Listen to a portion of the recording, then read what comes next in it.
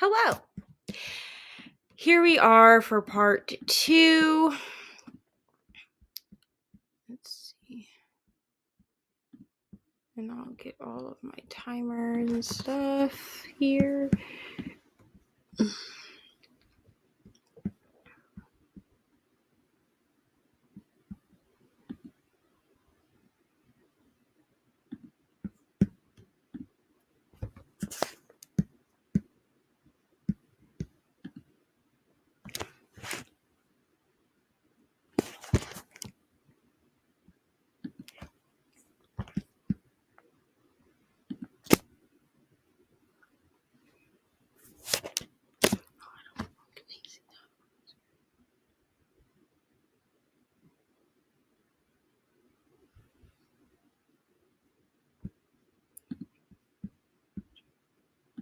Hello.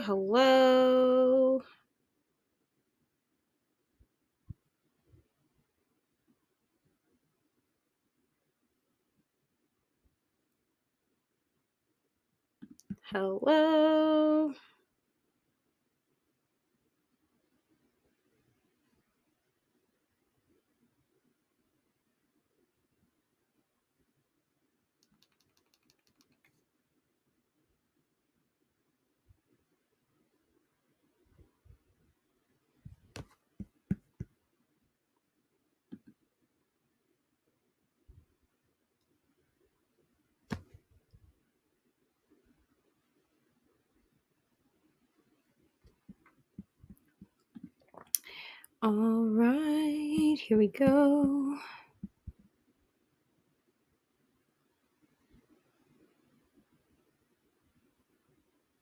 Okay, so I am going to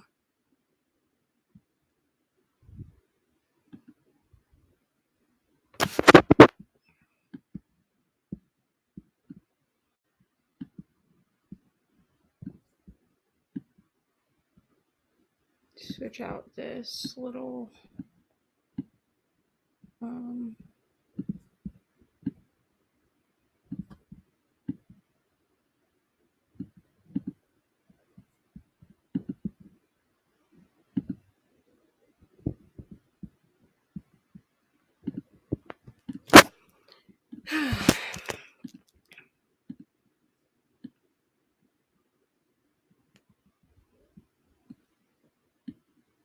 I'm gonna make my thing a little bit different here. So I'm just doing a different layout really quick.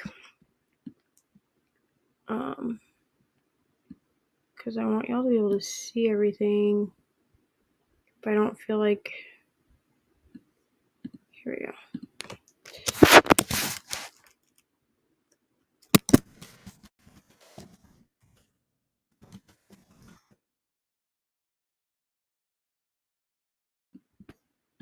Okay, I like this one a little bit better. Because, actually...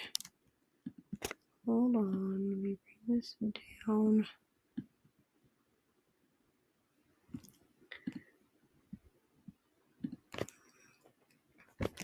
Okay, there we go. Then you can see the timer there.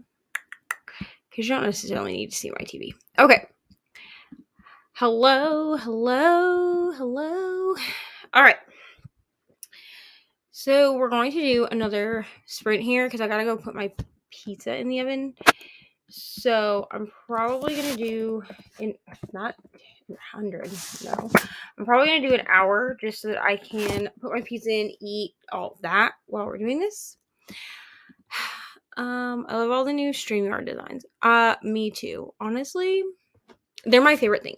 I'm gonna keep playing with it because I have to remember how Brittany said I can like hide the StreamYard, the ones I don't want. I have to remember how to do that, but I honestly love being able to just like mess with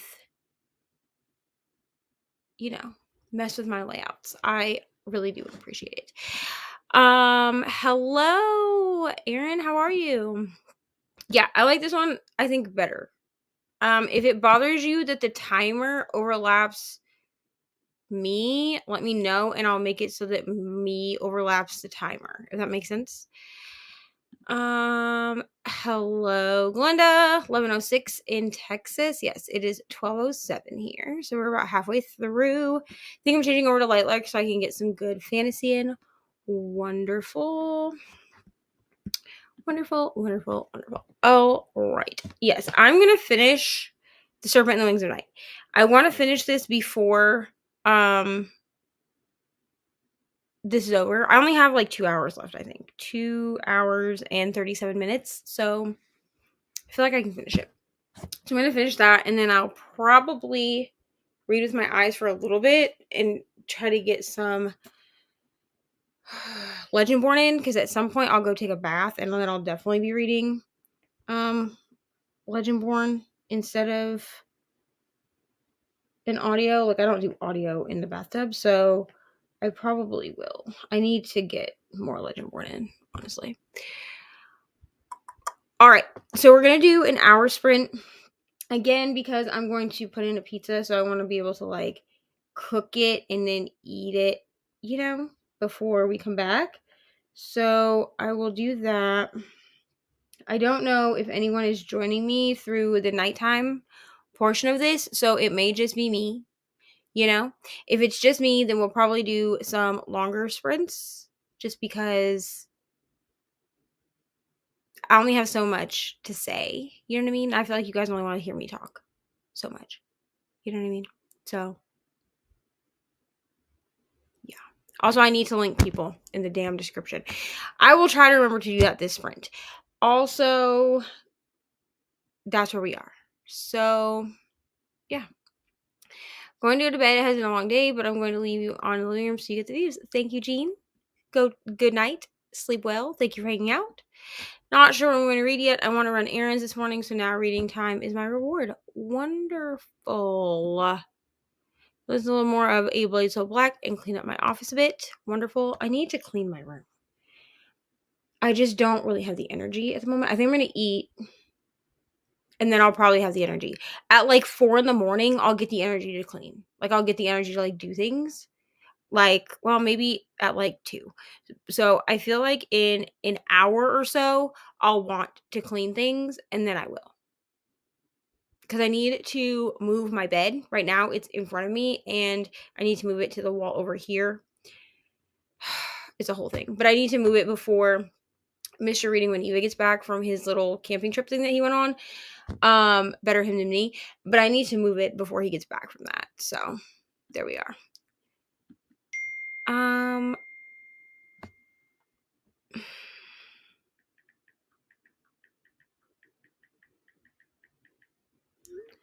Need to clean my room, but I have time tomorrow to do that. Wonderful.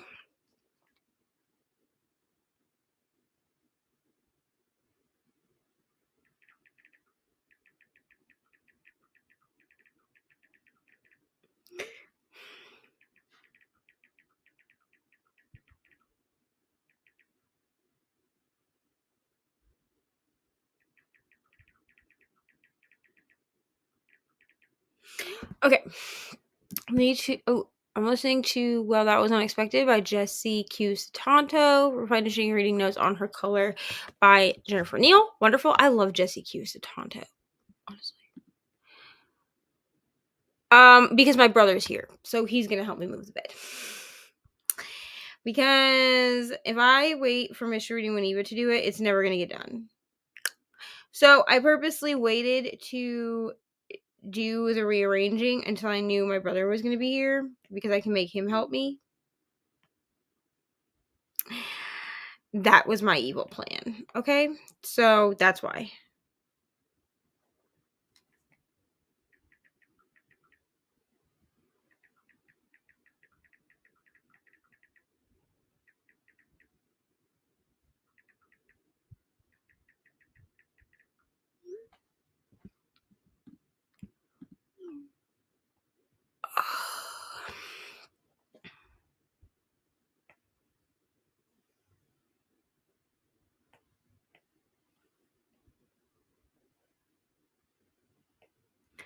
All right. We're going to go ahead and do an hour sprint.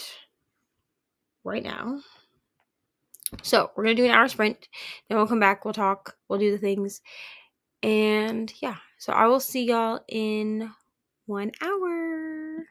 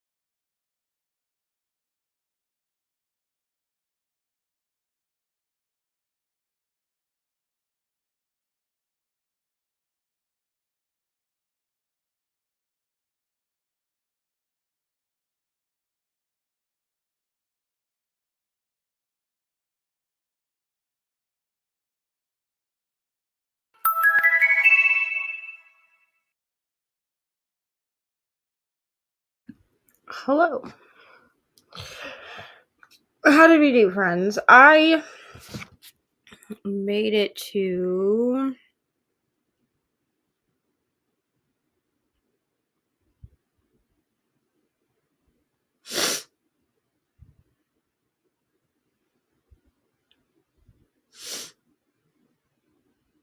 Hmm.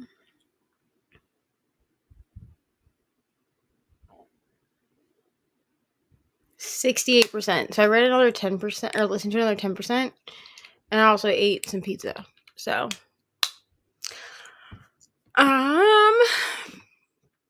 okay. I know Chrissy went to bed. Good night, Chrissy. Hello, Jessica. I'm trying to decide what we're gonna do here because I want to go take a bath. I think.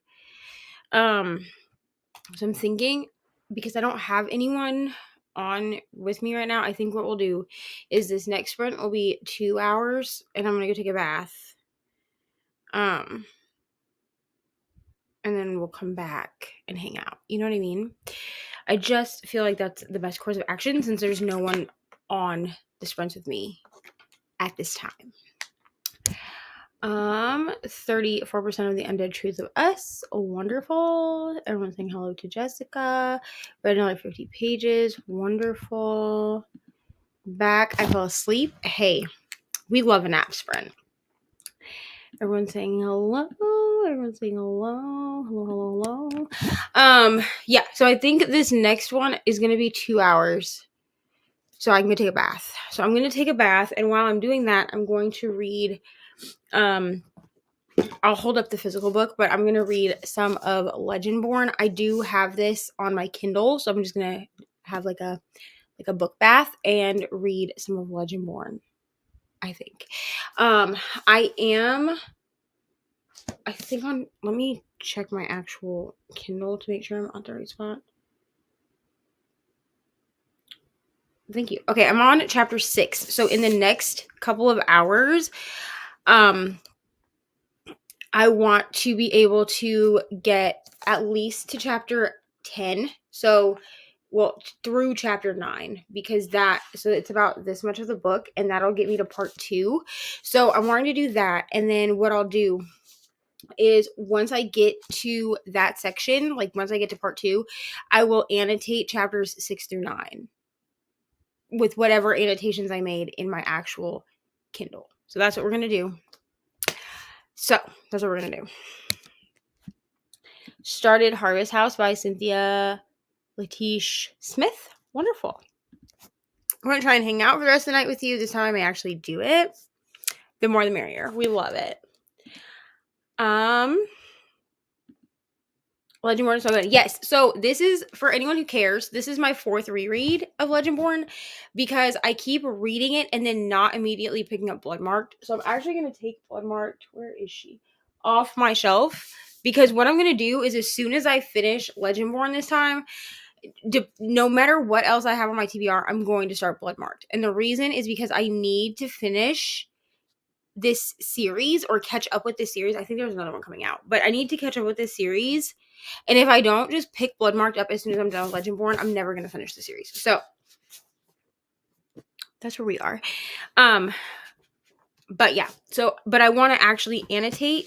So I'll show you guys my annotations that I've made. So some of my annotations I've made so far. Yeah, because I've made a few so far. So like this is my most recent like annotation. I'm just using like a blue highlighter. And for anyone who cares, for my annotation style, I don't have one. So I basically all I do when I annotate is I just highlight quotes that I liked or things that stand out to me. I'm not one to do like a big like key of like different colored tabs and all of that stuff. I literally just highlight things that stand out to me, and then that's it. And then I tab the page so that I can easily get to the annotation. So like I will say like, oh, this page has a tab on it. I'll turn to that page and then I can look at the annotations. I may at some point go in and like write in the margins, but at least for now, I just like to have things highlighted. So there's no rhyme or reason to my annotations. I am using these tabs and then just like a blue, like a regular blue mild liner. And yeah, so there's no rhyme or reason to my tabbing. The only tab I'm not using on this is this weird like pink one. I don't love it. Like I don't understand why that pink one is even in there, but that's okay. So I'm just, each tab is a different color. Like I just go down the thing. So like right now I've used 5 tabs. So that's like 1, 2, 3, 4, 5. And I just do it that way. Yeah, but there's no annotation style. I just need people to know that in case you guys ask me for like an annotation video. Like I could make one, but I literally just tab for quotes.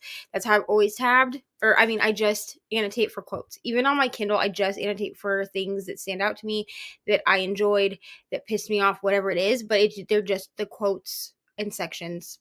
It's nothing special. I don't highlight like different characters or anything like that. So just so everyone is aware of that.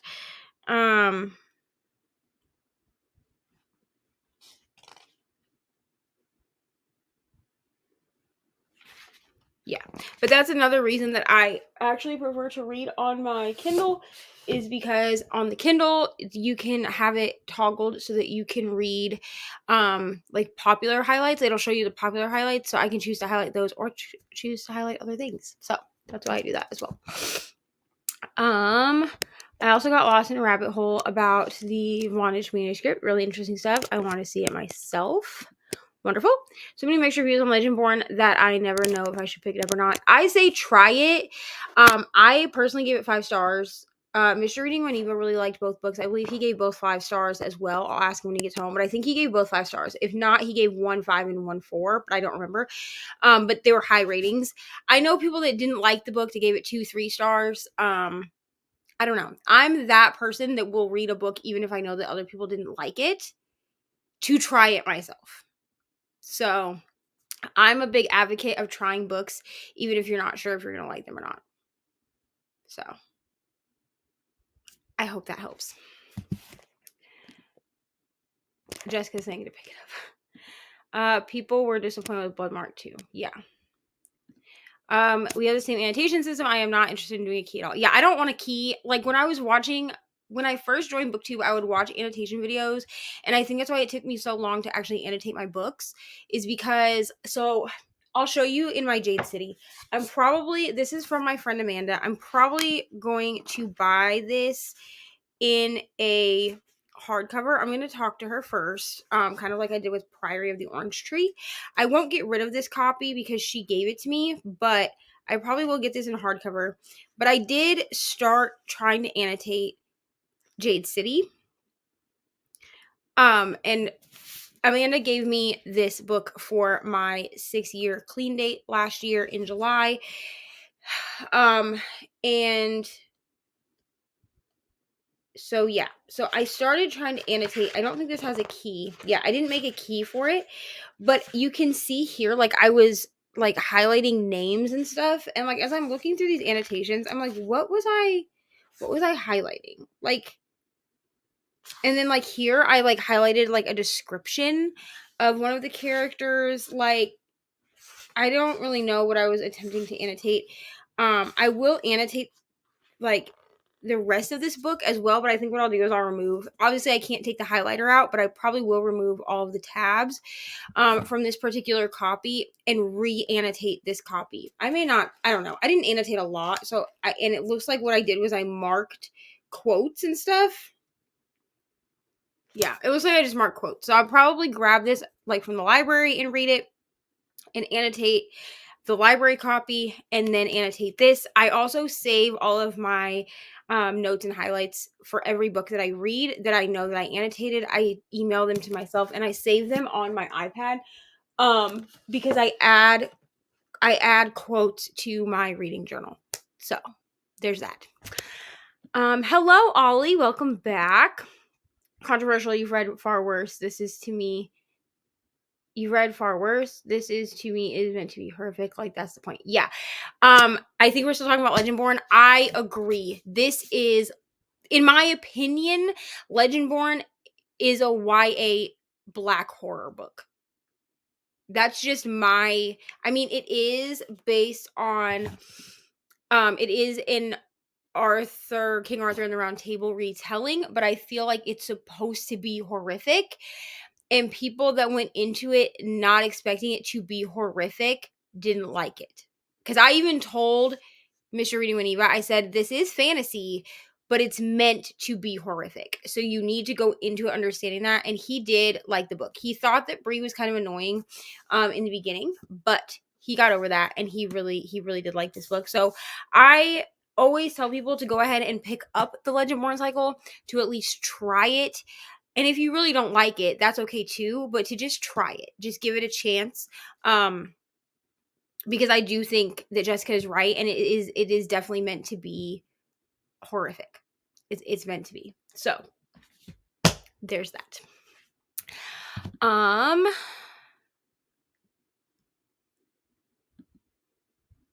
Everyone's saying hello. Came home and immediately took a shower. Yes. Everyone's saying hello. I pick up books no one else likes all the time. I just don't want to be disappointed based on the reasons why people are disappointed, which I consider valid reasons, but we shall see. Yeah, I don't know. I'm an advocate for trying books. I'm also an advocate for DNFing if you don't like the book, because not every book is meant for everyone. You know what I mean? So that's the thing. So I've watched some reviews of people that did not like the book, and I think that the reason that people don't like either Legend-Born, Bloodmarked, or both, I feel like are valid reasons. It does sort of, this is a pet peeve of mine, so I'm not calling out anyone in particular. A pet peeve of mine is when people say that they didn't like the first book but then continue the series. I kind of feel like that turns into like hate reading, which to me feels pointless. But I mean, if that's what you want to do with your time, sure. I don't know. If I don't like the first book in a series, I personally, even for the sake of YouTube, I'm not going to continue the series unless I am doing something like what I'm going to be doing with the 50 Shades of Grey books. I do not like that series, but I am going to reread it as a video on my channel. I'm going to reread the entire series because there's education that can be had with that as to why 50 Shades of Grey is not a good representation of the BDSM community. And I haven't seen anyone doing that. So I want to do that on my channel because I feel like my channel is also for education, you know? So try it or don't. The audiobooks are really good if you would prefer to do the audio, you know? Yes, Ollie is home. All right, we're gonna buddy read it. Yes. Won't get to book 2 until next month. Yeah, I'm about to read. I need to find time to fit in Jade City, but I think it's probably gonna be a wintry book. I don't know yet. I don't know. I'm on a fantasy kick again, but also we have smut at the end of the month. So I'm like on a fantasy kick, but also in a smut, like in a smut hole. So I'm like sitting here like, what do I do with my life? So I'm kind of trying to read a smut book and then a fantasy and so on and so forth, which is why The Serpent and the Wings of Night is different enough from Legend-Born that I can read both simultaneously, which is why I'm doing it. I'm doing Serpent and the Wings of Night as an audio, and it's fine. It's probably going to be about 4.5. I don't think it's going to be a 5-star. I must remind you, I read Orc and Swampy with y'all spontaneously. That's also true. I did not read Swampy though, because the end was told to me, and I can't. All right, yay! We love to see plans. Hello, Chris. Chris is never late. It's never too late until it's over. You know what I mean?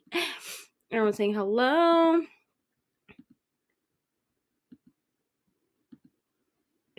Gremlin Minds. All right, so everyone's saying hello. All right, so I'm going to go ahead and set this for 2 hours. I'm doing a 2-hour sprint for anyone that is just popping in. I'm going to do a 2-hour sprint because I want to finish my pizza and then go take a bath.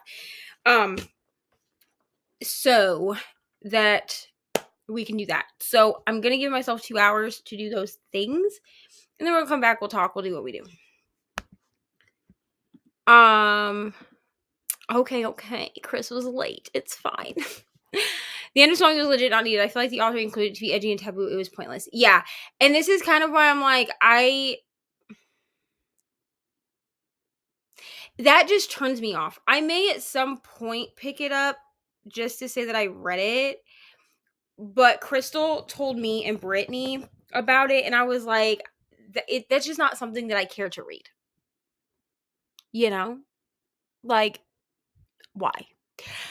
I'm gonna shower, I might go to bed. Okay, Kiana, if you go to bed, thank you for hanging out. Good night. All right, I'm actually gonna change this to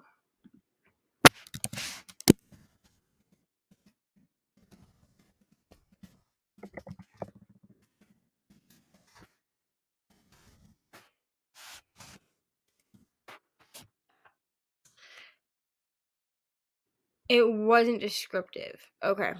I may still pick it up on my own. I may pick it up on my own just because I am like intrigued, you know.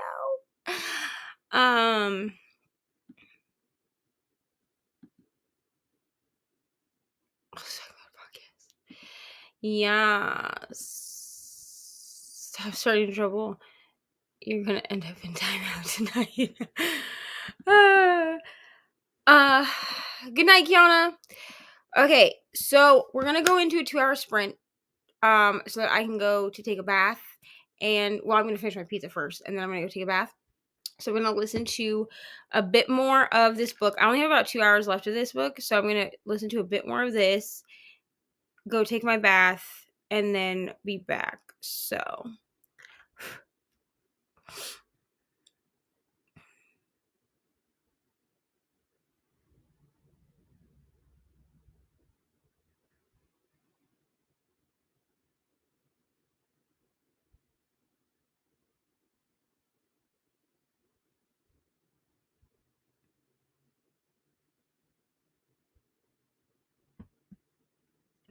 it was gross and unnecessary. It was literally one came to the door and the other walked out of the room and nothing salacious except for owning up to what they've been doing.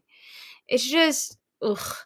I think it's the fact of who was doing things, you know?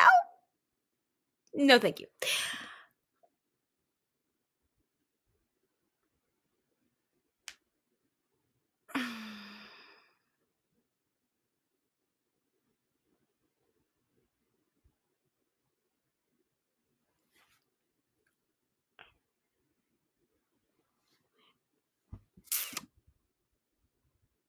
I'll be the first to go to sleep.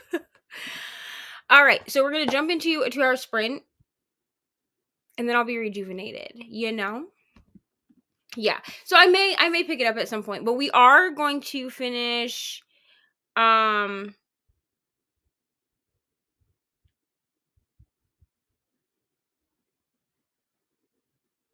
trying to think. We are gonna finish the orc series, like that little like collection. I just don't remember when we're doing it. So we are gonna finish those though, because I'm excited to finish those. All right. So I will see you guys in 2 hours. Go rejuvenate. Get some food, get some drink, and take a shower, change your clothes. Do what you need to do. And I'll see y'all in 2 hours when I am also rejuvenated.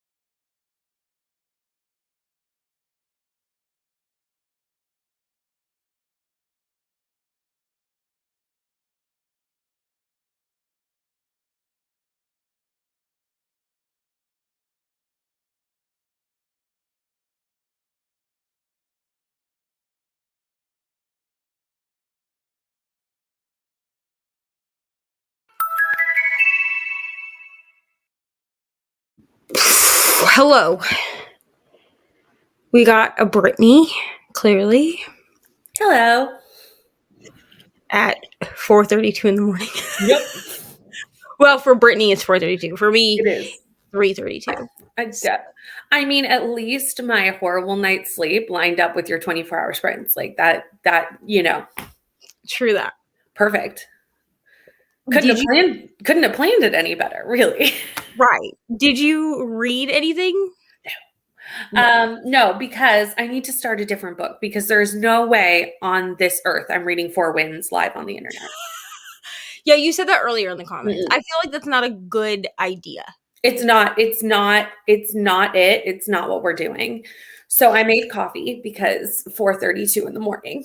I'm about to actually, probably in the next sprint, go make another iced coffee, to be honest. Perfect. That makes perfect sense because again, 3:32 in the morning, 4:32 in the morning, Right. we need the coffee. So I'm gonna start 1, 2, 3 Mm. by Lori Frankel. I have no idea what it's about, but that's It's literary fiction, which is slightly concerning because literary fiction does tend to make me cry. But well, we're gonna see if this can be my on the internet book because I'm on sprints a couple of times today. So like I need a book that I can read live on the internet. on the interwebs. Yeah. Wonderful. Because Four I Winds is not going to be that choice, that's for sure. I did read, but I also did other things. So I went and I took a hot girl bath, book bath, whatever you want to call it. Nice. My Kindle is over there on my bed and I'm too lazy to get up and get it. So Fair, I'll just pull up the physical. fair. I did not take this in the bathtub though. Shout out to the girlies that can, because I have friends that take their physical books into the bathtub and like use, like the aesthetic little No. table thing and everything like that. I have one, like a tray, like a bath tray. My books are still not going in the bathtub. I would 100% get my book wet. I mean, if I drop like a can of soda or a glass of wine in the bathtub, like that's one thing, but like my whole book, Mm-hmm. absolutely not. But I am reading Legendborn on my Kindle. I have it from the library. Oh, nice. But then I'm annotating this copy, like my physical copy. So I'm reading like a section, like a whole section, and then going through and like highlighting things that I highlighted. Mm-hmm. I don't know if you were here when I said this, but I have no annotation system. My No. annotation system is highlight the things that stick out to me / favorite quotes. That's it. I mean, that's probably what mine would be if I were to do that. Like, I love the aesthetic girlies that have like a whole, like a key, and they're like, this color tab is for quotes, this color tab is for things I hate, this color tab is for characters. No. Yeah. If it's a dual point of view, like if it's a man and a woman, like character, sometimes I'll use like pink for the girl and blue for the guy. But that's about as in depth as it gets. That is Um, the system. I read one chapter of this in the bathtub. Nice. And then I filmed my books that made me laugh video twice. We're not going to talk about it. It's filmed now. It's exporting. Don't It's we just due. love when that happens? It's due at 9 a.m. Girl, So what you doing? it's great. I You'll have do a it. thumbnail made. I'm So sending all the good upload vibes to you right at now. least there's that. I already text like the little group chat that this collab, and I was like, I'm gonna attempt to get this up on time. But also, if it's not up on time, I sincerely apologize. I also need to film my Kindle video, like I'm gonna do like a why I love my Kindle / Kindle Unlimited Library mashup Oh, video. nice. So I need to do that, and then also, I'm aware that I'm behind on vlogs. Like I'm aware of this. I need to finish editing my Florida vlog. And I also need to finish editing my 24-hour challenge vlog, Oh, yes. which my 24-hour challenge vlog, I just want to say that this time around, it was very successful for me. But I feel like it's because I put zero pressure on myself. But I It think that's how you kind of have to go about that. it took me a full 7 days, but It took me 9 the first time. anything that I did not read, like, anything that I read at work didn't count because I was like, "There's no way." Like, Oh, to there's like know how long you were reading yeah, for. like, I was Yeah. like, "There's no way I'm gonna remember to, like, run into the office, pause my timer, then run out to the line." Like, I'm not gonna do that. So I literally say multiple times in the vlog, like, "Yes, I read at work. Yes, I've been bringing my Kindle to work. No, I'm not counting anything that I'm reading at work." That makes 'Cause sense. it's not like, that's not realistic for me. No. Yeah, that makes total sense. Um, so but I think I finished a total of 4 books in the 24-hour challenge. Nice. So, like, I feel like that's That's a great good, amount. especially considering that, like, some of those books, like, I only counted books that were actually completed while I was timing myself. So, like, if I finished a book at work, you didn't hear about it because I didn't count that. But if I was reading a book like, Pucking Around, 758 pages, we're not gonna talk about it. When I read Hold on. That's 700. You what? here's the thing, I it goes Here's the thing. I knew you were reading this, and I put it on my Kindle. I did not realize how long. I still need you to read it, That's fair. but I need you to listen to me when I say this. It shouldn't, like, there's no reason for it to be this long, but I think I know why it was so long, Mm-hmm. because we are getting 4 separate point of views in this Still. book. But it goes Ooh. quickly, if that makes sense. Yeah. Like, it's so readable that, like, if I hadn't had to look up how many pages it was to write it into my, thing, my Mm-hmm.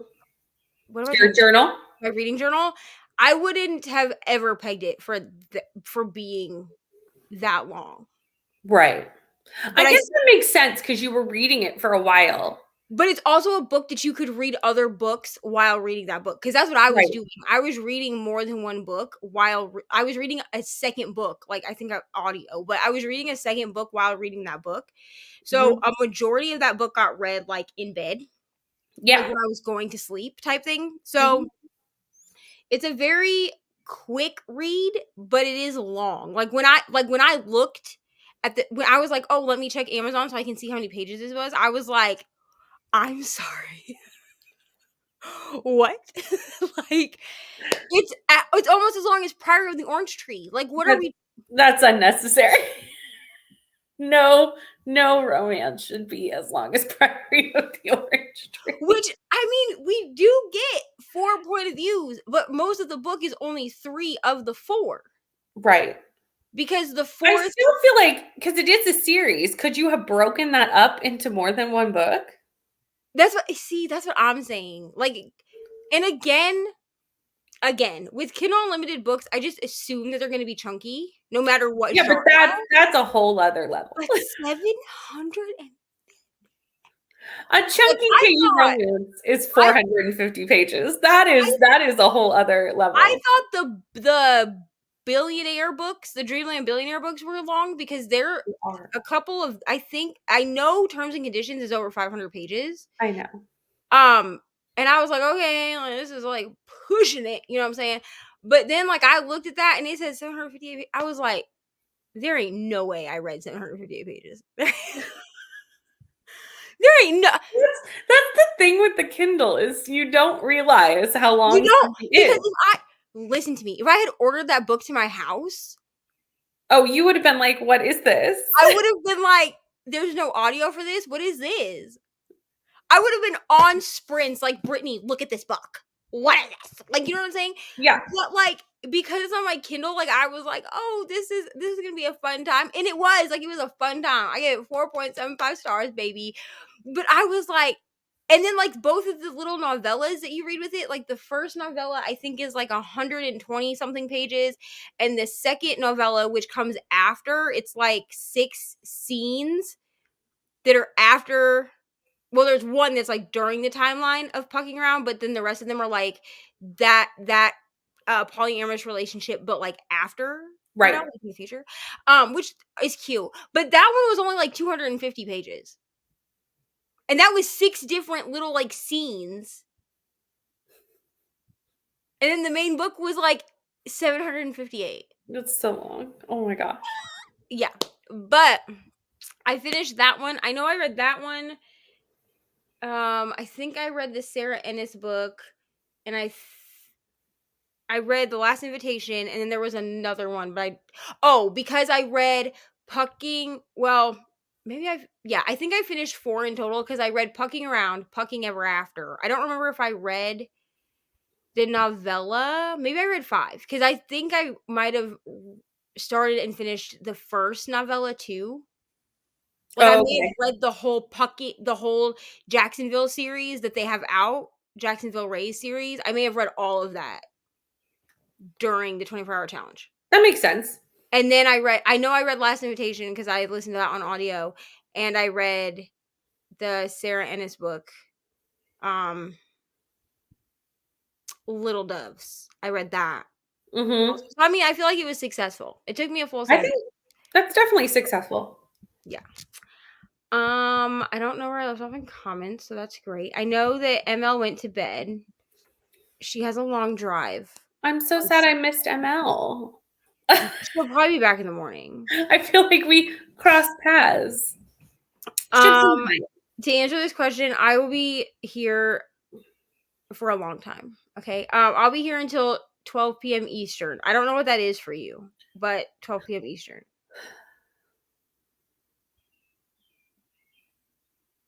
I don't know. It depends on where they are in Australia, which I don't know. Yeah, and I'm not good with time zones. Hello, welcome. Currently reading Dread Nation on this stormy night. It's also, it was raining here earlier. I don't think it is anymore, though.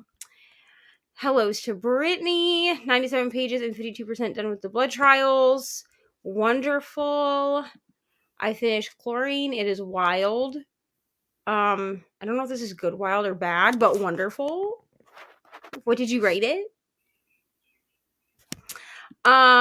Yes, it did.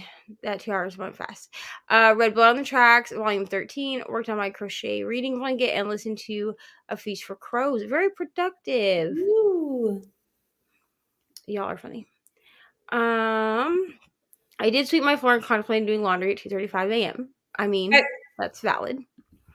I definitely have in the past, so fair. Read 60 pages, made coffee, and fooled around on YouTube. Fair. Oh, I did watch a couple of YouTube videos also because, like, a person I've been following on YouTube for, like, I don't know, like 10 years. Like, as long as they've been on YouTube. Their dog apparently, like, passed away. And, she hasn't really, like, she's been doing very, like, you can tell that they're pre-recorded videos. Does that make sense? It's, like, she hasn't been doing vlogs. She's been doing, like, sit-down videos, which is a little weird for her channel. But she actually got into some controversy last year. Like, if I say this, you might know. Like, if you're on that side of YouTube, you might know who it is. But she got into some controversy last year for a video that she put out where she filmed some B-roll that was not meant to be in the vlog. And it was very concerning B-roll. So she filmed. Also, I love how we're both wearing my merch. I mean, I put it on specifically when I knew I got up. I was like, I checked into your sprints just to see if you had a crowd. And I was like, oh, you have no one. I might as well go on. Who knows how long I'll be here for? Because if Matt goes to bed, I'm going back to bed. But I was like, well, I guess I get dressed. I'll just wear Neva's sprints. I'm going on Neva's sprints. But she got into some controversy last year because she had 2 dogs. Now she only has 1 because the one passed away. So she had an older dog that they got first as a puppy, and then she bought another puppy, and the new puppy had parvo, and she wasn't told that this puppy had parvo when she bought it. So she filmed a video in her car with her son, who is like, I think at that time he was like 6 or something. And they were talking about how this puppy that they had parvo, right? Mm-hmm. And This is why I don't watch mom vloggers, which she's never really been a mom vlogger. She's just always kind of like had her son in videos, but I wouldn't call her a mom vlogger because she doesn't make her money off of her child. You know what I mean? So she filmed this video and she uploaded it, and it was her and her son talking about this puppy having parvo.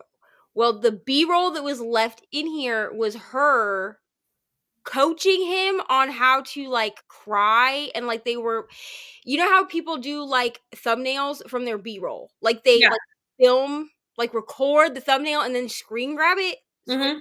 literally that's what she was doing, was she was like telling him like, we're gonna do a thumbnail now, so I need you to be crying and like put your hand Got like you. and like look like this and like things like that. Well, she left that in by accident when she uploaded the video. She didn't edit it out, and a bunch of people saw it because she has a lot of subscribers. A bunch of people saw it. It got around to like the T channels, and they like ripped her apart. Mhm. She went on the Dad Challenge podcast, which I don't think he has the video up anymore, because while he's controversial in himself, the one thing that he's always stuck to is that if the channels that he talks about come on and like do an interview with him and then make an effort to remove their children from their channels, because his whole channel is about like not exploiting children Fair. for views, that he will remove anything that he's ever talked about you. So I don't actually think that he has these videos up anymore, because she has since removed the videos that have her son in them.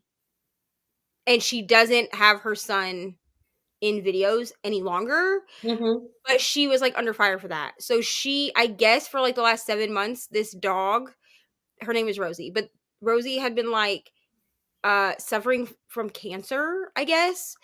And she came on and made a video, and she was like, I was scared to come on here and talk about it because like the last time, like obviously I didn't deal with that situation with Rosie and Parvo very well. And then like Mhm. I got called out. But I watched that. That was like heartbreaking because like I remember when she got that dog. Mhm. Terrible.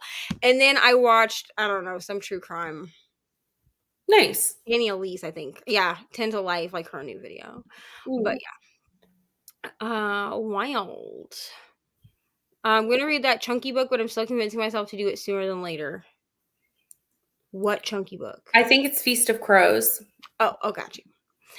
Oh, this is about what Stitch Jigra is using. Blah, blah, blah, 4.5. That's good. Nice. Oh, I'm also listening to the Serpent book. Serpent and the Wings of Night, the world's chunkiest title ever. Yes, that one. It's maybe a 4.5. It's just I have like 2 hours and 50 minutes left of the, or I'm sorry, 2 hours and 50 seconds. So I have like 2 hours left of this book. Mhm. I started trying to read it as an audio or as an ebook, and here's the thing, like the first like 3 chapters gripped me. Okay?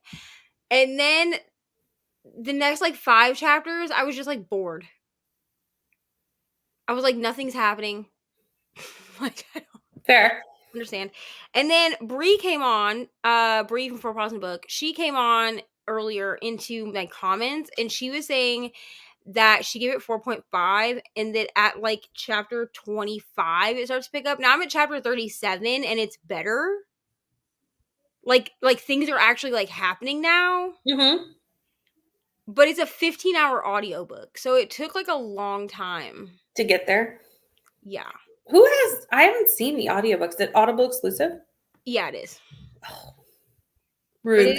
it's performed by Holly Jackson. Still rude. Um and Reni was on earlier, and she was like, I heard that the audiobook is terrible. And I was like, the audiobook is great because it's Holly Jackson.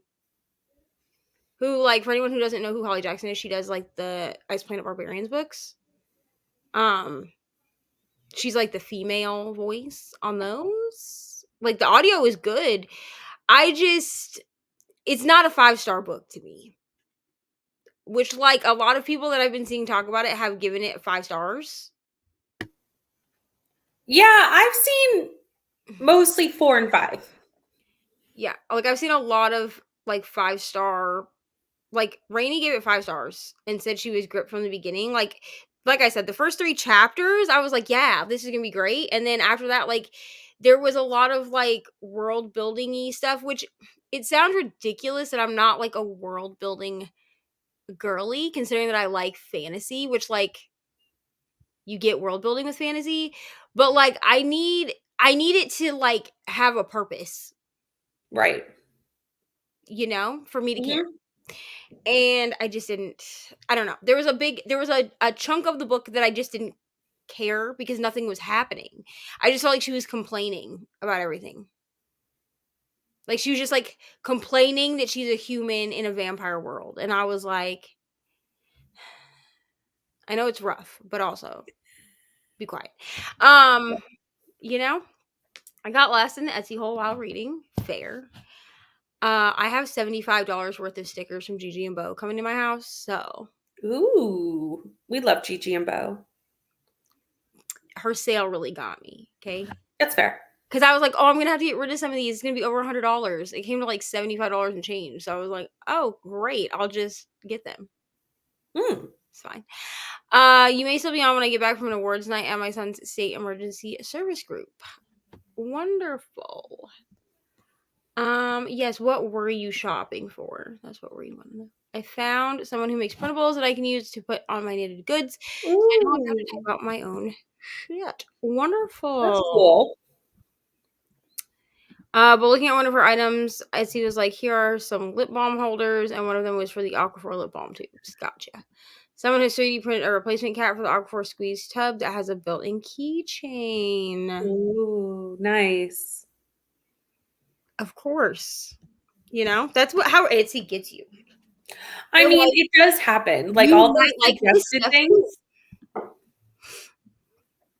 Woke up a couple of hours ago and decided to continue to read Nightmaster. Wonderful. Oh no, she's talking about Oh, that makes she's sense talking too. about poking around. Honestly, poking around, if you like. Okay, so here's the thing. There was only the one thing that everyone decided to Google last Thursday that really bothered me. Okay? I'm gonna say what it is because it's 2:30 in the morning. So I feel like anyone that's here is here for the chaos at this point because it's 4:00 in the morning.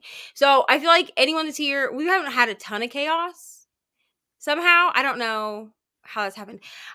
Okay, so there's a thing that happens in this book. I'm trying to remember exactly what it's called because there's a name for it. Hold on. Please hold. Are you Googling this? Yeah. I love this. Because I know what it is, because we've discussed this privately. I don't know what the name for it is, though, like the technical.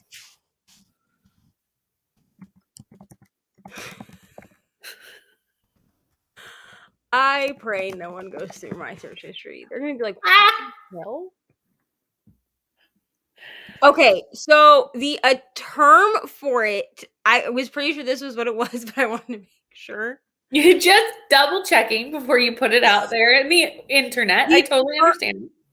If you Google, I'm gonna just preface this now because Amy and ML were the two people that shouldn't have Googled this and then Googled it anyway. Okay, so if you don't know what this term is, Amy Googled it? Yes, and then you go Google it.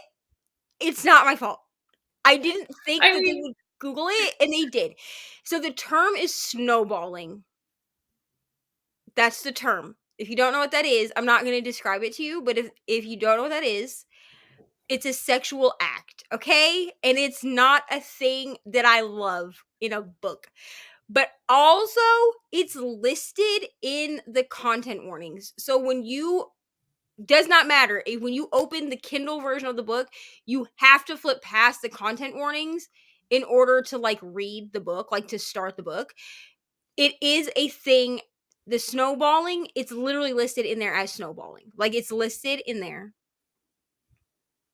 You're welcome. I mean, that makes sense that they'd put it in the content warnings. But that was like the one thing in the whole book that really grossed me out. Like, that I was like, no. Yeah. But you could, once I realized what was happening, I just skipped a couple lines and then it was over. And Elise's again. Listen, Elise's. You've been forewarned. I warned you. Jessica's also going to Google it. Go ahead. Maybe don't look at pictures. Maybe just I would not click images. Google the word. No. Okay. I remember I Googled things I shouldn't have last week. Still don't see it. Yes. There was something else that was Googled. That I'm not going to say it on here. If someone puts it in the comments, fine. But I'm not going to say it because I'm not going to be responsible for people. Now, Amy did not Google this other thing that was talked about. I feel like I have to go back and watch Thursday night sprints. It clearly got crazy. Here, I'll put it in the private chat for you. What was I doing Thursday? I was not on your sprints. You were not. I was not even in the comments. Like, what was I doing? Your aunt was in town. Oh, no, that was the week before. No, that was last week. No, that was not last week. Oh, yes, it was last week. I'm thinking like Thursday 2 days ago, but yeah, it was last week. Yes, it was. That's exactly where I was. It's difficult. What is that? Don't look it up. Okay. I'm not even going to tell you what it is because it's disgusting. Like, it's literally so gross. Like, it's so gross. I won't look it up. Yeah, I also don't love it, okay? And I'm not above, like, that. I mean, I'm trying to think how to word this. So does it sound?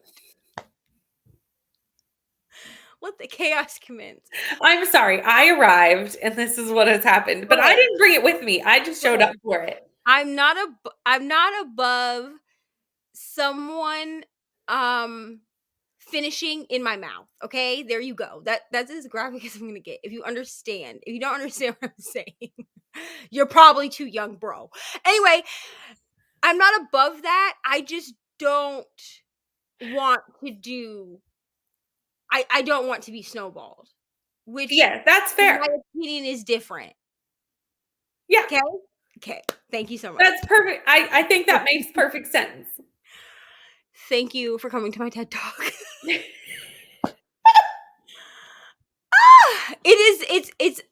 Listen, and I'm not a person like kink shame. Okay, there's a lot of things that I do that probably people would be like, what the hell is wrong with you?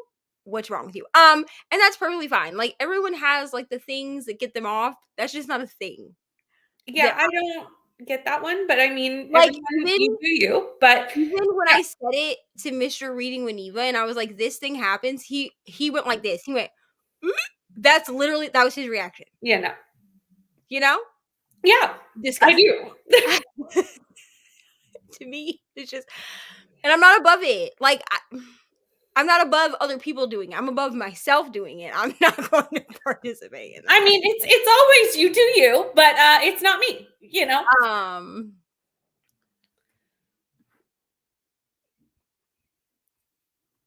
Yeah, don't Google it. They're close. They're close. It's a southern state. You're nearing the correct state. Yeah, here's the thing. If someone even suggested it to me, I would be like, no, thank you. Like, I wouldn't be rude about it, but I'd be like, absolutely. You're like, no, thank you so much. Exactly. Totally. But you do you. You have a good time in your own privacy of your own life. Your house, okay? Your house or your other people's houses. Like, have a good time. Wherever you are. But it's a thing that was in... Sorry, I wanted to make sure I typed this book title correctly because it's just so ridiculous. Book title. This Hope in the Wings of Night. I got to change it back because I'm not. Oh! I was like, where are you typing a book title? I was very confused for a minute. I was like, what is happening? Exactly. I'm just not going to participate either. It's totally fine if you want to do it. Like, that's cool.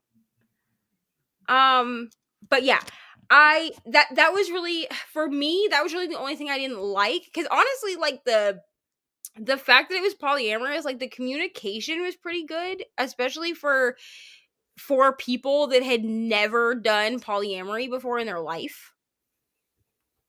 Like none of them had ever done it. So like the fact that none of them had done it, but they like communicate. I mean, there were issues because that's just what happens, but like that's like but they were normal issues. Like there, to me, like there, like this book did not have a third act breakup Which we love. with any of them. Nice. I mean, she kind of gets cold feet at one point, but there's no actual breakup. Like she kind of has like a freak out, but like there's no like actual breakup. You know what I'm saying? Fair. So I didn't count what happened as a third act breakup because that's not what it was.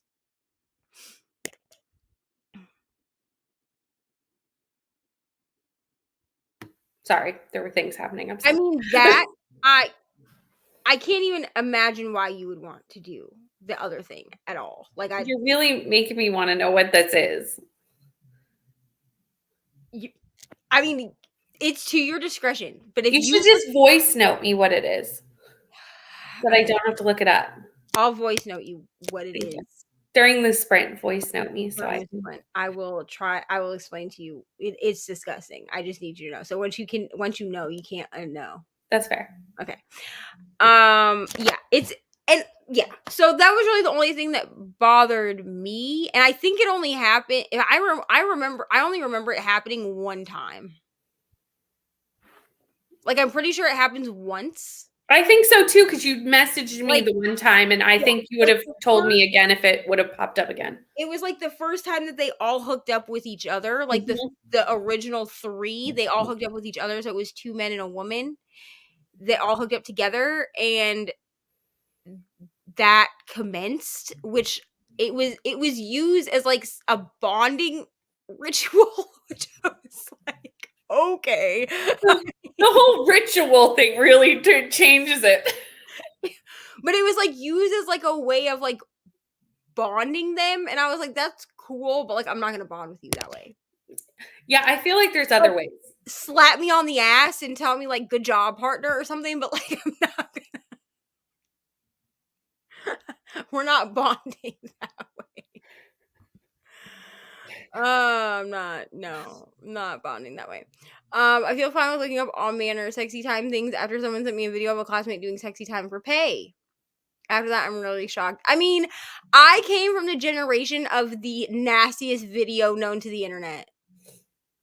If you don't know what that is, be lucky. I feel like you know exactly what I was in high school, and I overheard my mom talking to she was in college. I heard her and another student talking about it, and then my stupid 16-year-old ass was like, let's Google it! And I looked it up, and I was like, what is this? I know which video you're talking about just from the time period to which this was. Is it polyamory that they are all in the relationship together, or Neva polyamory? Oh, okay. So it's a cross between both. I'm gonna explain.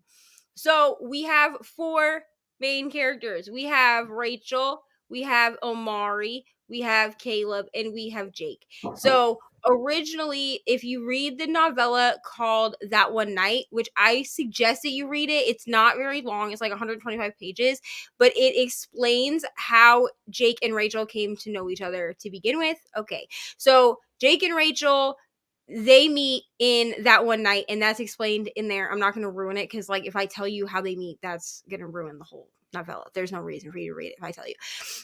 So then in the book, Caleb gets added in eventually, okay? Because pucking around is like second chance romance, gay awakening, polyamory. Like, it's like all of the buzzwords. Okay. Not really enemies to lovers. There's no like enemies. But anyway, so when the relationship starts, it starts with Jake and Rachel. Then Caleb is added in. Now, Caleb and Jake are best friends. Okay? Keep this in mind. Caleb and Jake are best friends. Caleb is queer. So I think he's bisexual, but he consistently just refers to himself as being queer. So I don't know that he necessarily labels it at all. So he has been in love with Jake, whatever. Jake, I'll just say that Jake has a gay awakening. I don't really feel like that ruins anything because you figure that out relatively quickly, like within like the second or third time that Jake speaks about anything. Mm-hmm. Also, Jake is my least favorite character. Okay. He's kind of he's a very submissive man, and like I'm not like that's fine, but like there's submissive and then there's like cry about everything. He cries a lot. Like he just complains and cries and you guys don't love me all the time. And I'm just like, boy, please calm down. Yeah, that's fair. Anyways, so they start out all together, and then at one point, Jake and Caleb do the thing. Okay? Mm-hmm. So by the end of the book, there's two married couples. So Omari and Rachel. Again, this doesn't really ruin anything because you figure this out really quickly because it's something that they talk about very quickly in this book. Okay.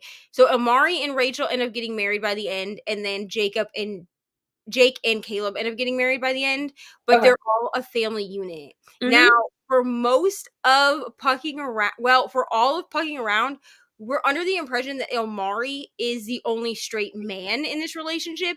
So while he will do like group sexual things, so like there's like DP in this. I hope everyone knows what DP is. Okay. All right. So he will like do that, or like they will like all three be like doing things with Rachel, but not necessarily with each other than Jake and Caleb. But it comes into question in in Pucking Ever After because there's a novella in Pucking Ever After where Jake kind of freaks out about Omari, and he's like, you never tell us that you love us, like you don't seem like you're all in, even though like by this point they've all been together for like over a year. So like I'm confused. Again, Jake cries a lot, okay? And Omari like ends up kissing Jake like on the mouth. And then from then on, like everybody is just queer. Basically everyone except Rachel is a little bit gay in this book. Like that's just the way that which is like totally valid. So it's definitely more of like a traditional like what people think of as polyamory where like everybody is together. You know? Mm-hmm. You feel what I'm saying? Okay. You're welcome. That was a really long explanation for a really simple question. I'm not saying it, Jigger. I'm not. All I'm going to tell you is it starts with Alabama. Y'all can figure it out from there. I'm not shaming. I was just shocked that someone would send it to me, and that just kind of opened the door to Google what she was doing. It wasn't standard sex time stuff. I mean, also, yes, this is the video. This is what I assumed it was. Just because we were in high school about the same time, and this really did the rounds during that time of the 2000s. Oh, they made it so that we couldn't access YouTube at school for like 6 months because people kept looking it up on YouTube at school. Yeah, that really did the rounds for a while. In the early 2000s. You don't know middle 2000s. You don't know what is Alici's 2 Girls 1 Cup? Don't look it up. Trust me, you don't need to know. Absolutely not. You will literally throw up. Please do not. It's not. No. Jigger. This is so petty. Like This is so petty. Yes, this was the other term. If you look that up, that's your fault. Just so you all know. This is the term I require a voice note for because I don't want to look it up, but I want to know. So for sure next month I'm tapped. I don't even think I've tackled any of my PI books this month. I read AA and everything PI that isn't Polynesian, Maori, or Samoan. Yeah. I'm taking a punishment next month. Like I already know. I have to read one more book for Timmy's TBR, but I've already filmed June's because I had a moment and had time. So I basically was like, I probably will finish this book before the end of the month because there's still like 15 days. But like, if I don't, I'm prepared to just roll it over and call it. Let me just show you the books that are on my TBR that I still have not read. And then we will go over which ones I can switch out prompt-wise. You ready? Mm-hmm. I'm ready. Keep in mind that I've read 9 books this month and I only had 8 prompts. Just keep that in the front of your brain. Yeah, but that doesn't mean anything because, you just read what you want to read.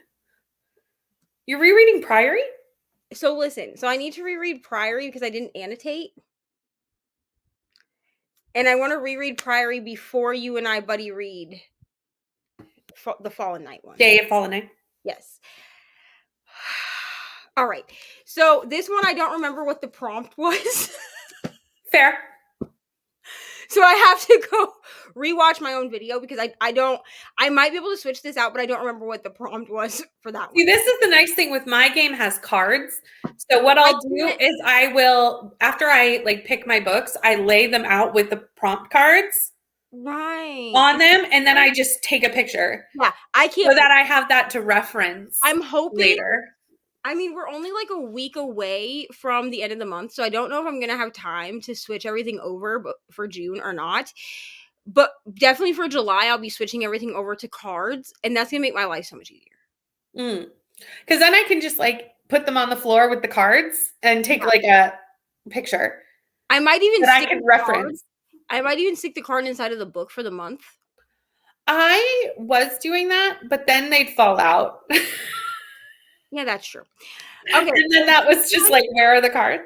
This one was a romance book. I've read lots of romance this month, so I could switch this one out, which I might do. Mm-hmm. I'm just not, I don't really want to reread this right now. I feel like you put this one in my Timmy's TBR jar. I probably did. Because I love this book, and I want to annotate this copy. I just don't feel like rereading it right now. I'm pretty sure it is. This one I can't really switch out, even though I have other book of the month books. Like,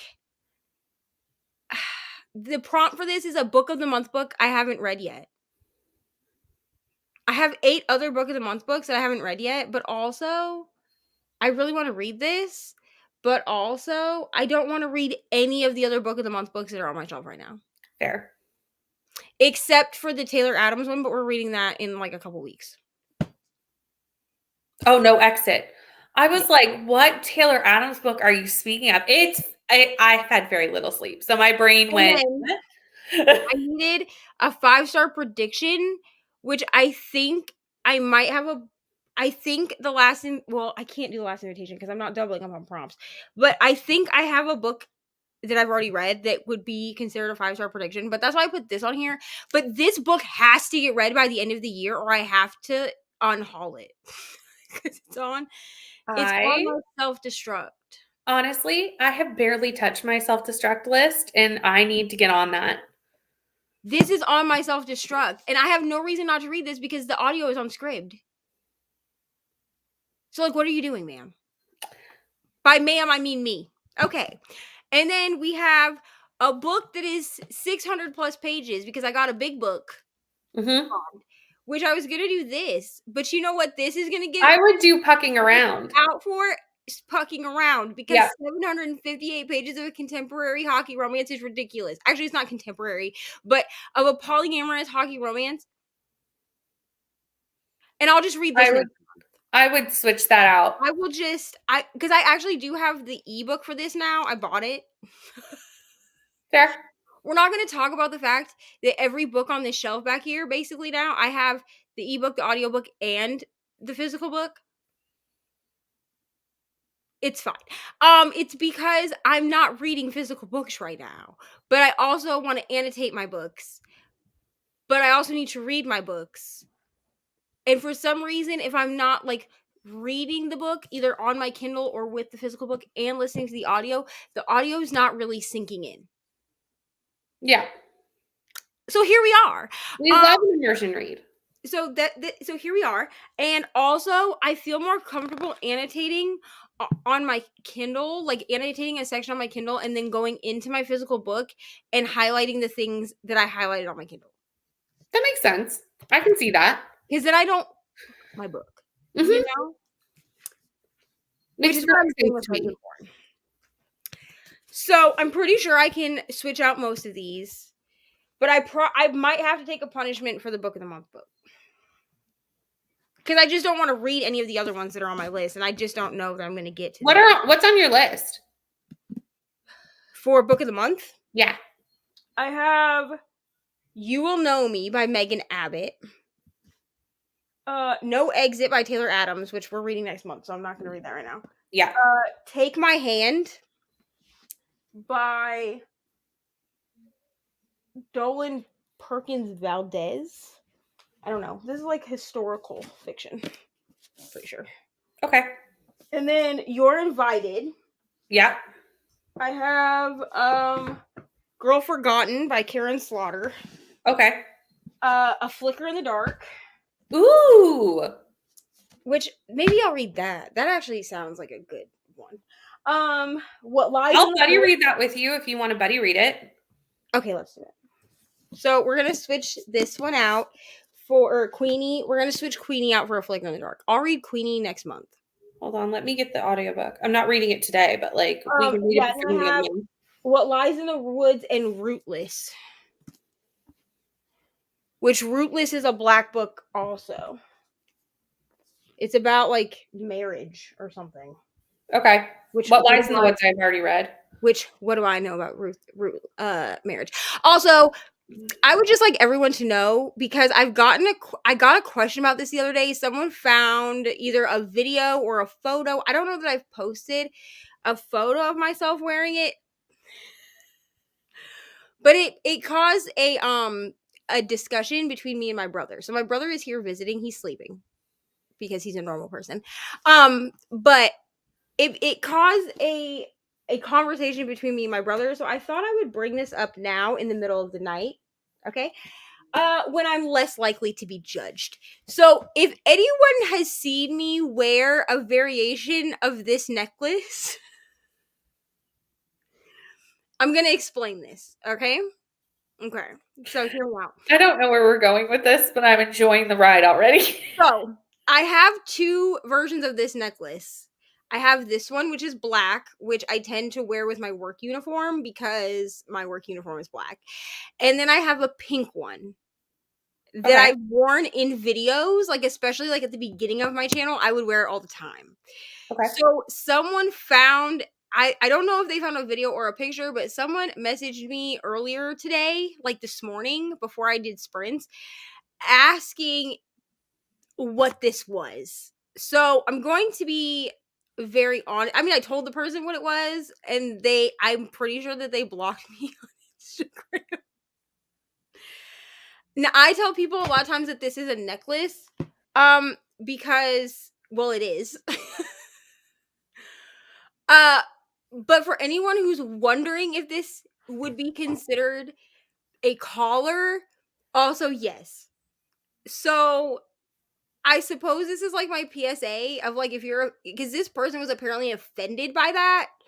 Like they told me they were offended and then I couldn't message them back, which makes me think that they blocked me, which like is fine.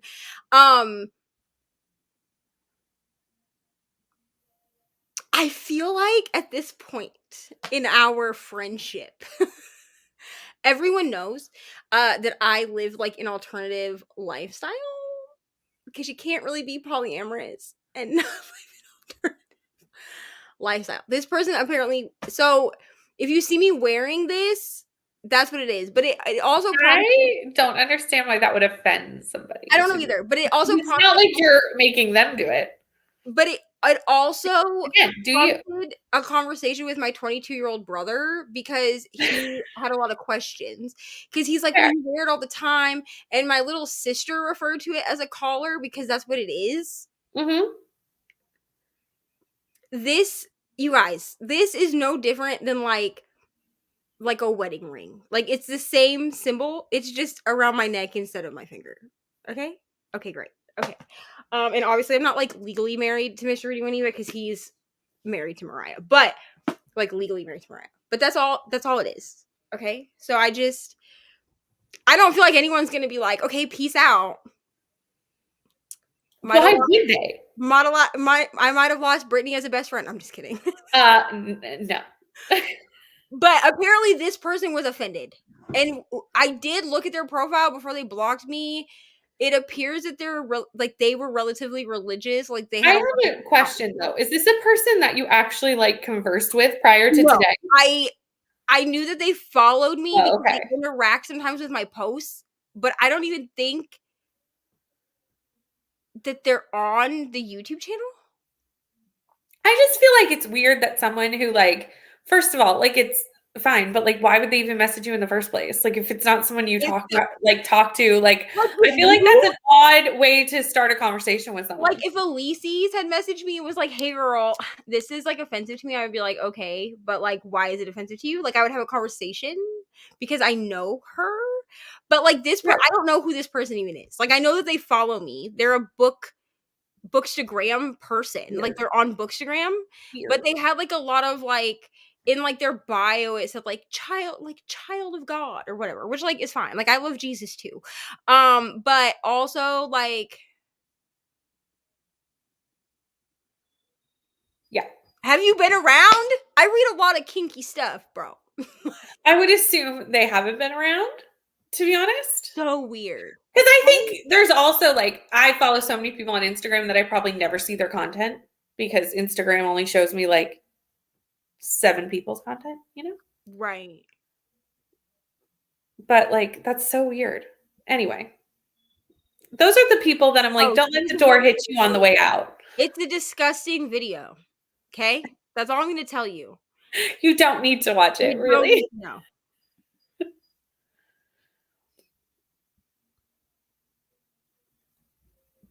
If you, my God, I freaking knew. I just knew it was going to go beyond gross. What did you look up? Did you look up 2 Girls, 1 Cup? Or did you? No, I think the Alabama thing. Okay. I don't know anymore, though. I've lost track. Basically, dude's going to kill her with, oh, okay, this is the Alabama Hot Pocket thing. You need to tell me what this is. Okay, I'm just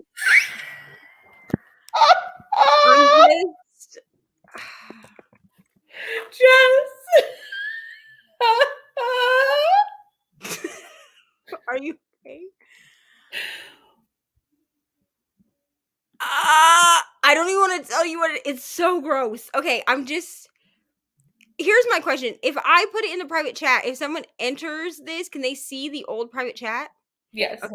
Then just do it in the sprint. I can wait. It's fine. Brooklyn will be with us in about 2 hours. Nice. She said. So that's wonderful. Very good. It probably is how COVID started. It's and Brittany, I'm going to tell you now, like, I'm going to tell you what it is, but there's literally no way for me to, like, sugarcoat it. Like, I just have to tell you what it is. Yeah. Do you honestly think I care? I'm just telling you. I'm just thinking about the health issues resulting in this act. No, ma'am. You don't have to be this adventurous. I'm sorry. I'm not that adventurous. Like, it's very strange. I'm just trying to figure out what this could possibly be. This is like some sort of weird game of, like, guess who. Now I don't know if I want to read this book at all. I think you should switch it for Flicker in the Dark with me. I'm going to switch it for Flicker in the Dark because she said that she's never wanted to smack the shit out of a character before I read Queenie. Oh, no. Okay, I'm gonna switch this out. Y'all heard it here first. I'm switching Queenie. I'm gonna switch her out for A Flicker in the Dark because I really do want to read this, and I've heard good things. Kelsey, like, 5-starred and loves that book. Is this the one that you said is about like a case or something? No, that's What Happened in the Woods, or what is it called? I mean, I am gonna. What Lies in the Woods? What Lies in the Woods? Oh, I have that one. I was like, it's not What Happened in the Woods. What is the name of this title? I'm either gonna have to get the audio for this. I'm gonna look it up during this next sprint after I tell you what the Hot Pocket is. Or I'm gonna check and see if the library has the ebook. Because here's the other thing with ebooks is that I annotate all of my ebooks. Like if there's anything that I want to save, and then I save the quotes in my planner. Because on my Kindle, like on the Kindle, you can send the notes and highlights to yourself, like to your email. Oh, nice. So I have like a file. Anyway, that's hilarious. Yeah, I think she's talking about the collar thing.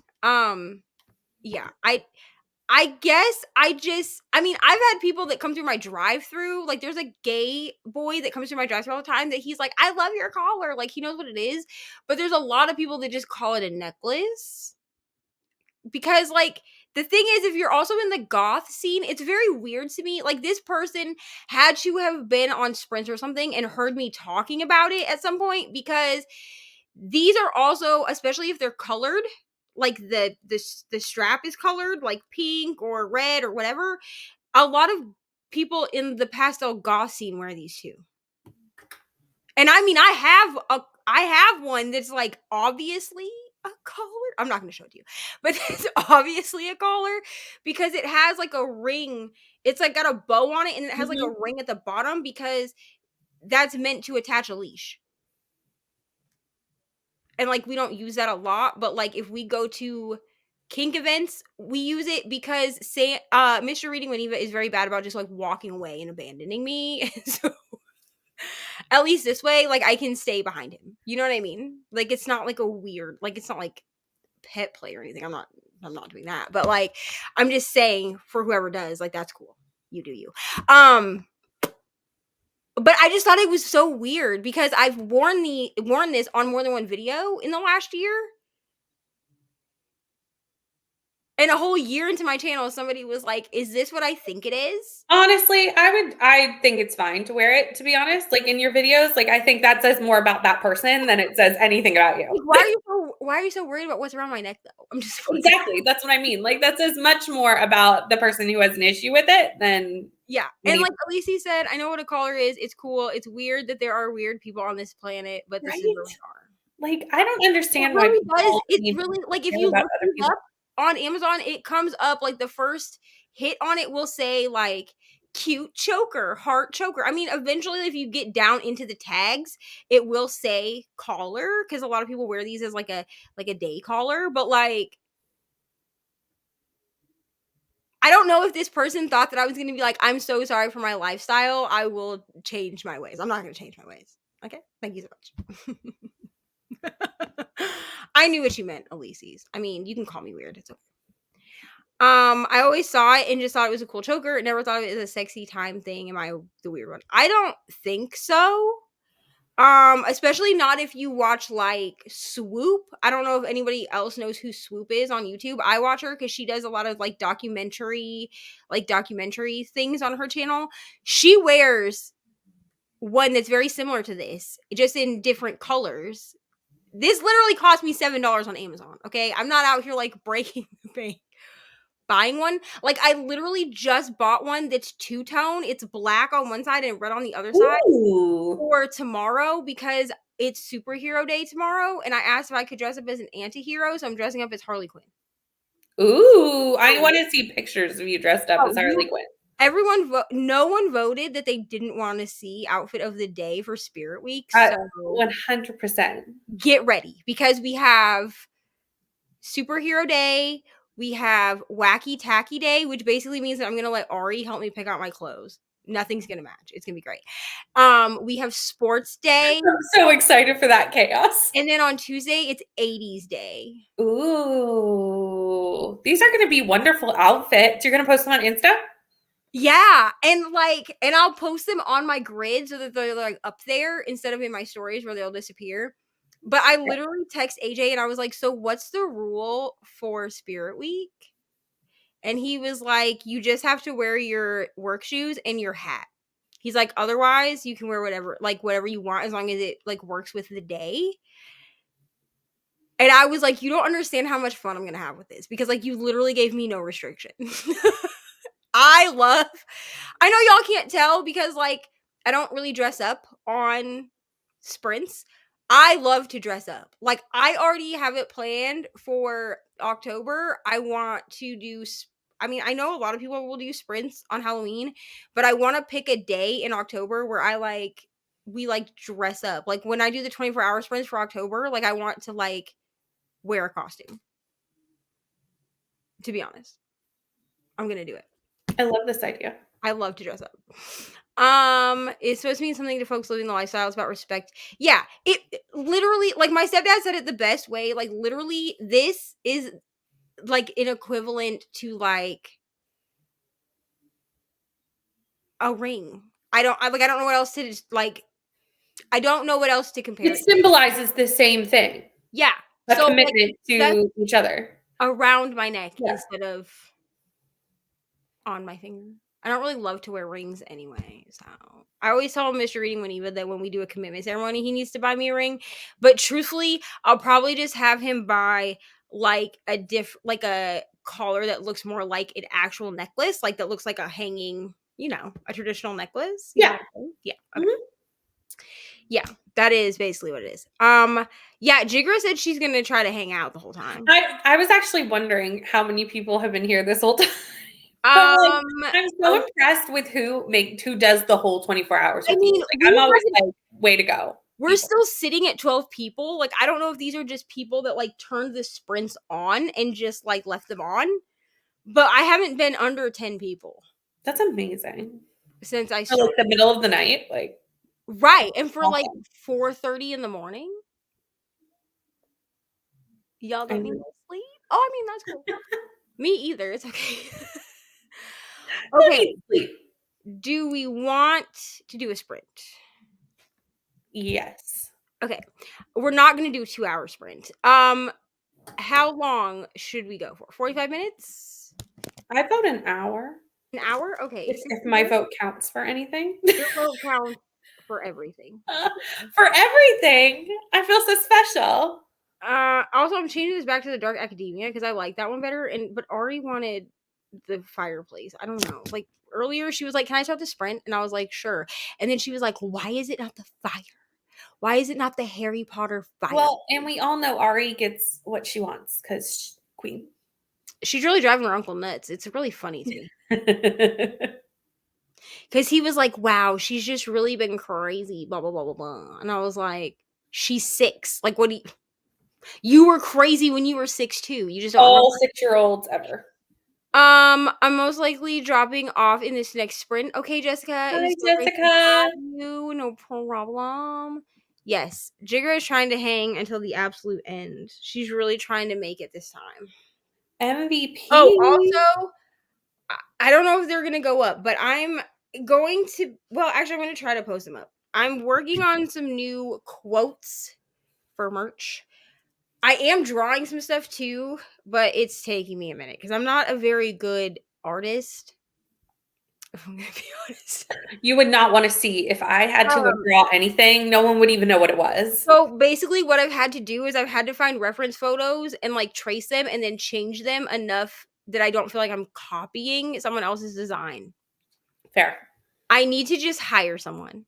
If I'm gonna be honest, I always said if I make merch, that's what I'm gonna do. I'm just gonna have to break down and hire somebody to do it. Do I have money for that? Not really. Which I feel bad because like you guys are just getting like generic stuff that just has quotes on it. But I do want like my own smut merch. I know a lot of people have smut merch, but I just like want my own. There's never too much smut merch. That's kind of my philosophy as well. Also, I do want to put if there's any like things like Ari wisdoms, Ari isms, if you will, that you guys like want on merch, let me know. I'm gonna do the I read 411 pages. I am gonna do that one. Yeah, that's a good one. Because I feel like that's just a masterpiece. You know what I mean? But if there's any other like Ari-isms that you think you want. Also, you missed Ari yelling smut hole earlier on my friends. Because she said, "Mom, why do you have a bookmark that says down the smut hole?" And I was like, because 72 Hours in the Smut Den is next week. So I thought we were going to move on. And she was like, "I just don't think it needs to say smut hole, Mom. Smut hole is not a good word." And I was like, okay, stop. saying that on my sprints, please. Like, stop saying that on the internet. Amy was on the sprints with me. I need to go and look this up later. Where in the sprints is this? Is it just Amy's on? It's on the first part. Yeah, it's just me and Amy at the point. Okay, that'll help me narrow it down because I know Reni was on for like the last bit, so I'll look for just laughing so hard, like so hard. It was right before Reni came on, I think. Okay, and she was laughing to the point where I was like, Ari, Amy is going to die if you don't stop saying small. Like, she's gonna die. Like, and then she's like, no, she's not. She's just laughing. And then she was like, if she laughs like this, ha ha ha ha ha, and then goes, that's breathing. And I was like, okay, but she has to be able to stop laughing long enough to breathe. That's so funny. Yeah. So my 6-year-old yelled about smut hole on the. It's fine. I'm definitely gonna need to look that up later. Whatever. I took it for our nap, so I might just be able to hang until the end. I do have to pick up groceries in the morning and books at the library. Also, you guys are getting. I'm behind on vlogs, but I am doing a vlog this week. So my library book haul is in that. If you didn't see the picture on Instagram. Also, if you want to know how short I am, I'm so short that I held my phone up like this over my bed and still didn't manage to get the full books in the picture. Like, they're cut off. I took 6 different pictures and then was like, screw it. Fair. So for anyone who thinks that I'm 5'9", because I get that a lot, that people think I'm 5'9", I'm not. I am 5'3". I'm shorter than you. And a half. I'm a teeny tiny person. I'm the shortest person in my house. I'm 5 foot tall. No inches. Are you really? Yeah. Actually, to be honest, when I was pregnant, the doctor, you know, when you like go in for your first appointment and they do like all your height and weight and all that stuff. No, I was like, I'm 5 foot. And she goes, yeah, we could go with that. Because I was really 4'11". Damn. How rude of her. She was like, yeah, I mean, we could go with that. Yeah, I'm 5'3.5". I'm literally the shortest person in my house.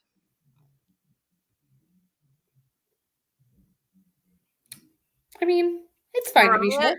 Mariah is 5'8". Mr. Reading Winiva is 5'7". And Austin is 6'3". So the tallest person in my house is a 16-year-old. I mean, that tracks.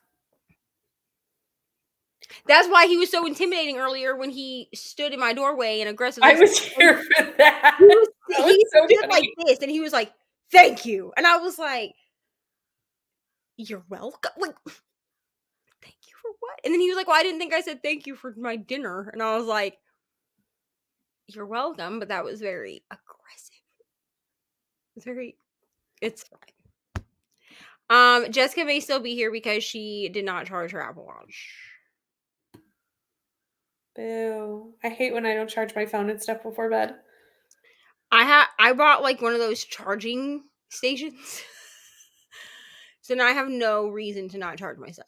Because like I just pop this thing off, the MagSafe, and I put this on. There's like a phone thing that you put this on. Okay. And then I have like an Apple Watch thing next to that. And then at the bottom is a thing for my AirPods. I got it on Amazon. I don't remember how much it cost. I think like $12 or something. Okay, we'll wait for Brittany to come back and then we'll start a sprint when she comes back. Because I don't want to start it without her and then her be like, what's going on? I do need to film this video though. So I might film this video first, to be honest.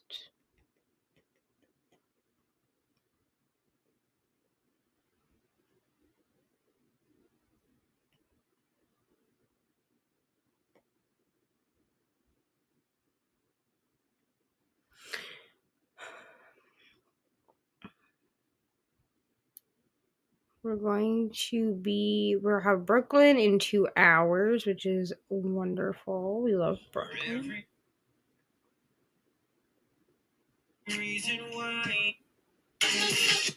in my Amazon. Okay, here's what I'm gonna do.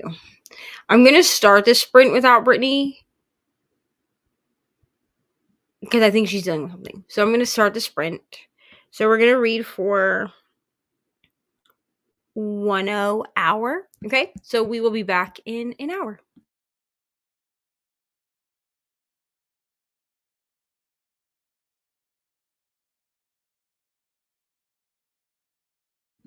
Are you good? You're muted, bro. Oh, I had to do kid things. I'm back though. Okay, so we're gonna Let's read. yeah, we're gonna read. Okay, here we go.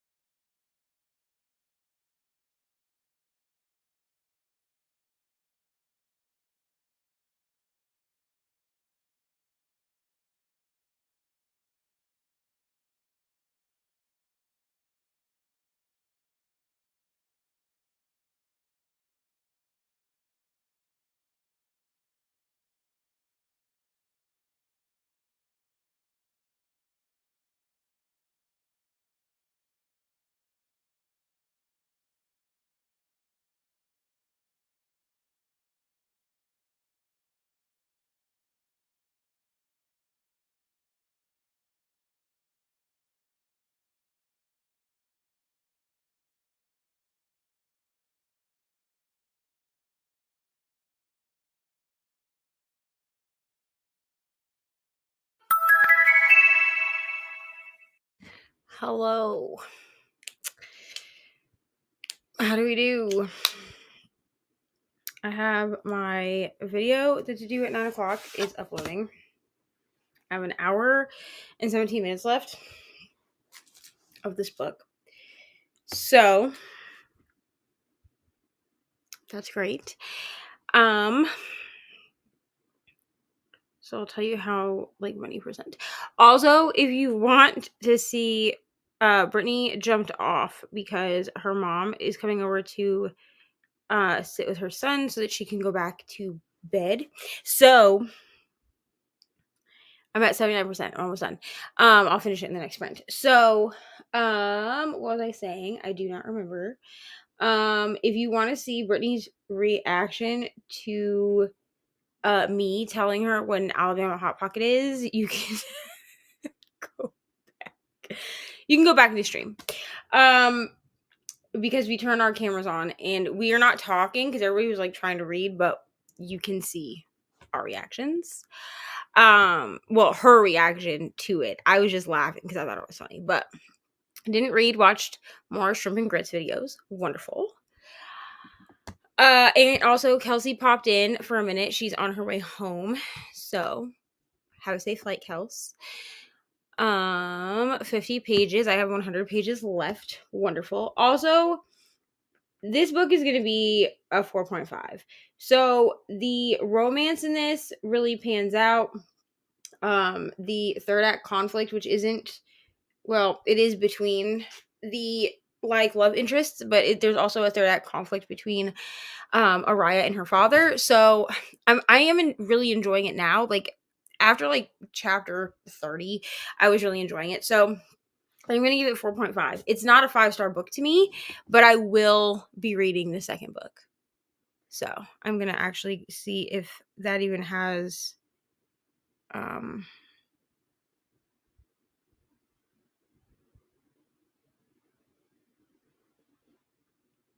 audio. And I am going to read Daughter of No Worlds as well. So it's fine.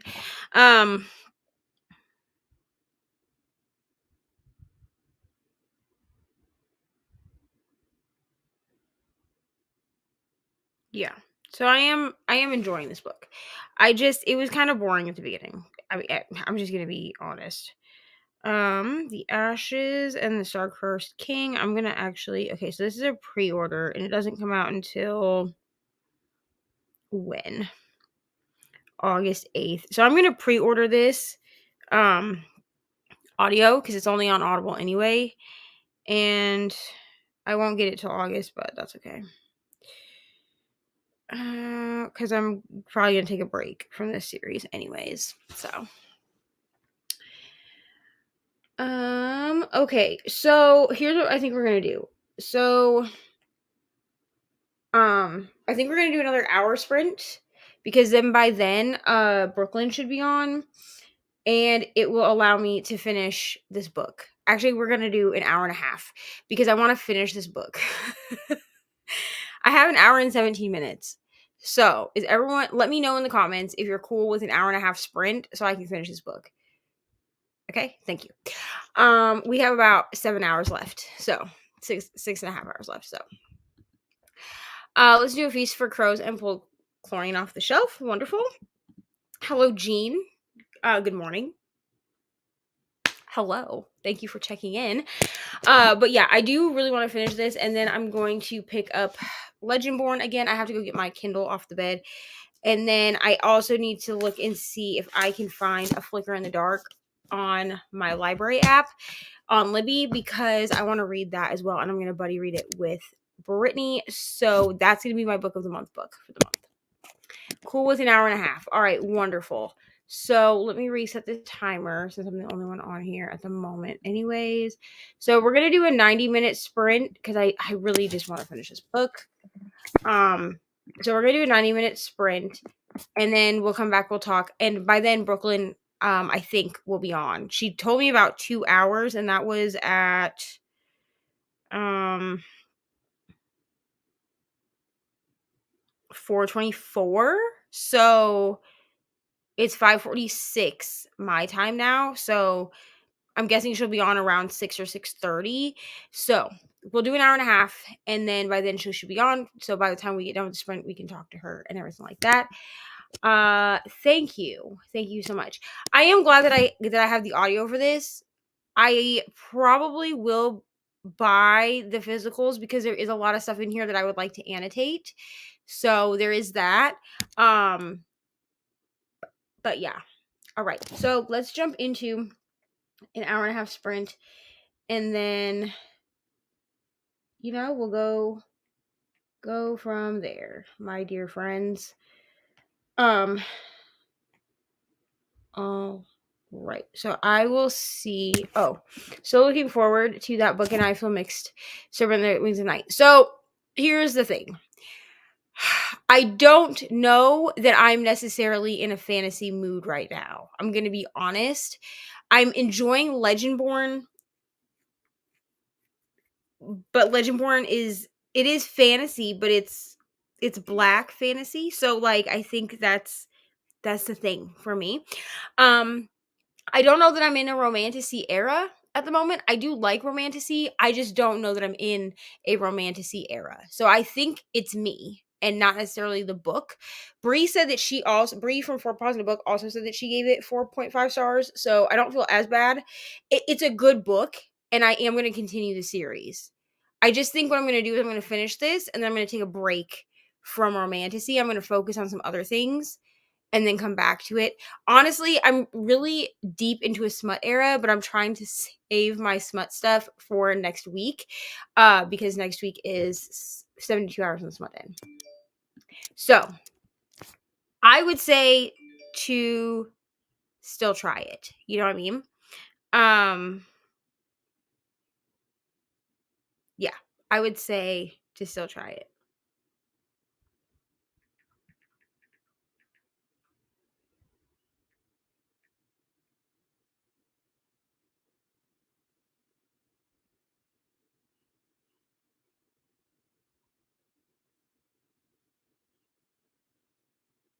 So, still on Fading Fast. All right. Good night, Jean. Go back to bed.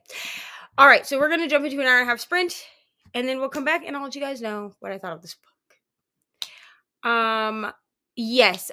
So I think Brittany hasn't started it yet, but she has the audio. So if I can find the ebook, then I may go ahead and pick up A Flicker in the Dark, because here's the thing.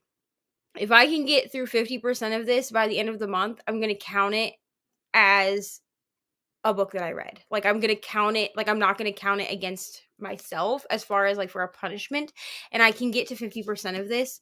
So I may go ahead and pick up A Flicker in the Dark because it's going to be a really fast read, I feel like, because it's a pretty thin thriller. And then but I'm still going to work on Legendborn as well. But Legendborn, I'm giving myself grace on Legendborn because I am annotating it, so I know it's going to take me longer. So I think that I may pick up Flicker in the Dark next, because if I can't find it at the library, I'll grab it off script because the audio is on script as well. It is romantasy. It definitely is romantasy. I just don't think I'm in a romantasy era at the moment. Truthfully, I think what I did was I read the first 4 Throne of Glass books so quickly, or the first 3, because the first 4, because I read through Crown of Midnight, and I think I read the Throne of Glass series so quickly that I burnt myself out on romantasy. But it is definitely 100% romantasy. It's on YouTube. I wanted to read it too. Yeah. Well, you can read it with us if you want. It's a buddy read. We're gonna buddy read it. So if you want to pick up Flicker in the Dark as well, we can all read it together. Camilla, that would be so fun. I just needed a book to switch out for Queenie. I'm just not feeling Queenie right now. I may come back to it at some point because it is a book of the month book that I have and I need to read. And I did find it intriguing because it has the text messages, the mixed media, but I just don't feel like it right now. So I'm going to go ahead and pick up A Flicker in the Dark because I definitely am in like a thriller, horror, smut era, which is a very weird era to be in. Good morning, you hairs. We're about to jump into a sprint. So we're gonna go ahead.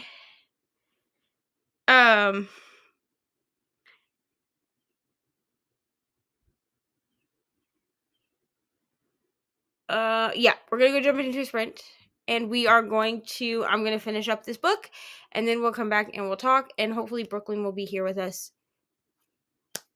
either right after the sprint or sometime soon after. So I will see you all in 90 minutes.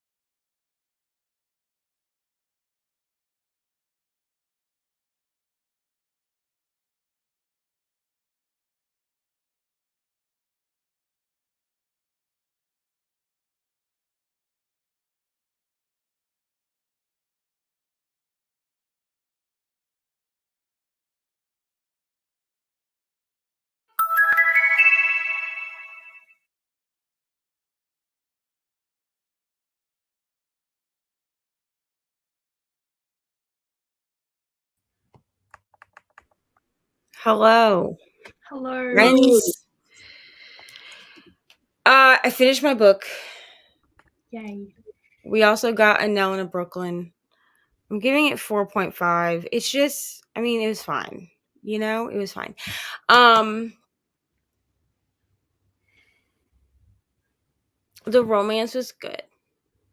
Nell, are you muted? Can you hear me? Yep. I can hear you. Yeah, I was muted. My mic was muted.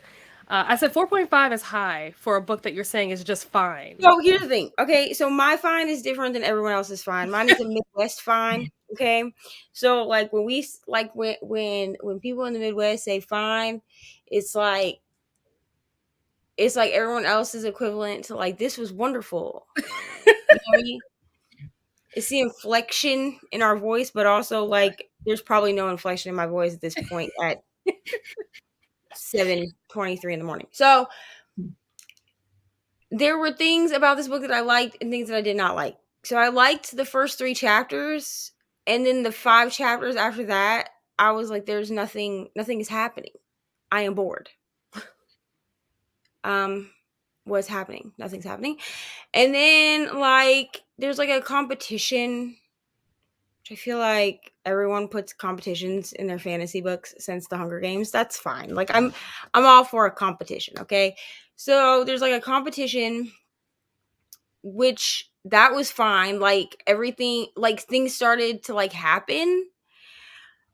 I will say this: if you do not like the slowest burn romance known to man, if you do not like Penelope Douglas or Mariana Zapata, this is not your book, because this slow burn was unbelievable. Like it paid off. Okay, the slow burn like paid off, but like the amount of times that these 2 characters almost died before anything happened. That sounds like something I would just like love.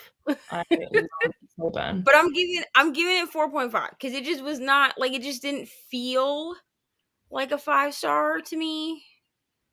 You know? So, but it was good. I mean, I would suggest it to other people, but maybe it could also just be me. It could be. Because I don't really think that I'm in like my romanticy era. Fair enough. You know?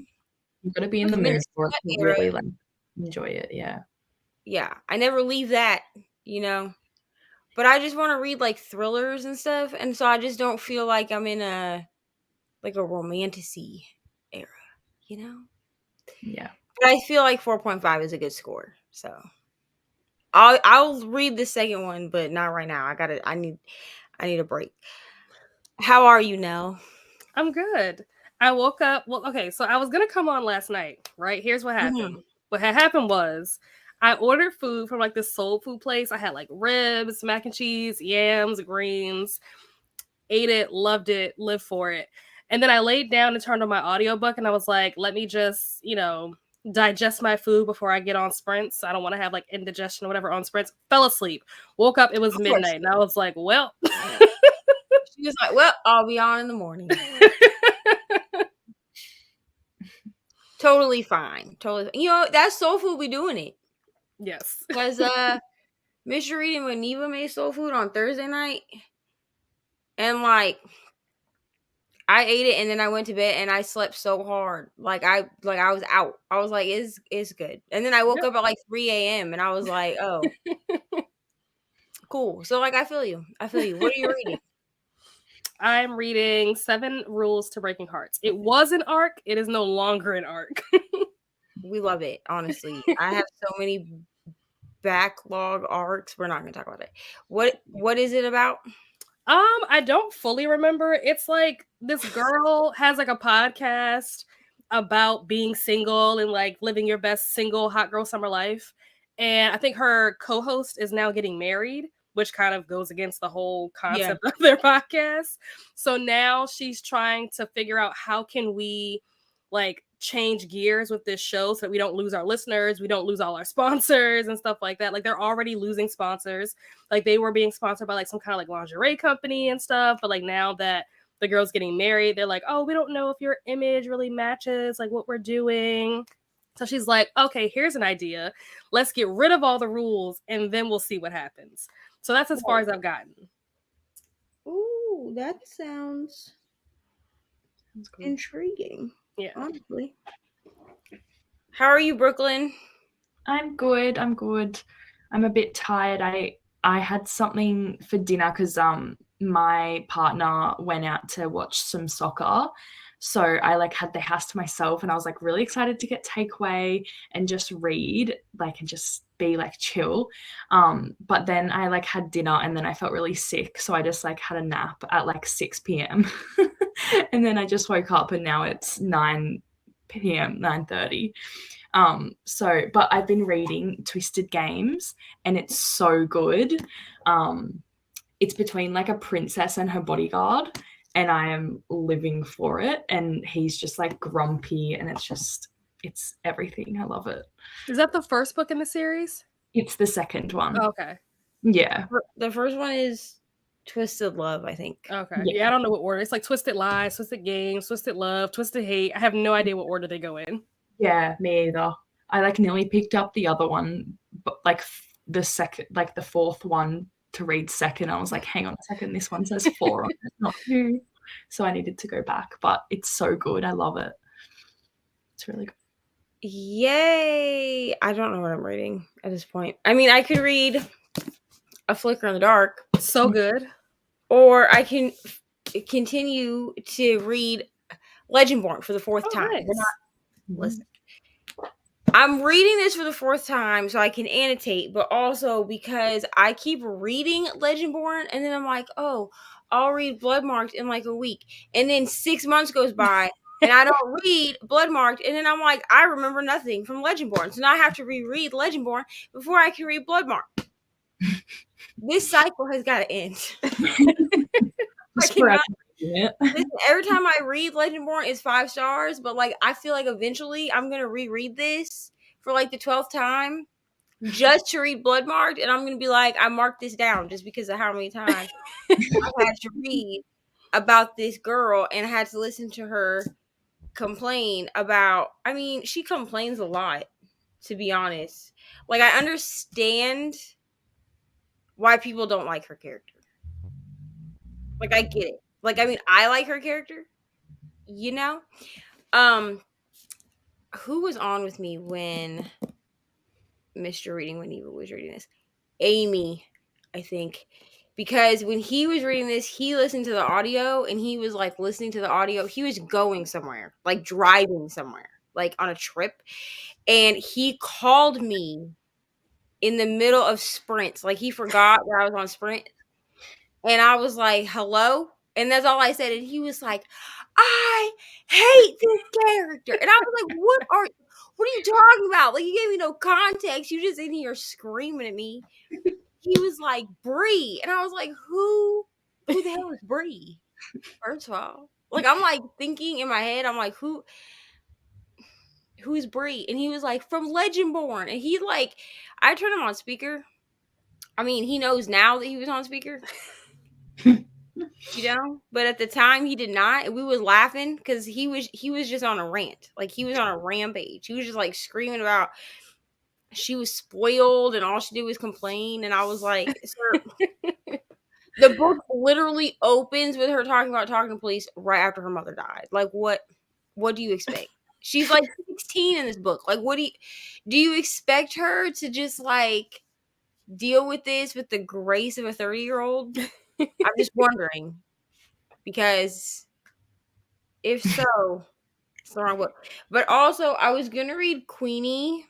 Oh, but I'm not in the mood, to be honest. Fair. I'm just not. It's intriguing, you know what I mean. But I'm just not in the mood. But also, I don't want a punishment at the beginning of next month with this freaking TBR game. So I needed a different book of the month book that I haven't read.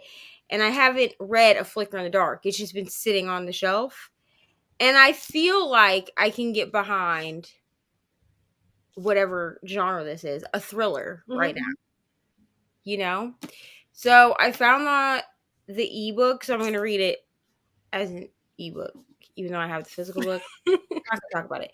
I can't concentrate on physical books right now. Like, even annotating Legendborn, I'm reading like a chunk of chapters on my Kindle and then going into the physical book by looking at my phone, at the highlights in my phone. That's what and I do. Highlighting things. Like, I have no time for a physical book right now. That's exactly what I do. Also, if I annotate on my Kindle, I can't mess it up. So I know that if I've annotated it on my Kindle, that it's meant to be annotated in the book. Also, for anyone who's new here, there's no annotation system. Okay? None at all. I only annotate for things that stand out to me or for quotes, and it's all in one color. Like It's all in one color. Like one color highlight. Oh my god. Like I don't know. I love the aesthetic girlies that like have a key. Yeah, you have to. Like, pink is for this color, blue is for this color. Yeah. Absolutely not. My ADHD cannot do it. I'm just like, you know what? I'll pick one color that matches the book. In this case, I think I'm using blue. Yeah, I'm using blue. So like, it's all just getting highlighted. You know what I mean? Maybe I'll make notes in the margin or something. But like, no. I think I read this already, but good morning, Harris, again. Good morning, Chrissy. Hello to Brooklyn. Hello to Nell. Didn't read Surf the Net. I mean, it's 7:35 at this I would say, Jigger, what time is it where you are? 7:35 a.m. Okay, I did close my eyes because I did an hour and a half sprint. I did like close my eyes while I was listening to my audiobook, but I did not fall asleep. Like, I did close my eyes and I was kind of like, I just like relaxed, you know? But if I'd fallen asleep, I wouldn't have heard I would not have heard the Hey, Scorpio. Finished my book as well, giving my book a 4.5. I really enjoyed it. We love a 4.5. You know what I mean? Not every What book were you reading? Hopefully she tells us because I do not know, to be honest.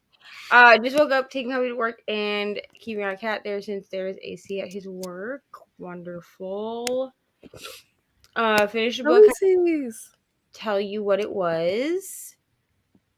Okay. Plus, if anything happens, we don't want kids. Something is wrong with their cat. Oh, okay.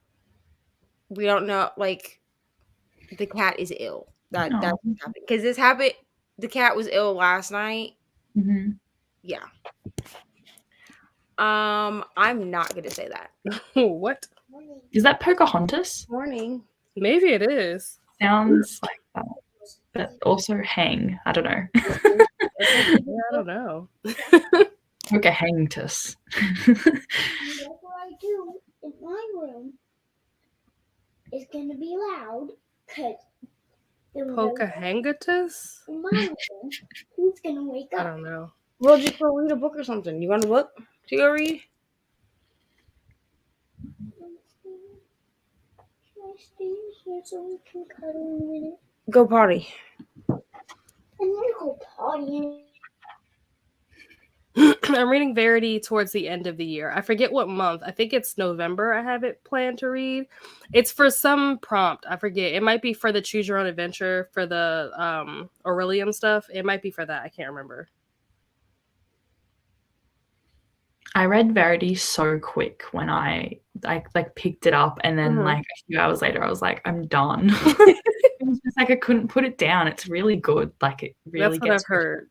Yeah, but I wouldn't read it at nighttime. It feels like someone said you wouldn't read it at nighttime? No. I was like, the whole time I was just like looking around, feeling like someone was looking at me. It's like the worst feeling. But it was good. It was good. I just didn't like the ending, which a lot of people are like torn on. So Of what, Verity? Yeah. It was a manuscript. I don't give a fight me if you want. Argue with your mama. I'm just kidding. But one chapter of Verity is good. I mean, here's the thing. I read Verity in less than 24 hours. both times that I read it because I just couldn't stop reading it. Like I was like, what happens next? What happens next? What happens next? I mean, the sex in that book completely unnecessary. I don't There's sex in the understand. book? I did not know that. I don't understand why there's even sex in the book. Like you could have done it closed door. Like you could have just said that the two people in this book have sex. Like I didn't need detail. Thank you though for that, I guess. Okay, Belladonna. Oh yeah, I downloaded this from the library. The cover of that book is really pretty. It really is. I'm gonna accept that I'll be reading the same book indefinitely this year. Yeah, I mean, listen, Verity is a lot. Okay, this is why when people be like, "Should I read Verity?" I've never read Colleen Hoover. I'm like, see, it with starting a Colleen Hoover, it really depends on what you're looking for. You know, Didn't you have any pants on last night? I have pants on. Thank you. They're shorts. The way I'm sitting because I have a hoodie on, you can't see them, but I have pants on, bro.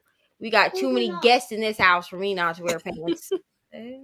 Last thing I need is your uncle to walk in here and be like, "You're not a pants on."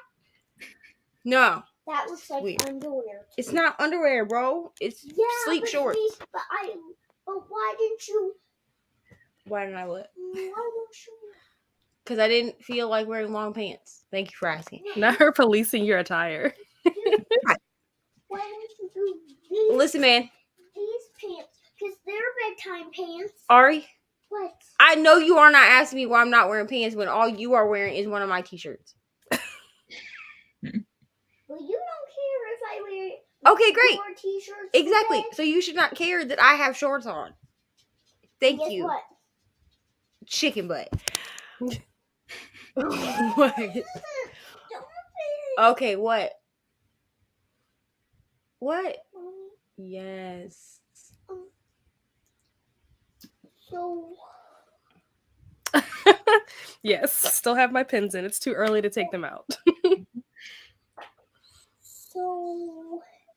On this next sprint, can we go to the park for like 2 minutes? I'm not taking you to the 2 minutes. park right now, Ori. You can ask Erwin. Maybe he'll Okay. take you to the park. We're gonna have to drive. What is to it the about? park. Is it about Pocahontas? What is this book about? I've never even heard of this.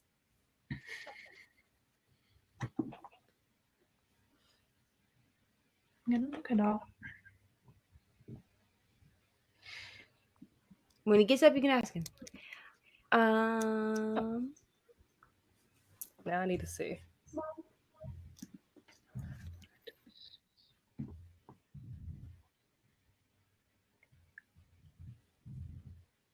Oh, is it poems? Oh yeah, it looks like it. Oh, the cover is pretty. Oh wow, this is gorgeous. I have never read a poetry book because I don't understand poetry, but this cover is gorgeous. Oh, okay. So you already got to the sex part in Verity. Great. How do I get this off my phone? Well, set it down and then open the door. Set it down and open the door. Okay, there we go. Yeah, the bite marks on the Red headboard. marks on the headboard. So here's the thing. This ruins literally nothing for you in the context of the book. Okay? Yeah. It literally means it ruins nothing. But essentially, in the manuscript, Verity writes about how she leaves bite marks in the headboard.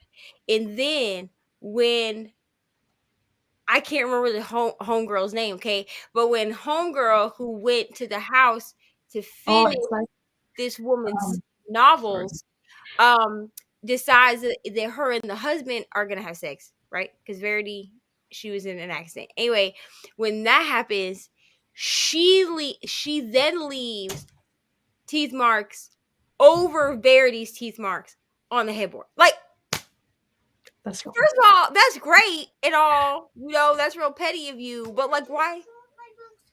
It's okay. I feel like that would hurt to do that. Yeah. So, but like, was it necessary for us to know about it? Yes. Oh, okay. I don't know. It's weird to me. Weird to me. Stop. Or you're gonna go back to bed. We'll pick them up, take them in your room a couple at a time. Now go. Go. Because we are surely not throwing a fit this early in the morning. We surely are not. We surely are not. Absolutely not. It's poetry and it's awesome. Yeah, she is literally in one of like a Dunkin' Donuts t-shirt. So like, I don't. Dunkin' actually sounds really good right now. Yeah, I do. Might have to make a trip there during the next sprint. I could go for a coffee right now, even though it's so late. Just feel that. Compilation of poems. Okay. Nice. Very cool. That's cool.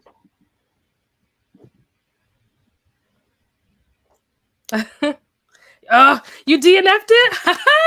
Weren't we just talking about this the other day? Yeah, we were. I'm pretty sure we were just talking about this the other day. It was like Tuesday or something. Yeah, we were talking about this. How far did you get before you DNF'd it? That's what I want to know. As well, because I don't know, that book had me gripped too, to be honest. Like Verity, Layla, and Too Late are the ones that had me gripped from the beginning. Like the rest of her books, while none of them, that's not true.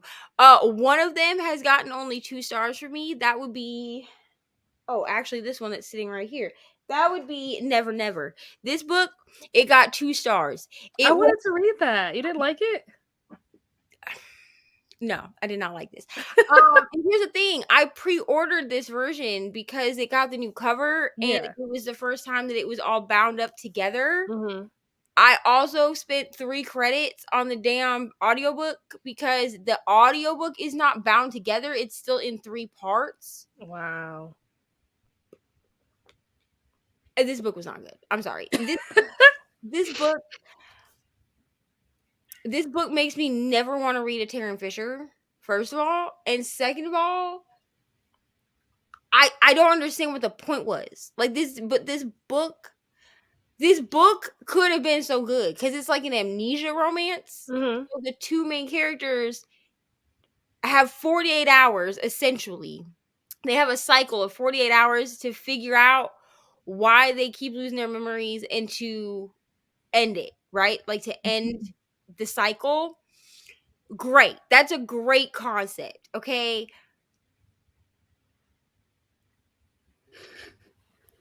Here's the problem. Okay. So here's the problem. So there's cheating in this book. Mm-hmm.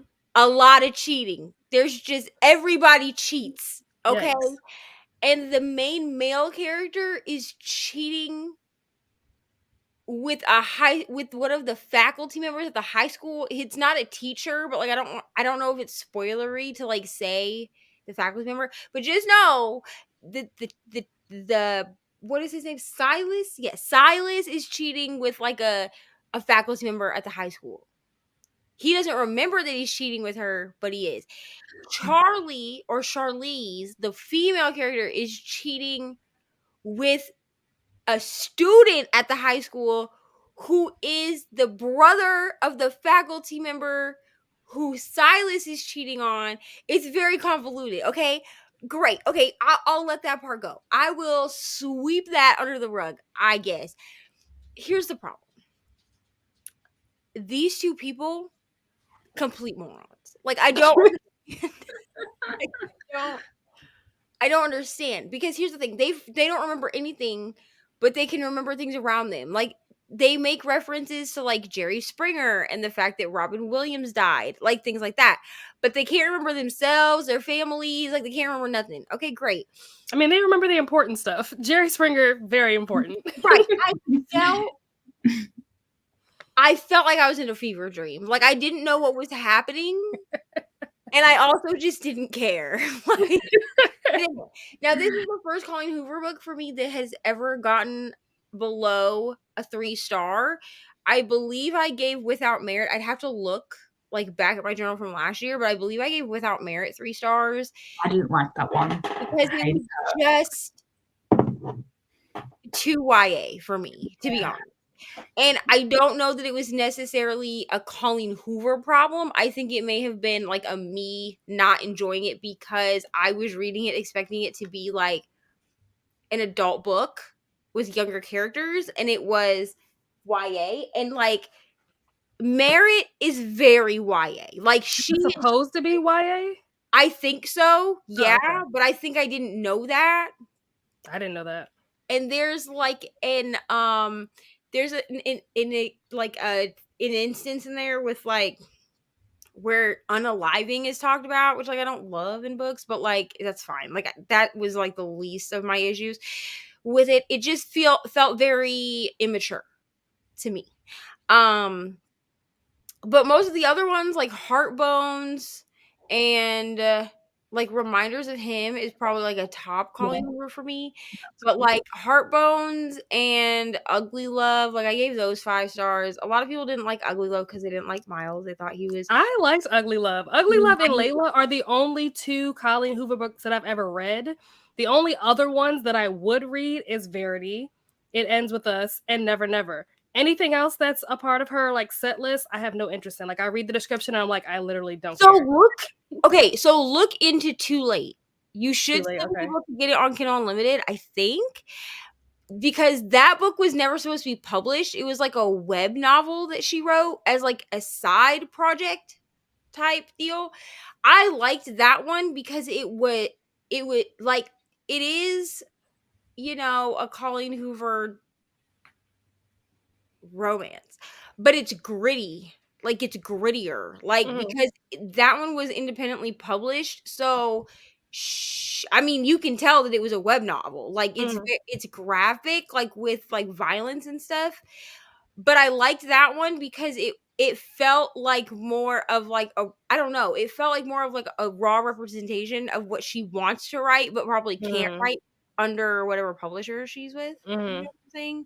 Because it gave me like the vibe of Verity, but it's a completely different story. Does that make sense? Yeah. Because that's what I liked about Verity was that it was gritty, like but it was independently published. So, I mean, it basically is, but also it's gritty. You know what I'm saying? Like I don't know, like maybe just because like it's such like a raw book. You know, like I don't know.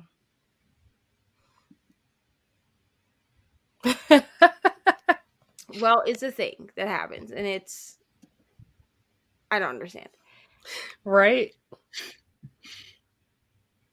Since yesterday. Ooh, yes, Gyro.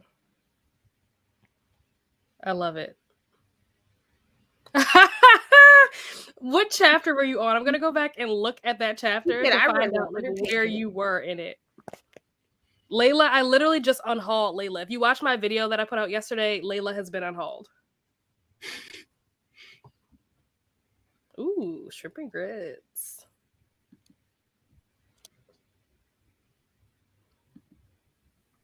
So here's that. Reminders of Him. I know a lot of people that like this book, but I like this book for a completely different reason. Because a lot of people were like, oh, this book was so heartbreaking. It was so blah, blah, blah, blah, blah. Okay, so like as a birth mom, I liked this book because it was like a real representation of someone who, for whatever reason, it doesn't really matter the reason, lost custody of their child and then is trying to forge a relationship with that child. Because here's the thing, I went through a lot of freaking emotions with this book because I went into this book and I was like, oh, I'm immediately going to be on the side of the birth mom, right? No, she annoyed the fuck out of me sometimes. Like sometimes I was like, you are really stupid. Like you've been in prison for 5 years and I feel like you learned nothing other than that you've been in prison for 5 years. I mean, she did have like remorse around the accident that happened because like it was legitimately an accident, but the way that she dealt with it made it not look like an accident, if that makes sense. So it probably doesn't unless you read it, but in that process the judge was like, the only fair thing is for you to go to prison and then give your child up to adoption to your baby daddy's family. Like, that's basically what happened. So, okay, great. But, like, also, I could understand the grandparent side, like the grandparents that have the child, but also I also hated them sometimes. You know what I mean? Like, I had so, and then like the main dude, like, loved him, like book boyfriend material, but also wanted to punch him in the face sometimes. Like, I just had so many emotions with reminders of him. Like, I didn't know what I was doing. I also read that one in less than 24 hours, so I had all these emotions in like a 14-hour span of time, because I read it. I don't know if it's still on Kindle Unlimited or not, but I read it when it was on Kindle Unlimited, and it was a lot. I also read, what's that one? It's like a red cover. Regretting You. Oh. I read that one. I liked that one. A lot of people didn't like it because they didn't like the daughter's point of view, but I felt like it was good. I don't know. She just writes books where the storyline, like the premise, just does not interest me. Like, literally just could not care less about what Colleen is writing about. I mean, a lot of people have never read a Colleen Hoover book. It's okay. Yeah. So it depends on what you are looking for. Like, yeah, it's a hard question to answer. Like a contemporary book, because then you could really, contemporary wise, you could really start with whatever you want there. Like, you could start with like Reminders of Him, which is her most recent one, or you could start with like Heartbones. Ugly Love, I think, would be an okay starting point. I don't know if I would start with Ugly Love. I think that I got lucky with that being the first one that I read, only because, like, the same way that you like felt about Reminders of Him was kind of how I felt about Ugly Love. Like, for me, Ugly Love was very relatable. Like, if you have ever been in a relationship or tried to be in a relationship with a man that is extremely emotionally unavailable, and you can like relate to that, then like you will enjoy this book. But like, I've seen other, especially like younger girls that are like 21 and stuff like that, they'll read Ugly Love and be like, oh my gosh, like, this is so toxic, like, why is she with him? Like, they don't get it because they've never been in that situation, so they're like, this book was so terrible. And it's like, no, the book is actually like super relatable if you've ever been through that. So it just depends, like Neva said, it depends on what you're looking for, what your vibe is, what you can connect with. Like, Ugly Love was definitely like, I felt that in my soul. I felt that book in my soul. The first one that I read was It Ends With Us. Okay, but I was also duped with It Ends With Us. I was told that it was a cute contemporary romance. It's not. It's about domestic violence. Okay, if you don't want to read about domestic violence, I would suggest that you do not read It Ends With Us. Now, this is coming from me, who loves that book. It's the top 5 Colleen Hoover for me, to the point that I have the hardcover special edition. It's fine. I also have the original cover paperback edition. That's of both Verity and It Ends With Us. But here's the thing. It Ends With Us and Verity are not necessarily Colleen Hoover books that are for everyone. So Verity probably isn't really for anyone, to be honest. Like, it's just so twisted, and truthfully, I mean, I read Verity the first time in 2021, in October of 2021. I started it October 18th, to be exact, and to this day, clearly, I can remember the day I started it. It just lives rent free in my brain. Like, if I'm just not thinking about anything, I'm like, Verity. I'm like, you remember that book you read, Verity? Like, yeah, it just stays with you forever. So, like, if you don't want to traumatize yourself, you know what I mean? Probably not that one. You want like paranormal, like Layla is her only paranormal one, which, like, I don't know. I think that you need to go into Colleen Hoover understanding that every story that this woman writes is toxic. 100%. Go into Layla knowing that the male character is hot garbage. Like, he just there is not one Colleen Hoover book that I have read where every character is wholesome. There ain't a one. Yeah. Okay. They're all they're all, I mean, they're all different levels of toxic, because I don't really like Reminders of Him is toxic differently, because I don't feel necessarily like the story overall is toxic, but the relationship between the two main characters starts out it becomes relatively toxic, because there's some like lies and stuff that she tells to try to hide like her identity. You know what I'm saying? That's pretty toxic. You know what I mean? So I don't necessarily feel like the storylines themselves are toxic. It's just the characters. Yeah, the characters is what's toxic. Yeah. Toxic shit. So you just Yeah. need to be aware. Yeah. There's different ways you can go about approaching her work. Like one of the things that I want to do, like with Riley Sager, since I have never read any of his books, I want to start with his early stuff and like work my way up to the most recent. Or you can do it the other way around. You can start with his most recent stuff and work your way back. Or you can try to like watch different reviews and get an idea of like which books are rated higher, and either work from like highest rated to lowest rated, which I wouldn't do because you're going to set yourself up to be upset. Or you can start from lowest rated and work your way up to highest rated. So there's different ways you can go about it. I think for Colleen Hoover, I would say from what I've seen, her highest rated books are probably It Ends With Us, Verity, and Reminders of Him. I would agree. Yeah, I would agree with that. So like I don't know. I feel like Reminders of Him is probably one of her best books. I think most people that read Coho would probably agree. I will never read that book because I literally don't care about that storyline, but I know that a lot of people who like Coho like that book. And it's the most recent one. Yeah. They all are the most recent, those ones. So if you're wanting to just like dip your toes in, I would maybe start with that. Like, but I would not start with like, someone told me that they started with Confess. Do not do that. Do not do that. I'm telling you, I am imploring to you, if you are going to start with something, do not start with Confess. That's not where you start. Like, Confess was good. I gave it 4.5 stars or 5 stars, something like that. But I didn't read, I think Confess was like the 6th or 7th Coho book that I read. And by then, like, I understood her writing style because I had kind of just picked a book here, picked a book there. You know what I mean? So her writing style for me was consistent. I understood what I was supposed to be expecting.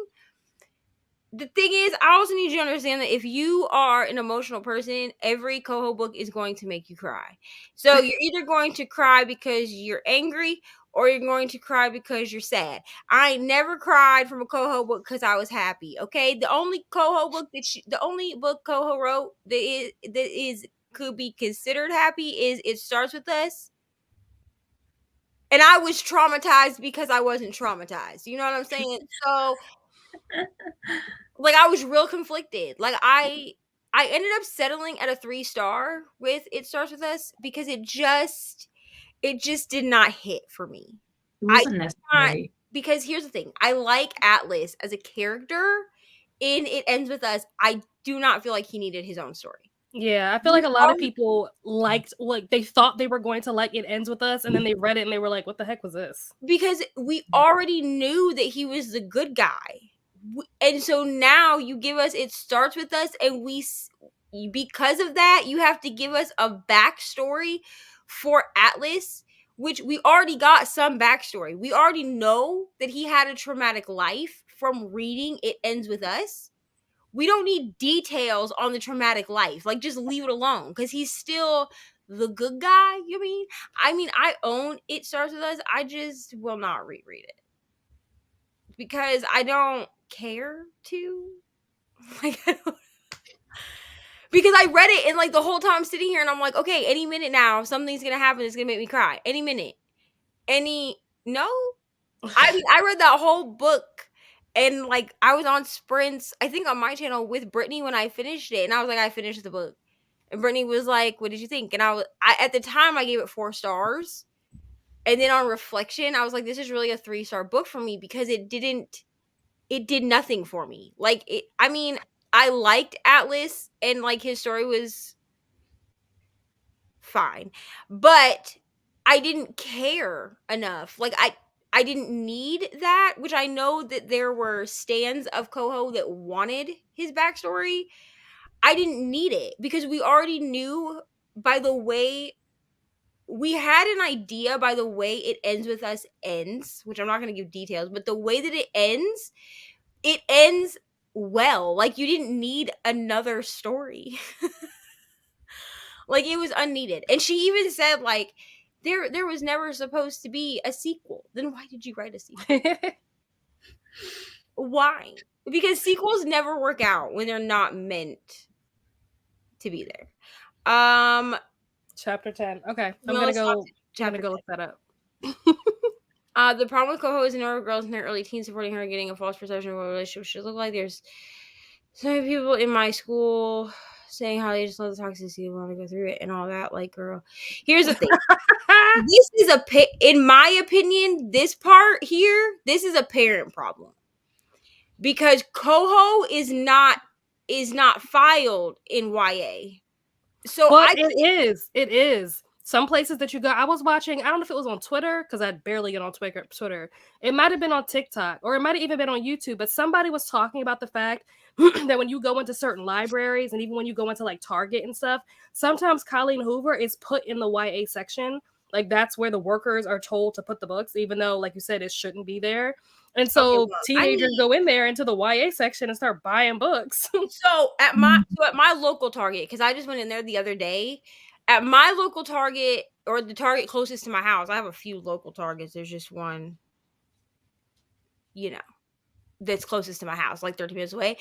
All the Colleen Hoover, except Without Merit, is filed in adult, including these two, the Slammed.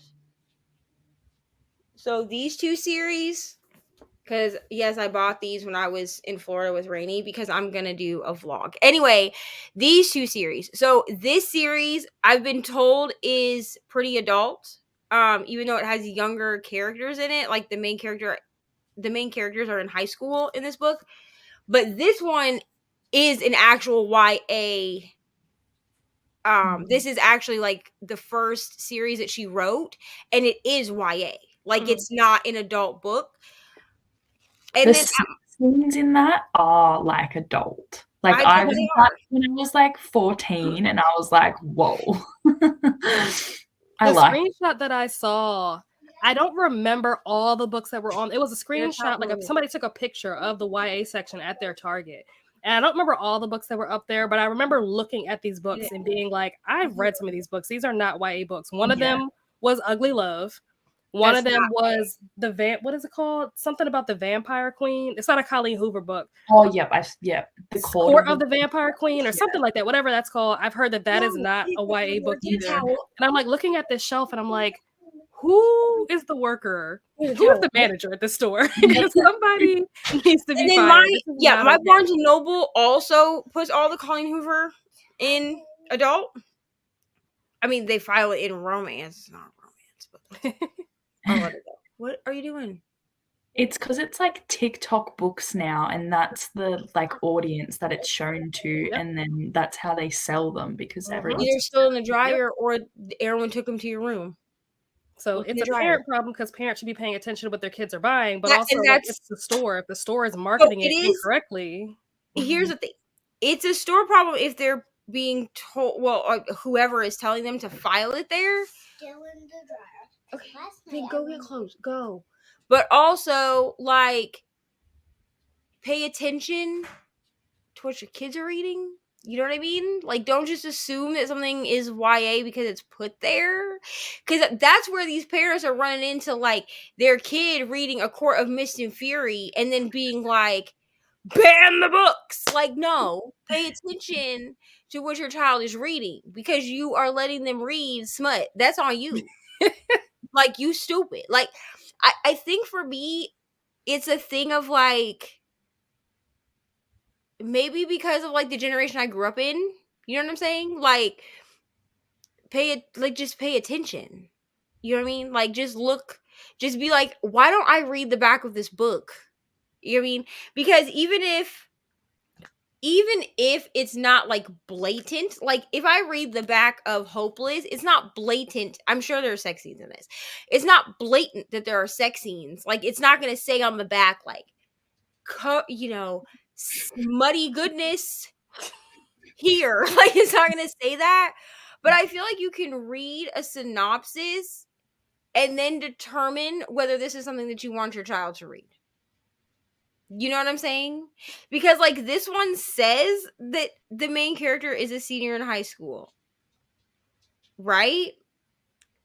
But also then the next line is, from their very first encounter, he terrifies and captivates her.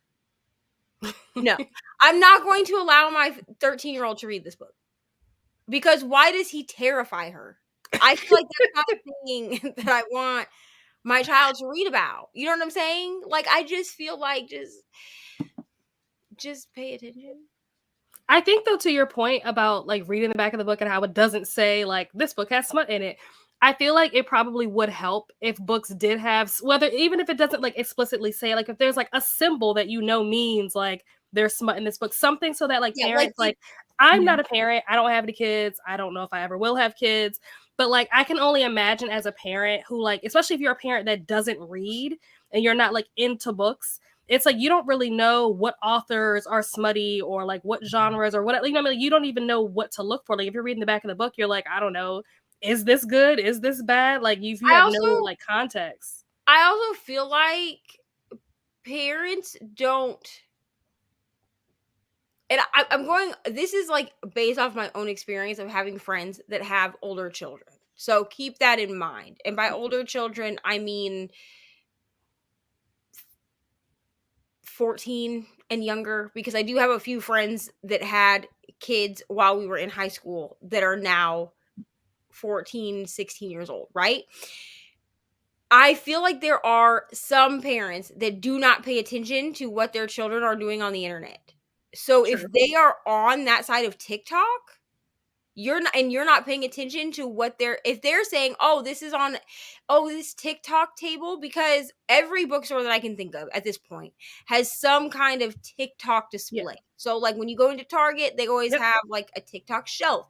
When you go into Barnes and Noble, they will have 2 or 3 TikTok or book talk tables throughout the store. That's fine. That's great. That's wonderful. But also,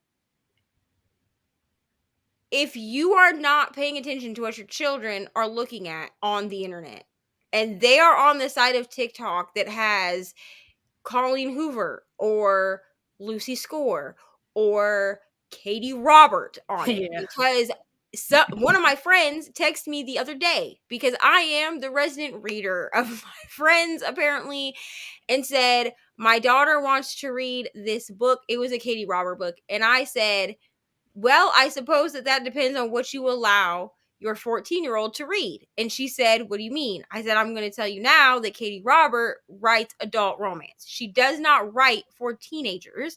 She writes for adults. I said, so there are explicit sex scenes in every Katie Robert book that I am aware of. And she said, oh, okay, great. And told her daughter, no, you can't read that.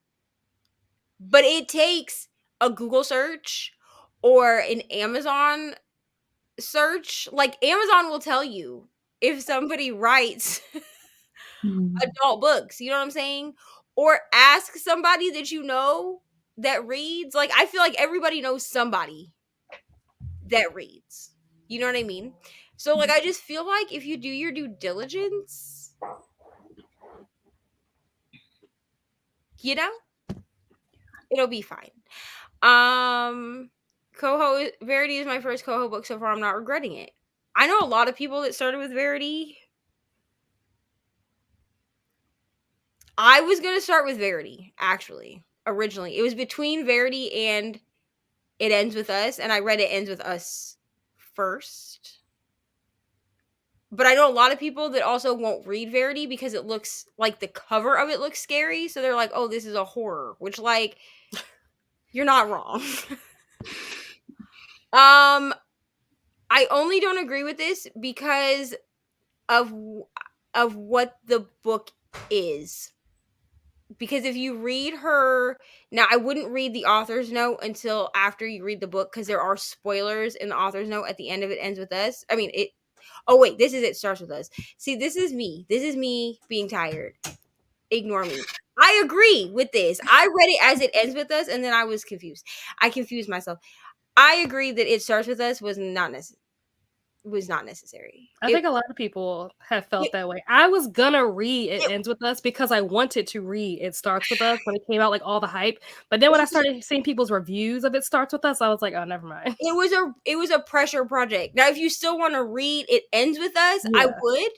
Because it is a very realistic.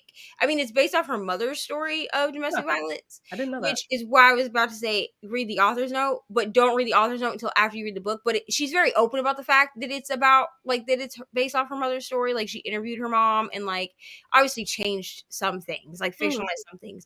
But it's a very for anyone who's ever been through DV or knows someone who has, it's a very realistic depiction of it. I don't feel like she made it like super like how sometimes authors will make it like super exaggerated and like way like where everybody should have known the whole time, because like that's not really how DV works, you know what I'm saying? Like a lot of times it's a hidden thing.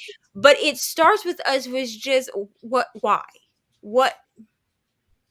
what was the point? Like you could have just left Atlas. Like I feel like Atlas was less likable after It Starts With Us, which is why I just ignore it, because I need Atlas to be likable because I cannot stand Ryle. I hate him. How much do you need of each one? You tell me. You tell me, or you're not doing it. Deal with emotional things already. Yeah, I mean they're emotional books. Like they're meant to get an emotional reaction from you. Like no, that's coffee, and no, you can't have it. But that's why I actually haven't picked up Slammed or Hopeless yet, because I know Hopeless is supposed to be like I ripped out your heart type of book, and I don't know about Slammed, but someone told me this crap was a rock star romance. It's not. Okay, it's about slam poetry. It's a teacher student romance. I really need people to stop telling me about Colleen Hoover books. I'm just never gonna believe anyone ever again about this one specific person. I'm never gonna believe them ever again about. I'm gonna be like, is that what it's about? Are you sure? I don't think so. It's because there's a microphone when you put all three of the new covers together and it makes a butterfly with a microphone in the middle. A microphone does not make music. Like that's not. No, the person singing, right? It makes music, right? But the microphone itself, you can do a lot of things with a microphone other than just singing. Well, I like singing with the microphone. That's all I like. And guess what? What? We haven't practiced. Yep. See? For the effects. Okay, calm It down. depends on where you live. Certain places are doing this, and it's a problem. Because it's definitely not. Yeah.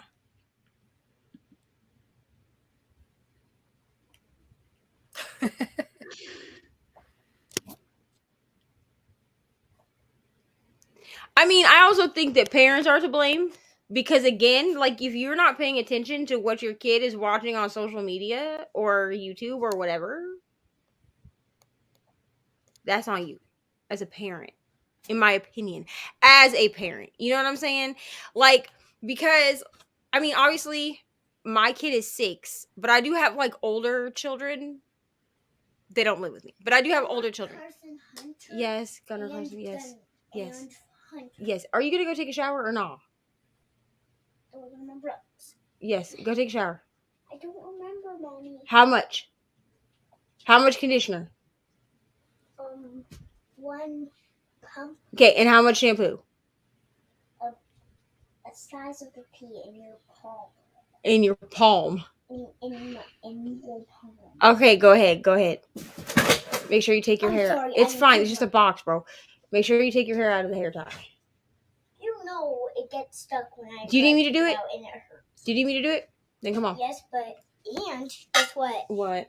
Our guest Arlen, he does it really gentle. But you do it gentler. Oh, okay. You say so. I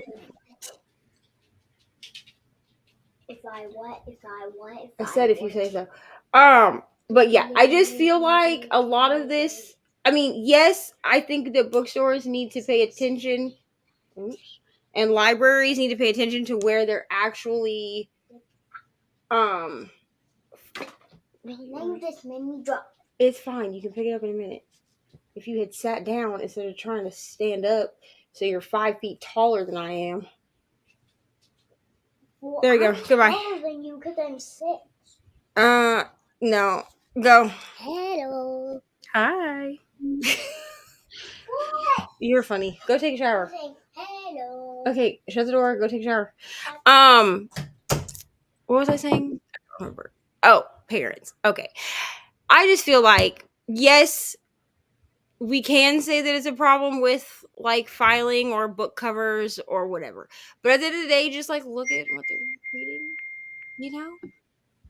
I don't know. It would be like if a parent allowed their child to read Delilah Green because it's Delilah Green doesn't care because it's a cartoon cover. But did you read the back? Because Delilah Green does not say that there are sex scenes, but it's implied that it's an adult romance book. I just feel like do your research, I guess. Hello, Lexi. Good morning. Hi. We had Brittany earlier. I don't know if she's coming back because she was here at like 3:30 in the morning because her son woke up, and then she was like, "I'm gonna go because her mom came to like help her," and then chaos ensued for about like an hour. Yeah, things that got brought up on last week's sprints got brought up yesterday again, and then people were googling things that they should not have been googling, and then Brittany was like, well, what is this one thing? Oh, I was watching you guys when you were talking about that. Yeah. I don't want to Google it. So like I told her what it was, and then she was like, I don't want to Google it. So I sent her a voice memo. If you go back, you can watch her reaction to it because she's like, should I turn my camera on? So we turned our cameras on, and I was dying with laughter because like I knew what it was, but she did not. And I was like, you don't want to Google this because you don't want to know what it is. And I was like, and I can't tell you what it is without actually telling you what it is. Like there's no way to like ease you in or like make it more gentle than what it is. So I told her in a voice message, and then I was laughing so hard I was crying. So that's a thing that happened. Vaguely watched when Brittany was on. I woke up with a massive leg cramp, so I watched until I fell back asleep. Fair. I have to decide what I'm reading now. I guess I'm gonna read A Flicker in the Dark. I think I'm just I mean, it's like summer. Like it feels some days it feels like summer here now. So I feel like I'm in like a summer-ween mood. I think that's why I want to read thrillers, because like usually thrillers are for not this time of the year. But I think I'll start A Flicker in the Dark. I guess. I don't really feel like reading Legendborn right now, to be honest. And I can listen to this with audio. I listened to Legendborn twice with audio.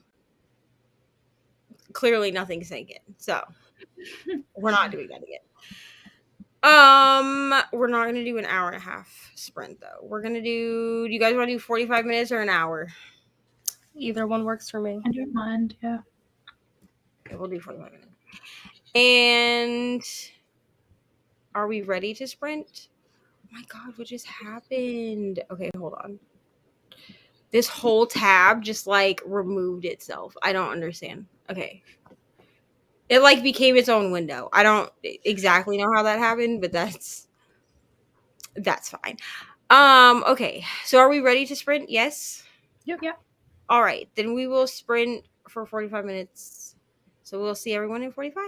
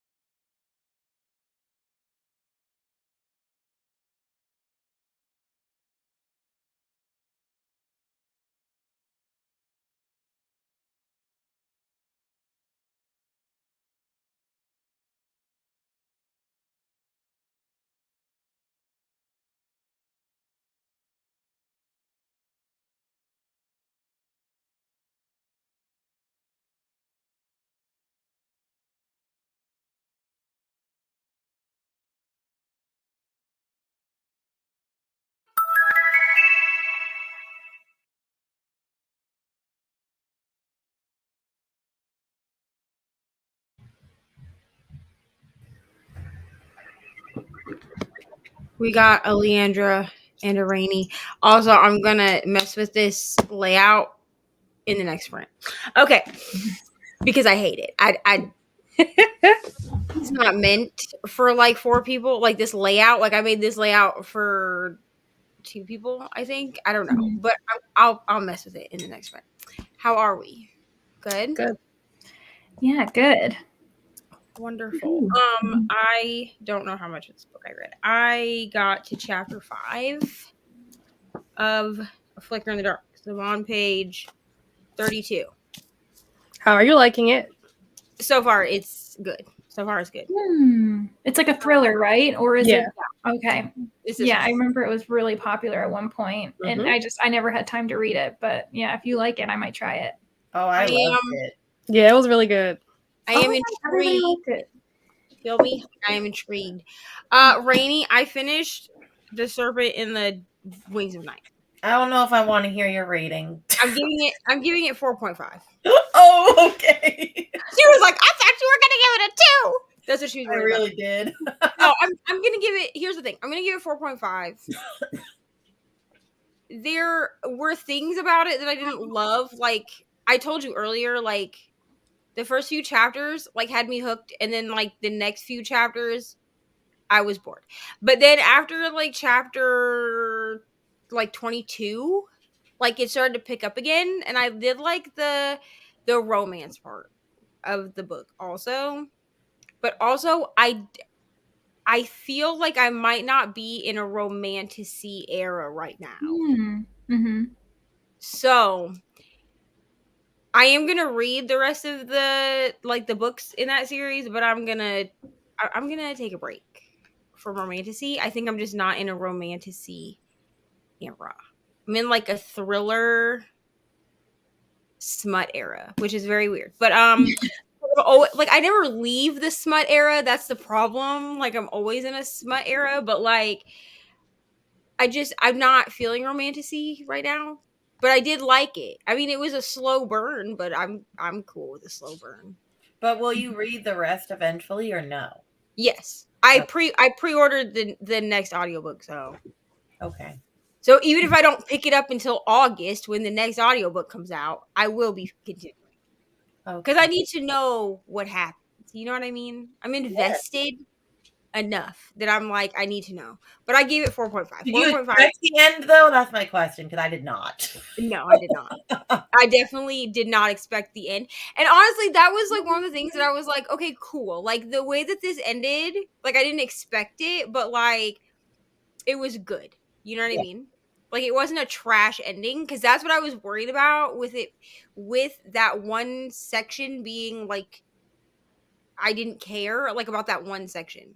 So I was like, now I'm scared that like the ending is gonna be trash, but like the ending was good. So it wouldn't have been my favorite book of the year if it was trash. I'm also going to read The Daughter of No Worlds or whatever the book is, but I'm not going to read it right now because I know that's romantic-y too. So like I don't want to like read it and then give it a low score. Well, don't read Fourth Wing now then either. I'm reading that next month. Are you doing the read along? Yeah, with Meredith. It's so good. I'm gonna read it again. I think by then I will be ready. It's just that like right now my brain is in like the mindset that Smut Den is next week. And I just don't care about anything but smut, to be honest with you. That's just that's just where I am at. But also I need to finish some more of these books. I need to get to at least a 50% in Legendborn, or I have to take a punishment next month. And I don't want to take one. So we gotta get on it. Okay? I failed this TBR, but it's fine because I gave myself grace and said I could switch books out as long as they fit my prompts. And so the 2 books that have to be read, one of them's already read, which was Mr. Reading When Eva Picks My Read. I couldn't get around that, okay? But I also was able to use that as a backlist arc because the book that he picked was the only physical arc, well, one of the only physical arcs that are backlist on my shelf. So I was like, cool, you did all the work for me. Thank you so much. And then Legendborn, the reread of Legendborn, the 4th reread of Legendborn, was the book that Instagram picked. because I put like a poll on Instagram and I only left it up for like an hour because like I needed it like right then. I was not prepared. Okay, to play this game. I played this game like 2 hours before I had to go to work, so I left it up for an hour before I had to leave for work. And then I was like, whichever one you pick, because it was between that or These Violent Delights. And everybody picked Legendborn, so I was like, all right, great, but I need to get to 50% of Legendborn. Is that going to happen by the end of the month?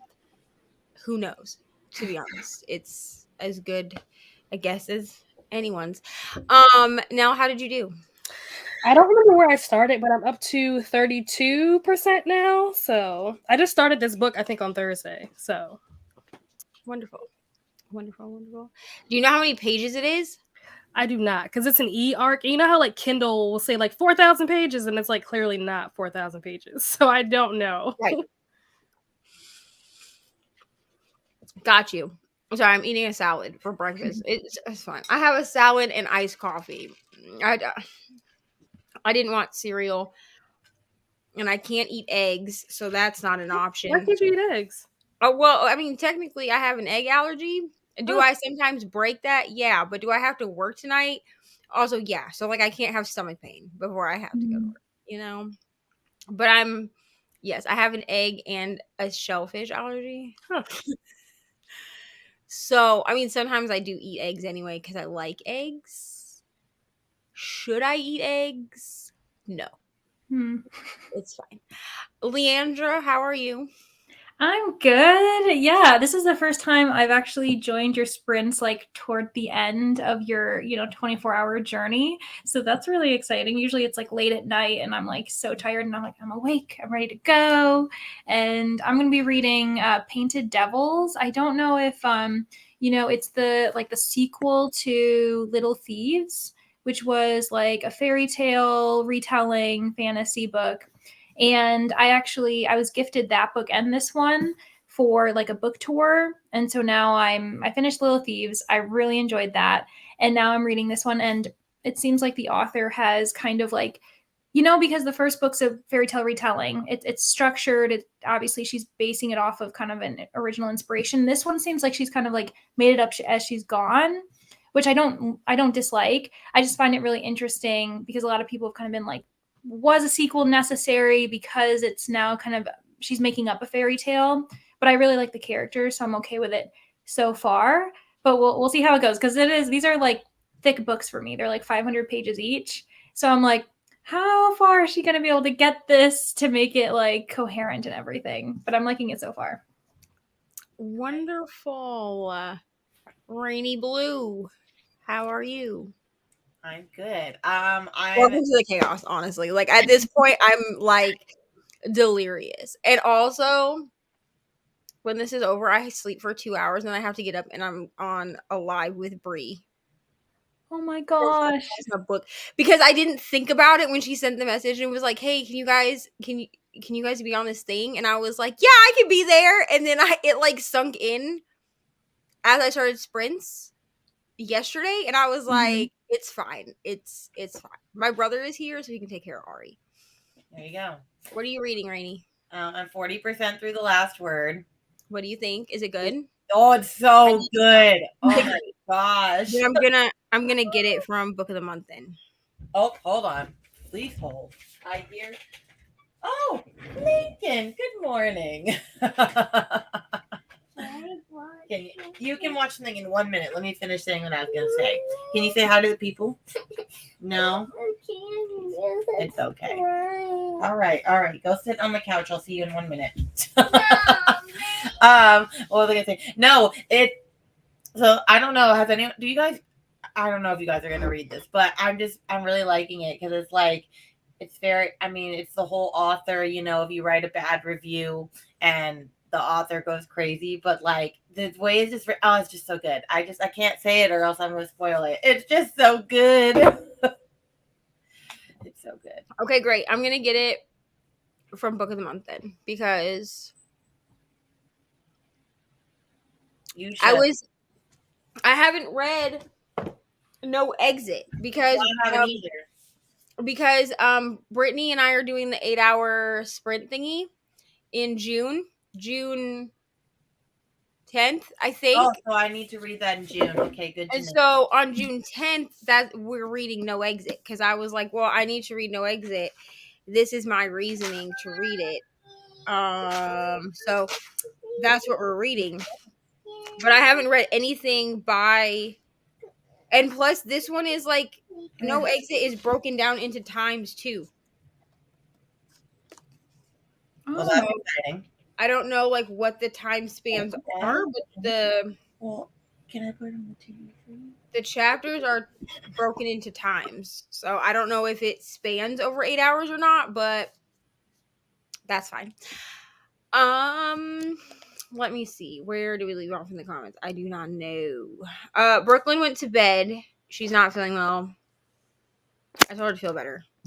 But she was here and then she left.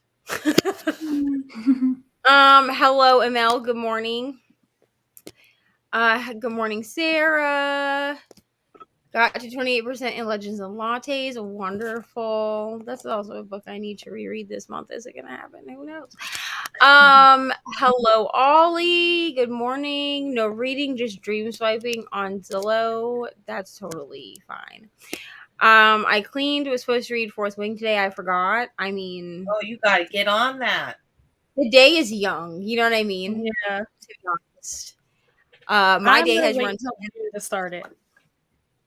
Yeah, I'm gonna read it with everyone in June. So, good morning. Fall asleep during the 2-hour sprint. We love a nap sprint, to be honest. I mean, I did not sleep because if I had, I would not be here right now. I would be in bed.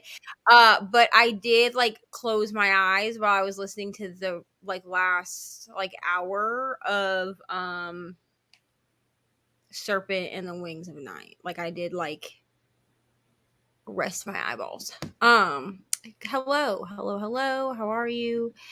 No, this is just 24-hour sprints. We do this. Well, I do this every month because I'm a glutton for punishment. It's really fine. But next month is going to be different. Like I'm going to have me and 5 other people that want to host sprints and everyone's going to host 4 hours each. Ooh, that's a good idea. Yeah, I think that's smart. That just makes sense. I probably will at least like pop into everyone's sprints because like it's like my event thing, but like that. But it's different when you don't have to host the whole thing. You know what I mean? Yeah, different vibe. Yeah, and just like becoming a bit like exhausted. I feel like it's like exhausting when you're hosting and you have to click on comments and you have to kind of like delegate conversation versus I just get to sit here, choose to comment when I want, and then yep. Right. Got to 80% of Legends and Lattes last night, so I'll finish it today. Wonderful. We Oh my gosh, how many people are reading that? Well, it's the Bessie's book club book for this month. Oh my gosh, I didn't even know that. That's so cool. I've been meaning to read that. I haven't. But yeah, it's I didn't love it. It's you didn't love it. I mean, it's so like I give it 3.5. That's not terrible. Yeah, that's not bad. That's a fine book. Yeah, like 3 stars means it's fine. Yeah. Yeah, it just wasn't like what everyone's saying, like, oh my gosh, cutest thing I've ever read. I was like, Here's the thing. I feel like this with Legends and Lattes, I feel like you almost need to be a person that likes Dungeons and Dragons to truly appreciate this book. Yeah, no, that's not me. Yeah, that actually kind of makes sense. Because while I read this last year, like I have both versions of this book. So this is the new version that has like this prequel in it. I actually have an indie copy of this book too. Because I got the book before it was published by Tor, before it got picked up by Tor. And while I did not play Dungeons and Dragons when I read this book last year, I knew enough about Dungeons and Dragons that I think that's because a lot of the people that really liked this book are also people that I know that either know a lot about D&D or they play it. Yeah. I wanna try D&D one day. Me too. Oh yes. Honestly, it's so fun. I mean, it's just role playing. Like that's really all that it is. So like let your imagination run wild, you know what I mean? I don't Mhm. know. If like I feel stupid trying to like explain to people how to play it because it sounds ridiculous. It's like trying to explain to people what we do on sprints. Like you have to experience it to understand. You know what I mean? Yeah. This is for you now. Yes, I was reading The Slumber Party. Yes, it was very Pretty Little Liars-ish. Shannon Hollinger. Let me find it. It was very Pretty Little Liars, but like if you've ever watched Yellow Jackets is kind of like flips back and forth in time, where part of the story takes place in like the 90s and then part of it takes place in like 2019 or something like that. That's kind of how The Slumber Party is, where part of it takes place in like 1999 or something, and then the other part of it takes place in 2014, but it flips back and forth like throughout the book. It's not like a part 1 and a part 2. It'll be like a couple of chapters of like 1999, then a couple of chapters of 2014, and a couple of chapters of 1999. Yeah, it goes back and forth. So it's like Yellow Jackets in that respect, but in terms of like the content, like what it's about, it's basically 4 girls who were friends in high school. Well, they've been friends since they were little, but they were, in high school. One of them disappears, and now it's 15 years later, and there's a body that's found, and it's like, who's this body? And all the other girls that are still alive are like, how do we keep this secret from getting out? What do we do? It's a lot of twists, a lot of turns. Be it Shannon Hollinger. I don't know if you can see that. Ooh, nice. Okay. Oh, cool. That sounds really interesting. Yeah. It was great. I think I gave it 4.75 stars. And I just liked it too because with Pretty Little Liars, for example, there are plot lines in Pretty Little Liars that they like don't resolve. Like there's one that like really grinds my gears. In season 1, there's this whole storyline in season 1 with Hannah and her mom was working at the bank, and this guy comes in and he pretends to be this old lady's nephew or something to get her money. But then Caleb finds out that he's not really who he said he was. And then they just never talk about this character again. Yes! And it makes me so angry to this day when I think about that. This book does a much better job of like tying up all the loose ends. Yeah. It's so funny when TV shows, because they have like a million writers. Like I get when an author kind of like they're dependent on themselves to kind of remember if they miss a twist. But whenever like a TV show does it, I'm like, you've got like a whole board of people. How does nobody remember what you're talking about?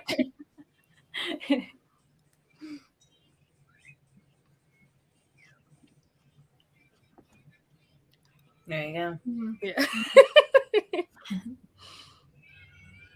Yes, watch it. I mean, it's a very horror show. Like, it's paranormal, it's gory, it's crazy, but it's amazing. I'm so obsessed with it. I honestly also want to watch this. I remember when Nell was watching it because her stories, like she would post in her stories, like she would be like real footage of me watching Yellow Jackets, and it would just be like her reacting, like with no sound, but it would just be like her being like. And I was like, honestly, crazy. This is the most entertaining. It was crazy. Yeah, but I do want to watch this. I just need to find like a time. Because like, do I watch TV at this point? No. Me either. No, yeah. So in my house we have like, Mr. Reading when Eva works at T-Mobile, so that is gonna make sense. So we have these like, it's like a Roku, but it's T-Mobile. So it plugs in. It's called like T-Mobile television or T-Vision or something ridiculous. Okay, so it plugs into our TV. So apparently mine updated at some point because I had turned my TV on and I had watched it and it looked like one thing. Like the setup was one thing. Reni went to go deal with the baby. But it was one thing, and then I turned my TV on again like 4 days later because like I hadn't been watching TV, like I was reading, and the thing completely changed. Like I didn't even know how to work my TV. Like I had to get Mr. Waniba, and I was like, "What happened? Like I don't know where any of my apps are. Like where is Netflix? Where is YouTube? Like." I was like, clearly I can't watch this TV. Like, I can't watch it. And he was like, it's got to be somewhere. So he was like trying to help me like figure it out. He was like, what happened? And I was like, what happened is it updated. And because my me, I didn't watch TV for 4 days because, like, what am I gonna watch? Why am I gonna watch TV when I can read a book? Like, why am I gonna do that? And he was like, you need to start turning your TV on so that you can see if it updates. And I was like, why am I going to do that? Like, I'm not gonna do that. That's what I'm trying to tell you. Like, unless I want to watch YouTube on the big screen, like, to be honest, my TV has like Netflix and Hulu and Disney Plus on it, but like, do I watch any of those things? No, I don't. Like, I think the last show that I watched to completion was Wednesday. Oh yeah. Mm-hmm. And before that, I did watch like That 90s Show. Oh, I haven't watched that yet. That was really cute. Like, especially if you like That 70s Show, like it's you know what I mean? So I watched that, and then I watched Wednesday, and I don't think I've watched a full show since then. That's not like a documentary, which like doesn't even count. But really, the most stuff that I watch is like Discovery Plus. Like, I'll watch like the ID Discovery stuff. Yeah, that would actually be really cool. I don't have that, but I used to love like the Discovery Channel and I everything. binged all of the ID Discovery shows. Like the show, what is it called? Evil Lives Here. It's my favorite show. Because here's the thing with true crime shows, I don't like dramatized reenactments. They annoy me. So like back in the day, I used to watch Deadly Women, but that show is so dramatized that it's like annoying to watch it because like I don't care. But Evil Lives Here is interviews with people that know criminals, mostly murderers, if I'm gonna be honest. It's like mostly murderers, but they did do an episode about Warren Jeffs, and they interviewed like people that used to be part of the FDLS, FLD, you know what I'm talking about. They used to be part of Warren Jeffs' cult, okay? Yes, that was very interesting. But like I think they did one with Gacy, you know who I'm talking about? Like the clown. Mm-hmm. Yeah. But they interviewed his daughter. I didn't even know he had kids. Yeah, you honestly, I feel like you don't think about them having any or type someone of that they knew. Yeah, but the whole show is like friends. Mostly it's like children or like spouses of these people. Okay, I thought you were comparing it to the TV show Friends. I was like, "What's going on?" I was like left field. Okay, never mind. They have interviewed like friends of these people too, but mostly it's either like siblings. I guess there's been a couple episodes where it's like parents because like they didn't have like a significant other, so it's like parents, siblings, ex-husbands or wives or children of these people, and they like go in and they like talk about it. It's very interesting, and there's really not like there's some reenactment because like there's some stuff that you need to like see to like understand, but it's not super dramatized because I don't like documentaries that be dramatized and stuff. Like you don't need to dramatize a murder, okay? That's already like dramatic enough in my opinion. But yeah, it's almost sensationalizing it that it's like too much. Yeah. It's like they're doing it to get you to kind of like get this feeling, like seeing it as entertainment, which I guess it is, but it should be more like informative and like that kind of thing. It feels weird when they're sensationalizing like a serial killer. Right. Which is also why otherwise like all of my news and all of my true crime stuff comes from YouTube. To be honest. Like I don't even count YouTube. I know some people count YouTube as like social media.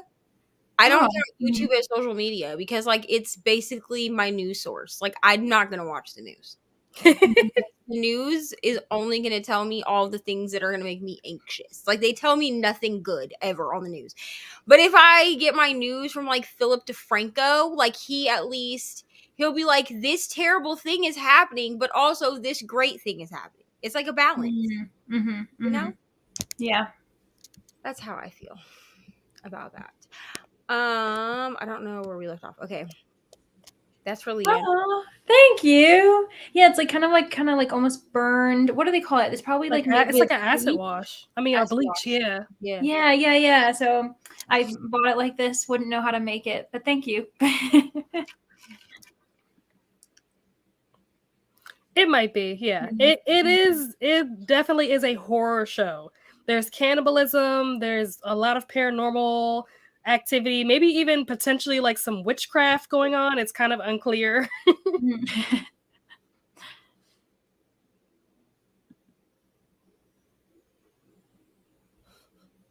All right. I mean, this is not for us, but I just thought I would click on it. Yeah. Yeah, I love the ID channel. It's great.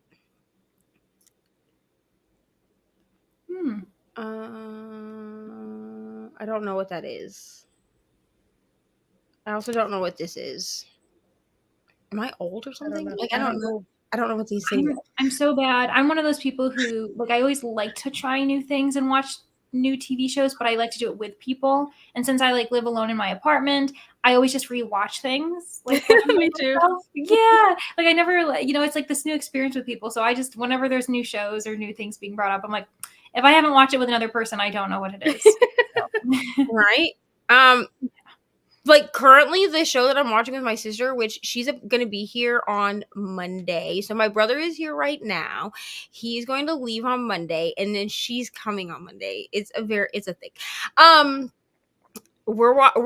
She's never seen Grey's Anatomy. So we're watching Grey's Anatomy from the beginning and I forgot how much Grey's Anatomy rips my heart out because here's the thing. I had a goal in 2019 that I was going to finish watch all of Grey's Anatomy, be caught up by the end of 2020. But here's what happened. I made this commitment and then there's an event.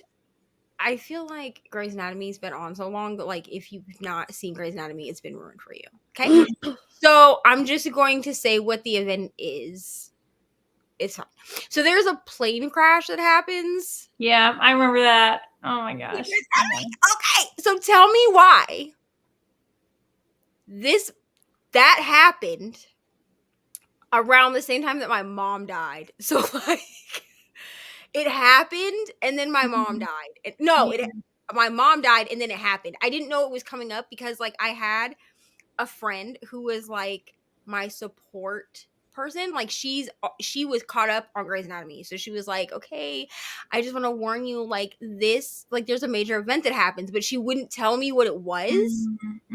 So that happened and all of my favorite people died, right? And I was like, I cannot do this. I was watching this at 2:30 in the morning, in tears. I went through a box of Kleenex and I was like, this is the greatest thing that I could watch after this life event. Cool. So then I took a 6-month hiatus on the show. I could not do it. I was traumatized. So I went back to it and it was fine. And I don't remember if the shooting happens before the plane crash. I think it happens before, if I remember. I used to be a big Grey's Anatomy fan and I only got to, I think season 12 or something like that. And now it's going on forever. So I don't really fully remember too much, to be honest.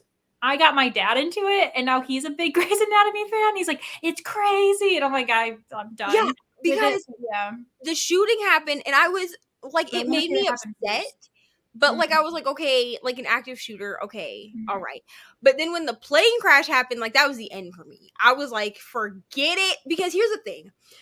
I didn't stop watching when the plane crash happened because I tried and it drove me nuts that I didn't know what happened to Mark.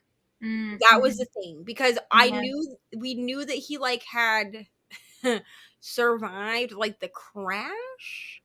But I was like, but what actually happens to him? And then we find out what happens to Mark and I was like, I'm done with the show. I hate this show. That was really sad. I texted my friend and I was like, at this point, who do I have to live for on this show? No one. Literally no one. Because here's the thing. This is not a popular opinion, but I don't really like Meredith Grey. She's not a character that I like. And Derek Shepherd I just want to punch him in the eye. I don't like him. I mean, they both grow on me, but they've never been my favorite characters. You know what I mean? When what happens to Derek happens, I was very sad about it. I had I wasn't to that point, but my dad told me about it. I had a visceral reaction. And I actually watched it with Mr. Reading Waniva and Mariah because they were like, there was another major event that happened before that with Jackson and April. There's a thing that happens with them before Derek's demise, and they were like, okay, you can't watch this without us. So then we watched Derek's demise, and I'm pretty sure that's where I stopped because I was like, it's just so much trauma, like so much happens in life. I was like, I can't take this. And then also like the musical episode. Oh yeah, there's a musical episode. Every TV show has to have one, apparently. People hated the musical episode, but I'm not gonna lie to you. Like, if I just am depressed, like I turn that on just because I'm like, this brings me joy. All of these like doctors that have no business singing. None of them have any business singing. Like, it's not a good episode. I'm just saying. Yeah, it is weird because like not like if I none of them have a background in singing. So I don't know why they were like, let's have them all sing a musical number. Like, why didn't you just have them were good? Like, you know, some of them did that, but I don't know. You could have had them lip sync over people that actually sing. Yeah, not or just like a really good soundtrack. Like, I don't know, like have other better music being played. I don't know. Not that some of them don't sound bad, but like none of them are singers. Like, that's the thing. You can tell that it's more so that's not like a major part of their career choices, you know. Yeah. And I'm just like, Chandra, why? Yeah. Why did you do this? Like, we did not get a musical episode of Scandal of How to Get Away with Murder. Like, why do we need a musical? Can you imagine? Could you imagine like the president and like singing? We got oh gosh, absolutely not. That would be a complete. No. I'm just like imagining that in my head right now, like a musical number. And also, I know that I'm thinking about it. I think that there was multiple kind of like shooter events in Grey's Anatomy because one of them I'm thinking of was what's his name, Burke, because that happened really early. But maybe there was one that happened after. Dr. Burke? Yeah, remember him? Yeah. And he got remember he had entered the hospital and that was happening. And that happened really early. But then I think something happened later on. Like they just kept literally everything happened. And I think Sandra Oh's character at one point was like, we need to leave. Like things keep happening here. They're like, but this isn't normal. And I just love that. It was almost like breaking the fourth wall, like Grey's Anatomy acknowledging the chaos that was going on. Right. Because she's like, there's been a plane crash. There's been this, that. She's like, we shouldn't be here. Because here's the thing with Grey's Anatomy is it's just like trauma on trauma. Like I told my sister, I was like, you are not a person that cries at shows. I said, but I need you to understand that like this is like a trauma on trauma. Because like in the beginning, like in the first, it's either the first season or very early in the second season, there's a bus crash. Oh, yeah. Oh, my God. And there's like a whole episode. Like, this is very early on in the season, okay? Yeah. But I remember, do you remember like something happened at the zoo as well? Yes. And animals got out. And so I told her, I was like, this tiger attacks. Yeah. None of it makes any sense. Before they brought people in from this bus crash, I was like, I need you to understand that this is a very traumatic episode. Because you don't really you have people that die because like it's a doctor show, so like someone dies, okay? Someone flatlines in every episode. Like even if it's not someone that we necessarily like know about or care about, like someone dies. But the bus crash episode, there were two people that were like together because like there was a pole or something from the bus. Oh yes. Yeah, and they were like attached. The pole was in both of them, and so they both like couldn't move. Oh gosh, that was yes. So and I was like, this is a very traumatic episode, and she was like, it'll be fine, and we watched it on Teleparty, which is like an extension you can put on Chrome, and we're watching it, and I'm watching her eyes fill up with tears, and she was like, you could have told me, and I was like, I told you, it's traumatic, bro. Like, it's traumatic. Yeah, like, I still think about that. Like sometimes I imagine myself in that situation, and I'm like, no, I couldn't. I don't know if I would be able. Like, I don't know. Like that. And was I'm just like, this day. The whole show is just Yeah. trauma. Like it's Mhm. just so much trauma. And then like The woman with the face, how her face yes. got changed and that like made her go crazy. There's listen now, you don't know what we're talking about right now, but it's there's a Now lot. it's like I know nothing about the show. Oh I my know God. nothing. Yeah, we It's probably should just move on like because everything is just so traumatic. You know what I Mhm. mean? It's just so traumatic. Like we have so like half the main cast dies. Like I just don't understand. Mhm. Okay? I just don't understand. Also, like I'm just saying the next show that I saw the dude that plays Mark in, so like to me that actor will always be Mark, right? Then he was Mhm. in Euphoria and he plays the creepiest character in Ugh. Euphoria. Like, why Mhm. did you do like I started watching Euphoria because everybody was like, you should watch Euphoria because a lot of people wanted my opinion on Euphoria. Like, as a recovering drug addict, they wanted my opinion Mm. because there were a lot of people that were saying that like they were glamorizing it and it was dramatized. And like, I watched Euphoria. If you think that that is dramatized, all I'm gonna say is you've never dealt with drug addiction or had anyone in your life deal with drug addiction, and it shows. I'm just saying. I'm Mm. just saying.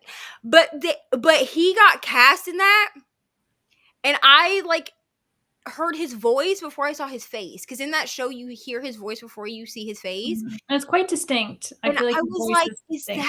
that Mhm. my man Mark? And then I was like, but why is he playing a creep? And then Mhm. I was like, how y'all did my man Mark like this? Like I had to take a 2-week break from that show because I was traumatized. I was like, how do we go from Mark Yeah. McSteamy, which I understand, like he's a Oh, that's that playboy. guy? I know him Yeah. from Scream. I was watching Scream one day and my mom was like, "That's McDreamy." And I was like, "What does that mean?" See, I know him from Charmed. Way back in the day, he Ah. was Yeah, he was Phoebe in Charmed. Halliwell's like boss love interest. So that's how I knew him. And then so then I saw him on Grey's Anatomy. Yeah, but because he was that's in funny. Wow, he he's was so versatile. Like he's in a bunch of stuff. Scream, other thing, Euphoria. He's in a lot more than I thought. Yeah, when she said that, I was like, I don't know what that means. yeah, because Yeah. okay, so Derek Shepherd in Yeah. Grey's is McDreamy, and his best friend Mark is McSteamy. Okay, he's Gotcha. just stupid. It's just dumb. I just call him Mark. Okay, Yeah. but here's the thing: Mark is a playboy. We know this. Okay, we know this from the jump. But What do then, they call him? The silver fox? yes, He's got like God. the But gray then hair, but he's still hot. and Yeah. but then he meets Lexi. You know, Yeah. here's the thing. I didn't even like Lexi at first. I despised her character. I was like, you are annoying. I hate everything about you. And my friend, my friend Jen was like, just wait, you're gonna love Lexi. And I was like, absolutely not. I cannot stand her. She is the most annoying person. Here's the thing. Okay? Here's the thing. Me and Lexi were the same person, which is why I didn't like her character. Oh, that's so It was a case of I see myself in this post and I don't like it. Like report, like get it out of here. Because my friend Jen was like, "You are Lexi," and I was like, "Absolutely not. I refuse. No, I am not Lexi." I was like, "Never." And then I'm like watching her, and I was like, actually, and You might be on to something. ask Mr. Reading Waniva because he and I have had this discussion, and he was like, I can't believe he was like, who's your favorite Grey's Anatomy character? And I was like, past or present. I was like, can it be someone that's no longer on the show? And he was like, yeah. And I was like, Lexi. And he was like, yeah, that makes a lot of sense. Oh, no. Rude, honestly, but honestly, like I love Lexi though, because they also did an alternate reality episode of Grey's Anatomy. Do you remember this? I don't know if I remember it Like actually. Lexi was like a goth chick in this episode. Do I remember that? I don't know. Oh my god, I can't believe it. Like, I don't think I do. Here's the thing. Okay, so there was an I alternate must have seen it because I saw her throughout her entire time at Grey's Anatomy, so I just don't remember it. There was an alternate reality I don't know why they did this. Like, it was. Oh, was it back? Was what's her? Was it like if Meredith's mom didn't? So there was that one. There was the what? Yeah. So basically, it was an alternate reality where, like, if Meredith's mom like didn't have Alzheimer's or something. It had something to do with the affair with the chief. Oh my gosh! Why I keep forgetting how everyone's tangled. Because Meredith's mom, so Dr. Gray, had which I know his name. Like, I know he's not the chief throughout the whole thing, but like, I'm sorry, he will always be. Yeah. I'm sorry. What's his name? I can't even remember it. But I don't care, but because he'll always just be the chief to me. Yeah. Like, because most of half of the seasons he's the head of the hospital. He's the chief, and so the whole time I'm just like, okay, that's who you are. And then they do call him by his name, like Doctor whatever, when he becomes. I know his first name's Richard, right? Because his wife was always like Richard, like the way she talked, which I always felt so bad. But just her voice, I couldn't do it. His name is Richard, but I don't remember what his last name is. Yeah, like Doctor something. I don't know, but he's always just the chief. Okay, but he okay, so because it's like if essentially it's like they had an affair, like they still have the affair, but somehow like Meredith is his child or something like that. Like it's I think they divorce. I think it's like because she divorces her husband more mutually, and then he becomes like Meredith's stepdad. That's what it is, yeah. And then so Lexi is still like in the story. Yeah, so Lexi's still, yeah. Mm-hmm. But instead of following the path where she becomes a doctor, she becomes an addict. Oh, okay. Yeah. So basically she follows in her and Meredith's father's footsteps, because Meredith and Lexi's father is an alcoholic. Yeah. She ends up being a drug addict. Becoming a drug addict, that's not a thing. She ends up being a drug addict. And then the way that she's introduced is that she ends up being rushed to the hospital, the Grey's Anatomy hospital. I don't know what it's called, but the hospital. Yeah.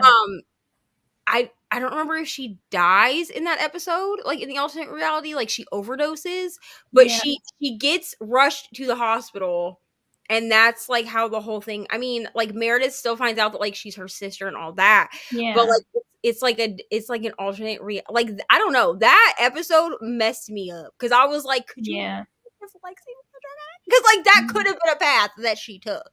And also, well, it kind of seems so sad because, like, in that case, it's like, well, Meredith definitely went through like a significant amount of trauma in like the regular life. So it's like, oh, if Meredith doesn't go through trauma, someone else is going to. Like, I feel like sometimes when they do that, where it's like the domino effect, suddenly so now it's like, oh, Meredith, if you had this world, you're selfish because someone else is now experiencing all this trauma. It's like, why does anyone have to experience this? Can't we all just like have a good life? And I think that was the thing, is like, because you see things from Meredith's point of view a lot, like Meredith didn't have time for Lexi, so like you started to be like, oh, I don't really like Lexi because she's like annoying and she like that's right. All the time.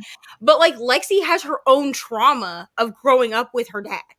Yeah. That Meredith doesn't have, because Meredith didn't grow up with their dad. Like, I mean, but it's also like he wasn't always an alcoholic. Like he became one later in life when she was an adult, which is also obviously the difference between like if she grew up as a child with that type of parent, but he did that when his second. We're going through a lot of like, we're just spoiling a lot of things. So if anyone's in the comments and they're it's fine. I mean, at this point, it's like 18 seasons or something ridiculous. Like, am I ever going to catch up? Probably not, because I don't care. Like, the later seasons, like, have to do with, like, the pandemic. Like, I have no interest in watching. Yeah, someone said... I have no interest in reliving the pandemic. Like, I don't know. Yeah, I don't know. Like, I kind of appreciate that certain TV shows and movies are doing that, but it's like, like, I wouldn't want to keep seeing it. Like, I just not be don't care enough. You know what I mean? So like I will probably like unless my sister wants to watch all the way through like every season, I will probably only watch up to like season 15 because I think season 15 is where they started doing pandemic-y stuff, but there's some like flashback stuff with people that are no longer on the show, like people that passed away or whatever like that, where like they like visit Meredith type thing. And I've seen like screen grabs of that. Like I've seen like screenshots or like stills of those scenes. So I would like to see those at least. You know what I mean? Because there's like certain characters like George, I think is one. Oh my gosh, yeah, Blast from the Past is one. Bro, the other day I saw there was like a like on Facebook. You know how on Facebook they have like the videos where they'll so for some reason I always get like snippets of TV shows. I don't know why this happens to me, but it does. And the other day I got it was that snippet of what happens with George where he like writes 007 in her hand, and I was like I'm like crying. And it was just that snippet. Like it wasn't even, there was no like if you'd never seen Grey's Anatomy, you wouldn't even know what the context was. Right. And I knew the context, so I just started like crying, just like sitting in my room. And Ari was like, "Are you okay?" And I was like, "I'm fine, thank you." Yeah. And that was like a callback to like season 1. So I really appreciate when like, you know, artistry, when they know how to kind of like do callbacks, so then fans would be like, oh, like we're all kind of realizing it at the same time. That was really good. Sad, but really good. Bro. And here's the thing is that what happened to George was ruined for me. Like I knew that something happened. Well, I didn't know the details. I just knew, like, here's the thing. People told me about, like, every character that dies in Grey's Anatomy, like, that's a major character. I knew that at some point, every character that died would die. Because someone told me, or, like, it would, like, I didn't watch it when it was, like, really big. Like, when me neither. Yeah. Well, I would get spoiled, like, on Facebook, but, like, I didn't care because, like, I wasn't watching it. You know what I mean? But I never had any detail as to how these people died. So then when I actually watched it, I was like, you people committed to watching this every week with commercials? Oh, I know. Isn't that wild to think? Like back in the day, we'd like every week we'd watch one episode and then we'd be like, okay, we 1 would week just be until on we a get to finish. Like, what? For a whole week. We would just sit around. Like, oh, weird. Yeah. What were we doing? I'm just I never did. I never could do it because I could never remember the next week that I had to watch something. So I was just lucky if I'd fall upon a show and like watch it in little bursts. What's crazy is I watched Gilmore Girls that way. Oh my gosh. I watched all 7 seasons of Gilmore Girls. I watched Gilmore Girls from the beginning to the end as a weekly show. Oh my dedication! I was never good at that. Like I absolutely would not. Binging now. I absolutely would not. Like I need at least 3 episodes per session. You know what I'm saying? But like me and my mom watched it. We also watched House like as a weekly show. How did we remember what happened from week? I mean, of course you get like the last week on. Oh yeah, that's right. And you know, now you don't really have to. The shows don't have to do that anymore. But they still give it to you, like on Netflix. They'll still give you like last episode. Previously on The Vampire Diaries. And I'm like, that's my favorite show. I love Vampire Diaries, but like I'm literally planning a trip to go to Mystic Falls in October. Are you really? And that's gonna be in October. Oh, that's gonna be. Oh my god! I need you to vlog. So oh, of course. Oh yeah, for sure. Get all of the like memorabilia and things. So the Vampire Diaries. I read the books, right? And I did not watch the show when everyone else was watching it. I think I watched I think I discovered the show when it was like 4 seasons in or something. And here's the thing, okay? I have a checkered past. It's fine. I've been to jail before, and somehow that's how I started watching Vampire Diaries. Yeah.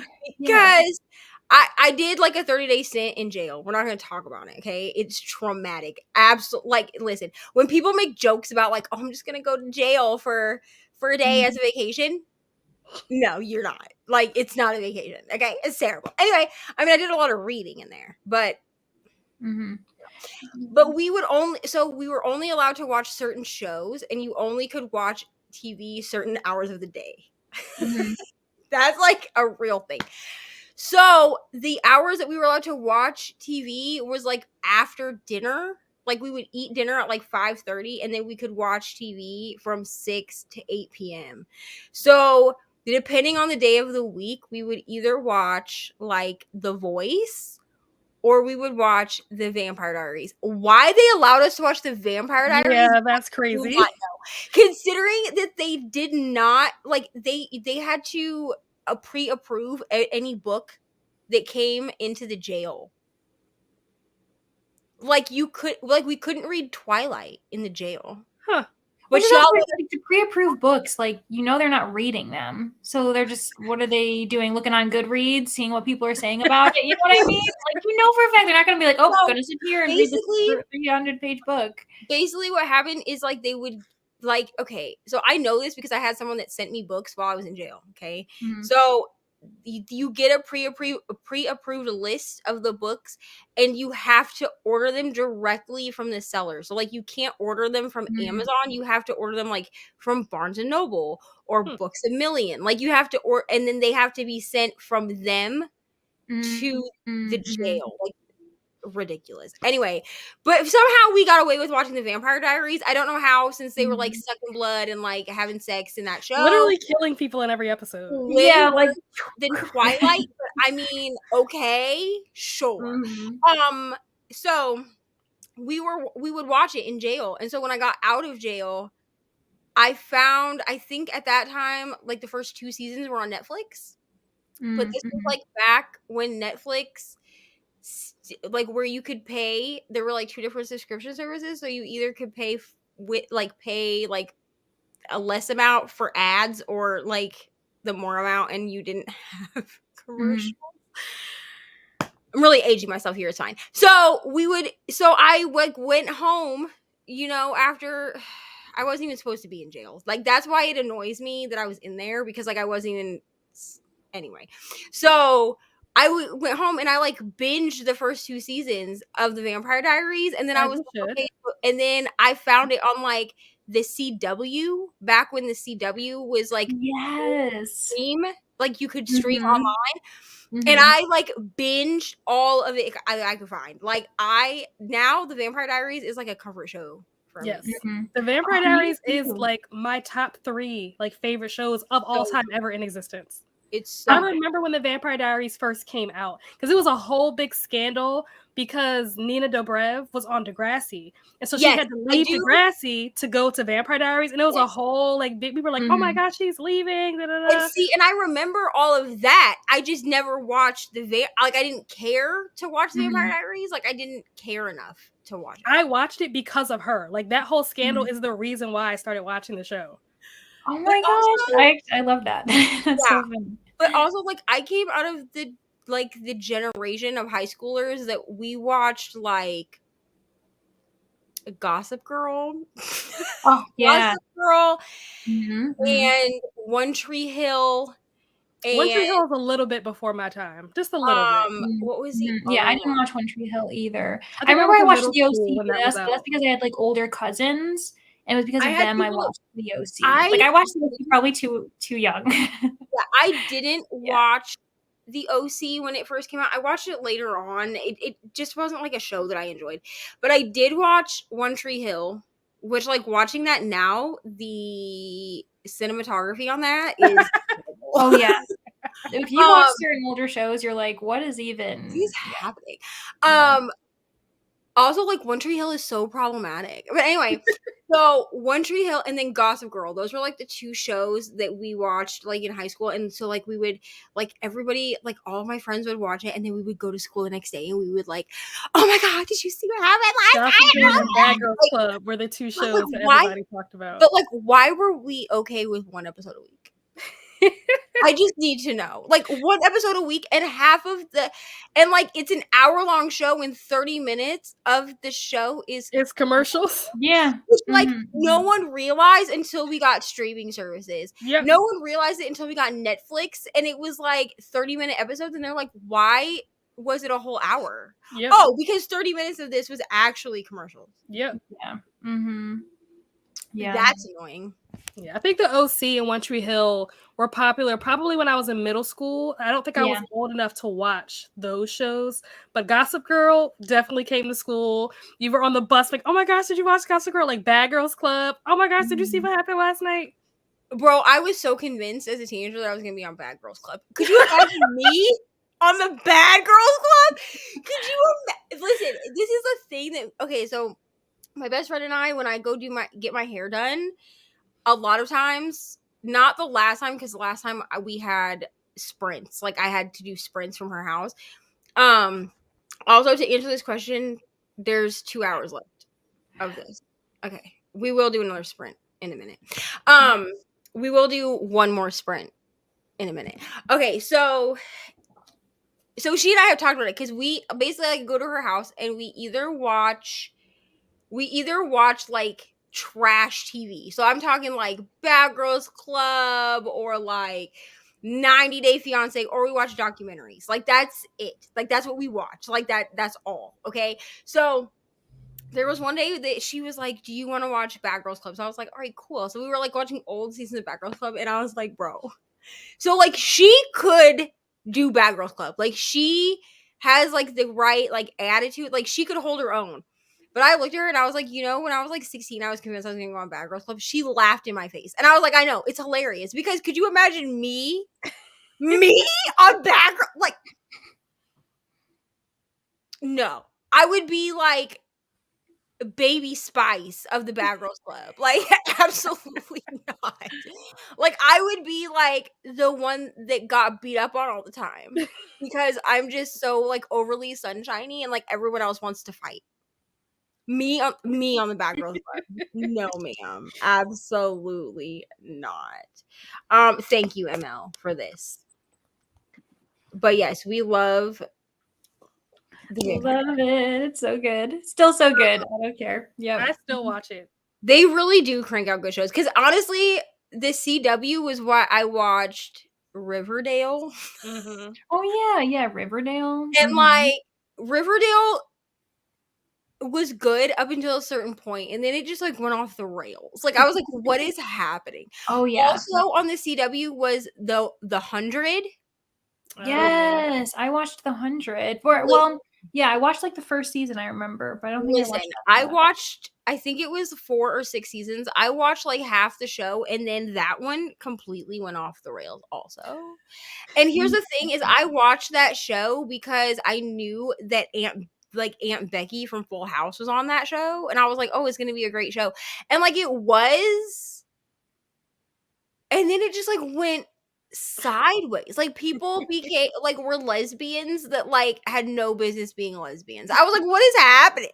Like I'm all for inclusivity and stuff, but like why do you have this girl who's been straight this entire time? Like I'm all for a gay awakening, but like the way that her gay awakening happened was the weirdest thing I'd ever seen in my life. I was like, this is not how we realize that we're gay. This is not how this happens. Or even like that's what I hate is when it seems like it comes out of nowhere where you can tell the writers or the like author didn't intend for this character to be like gay or queer, but they suddenly are later. It's like, well, now you're just doing it to get like brownie points, where you should have started from the beginning with this character being that way. It's very annoying. Don't just make a straight person have a gay awakening because you want more gays to watch your show. Don't do that. That is insulting. Yeah, it's like it's like when they have like a mostly white cast and then just like throw in one black person. Like I'm not gonna watch this just because you have one black person in this show. Because here's the thing. So I'm old, okay? So there was a controversy actually when the Cheetah Girls came out because all of the Cheetah Girls I bet are women of color except for Dorinda.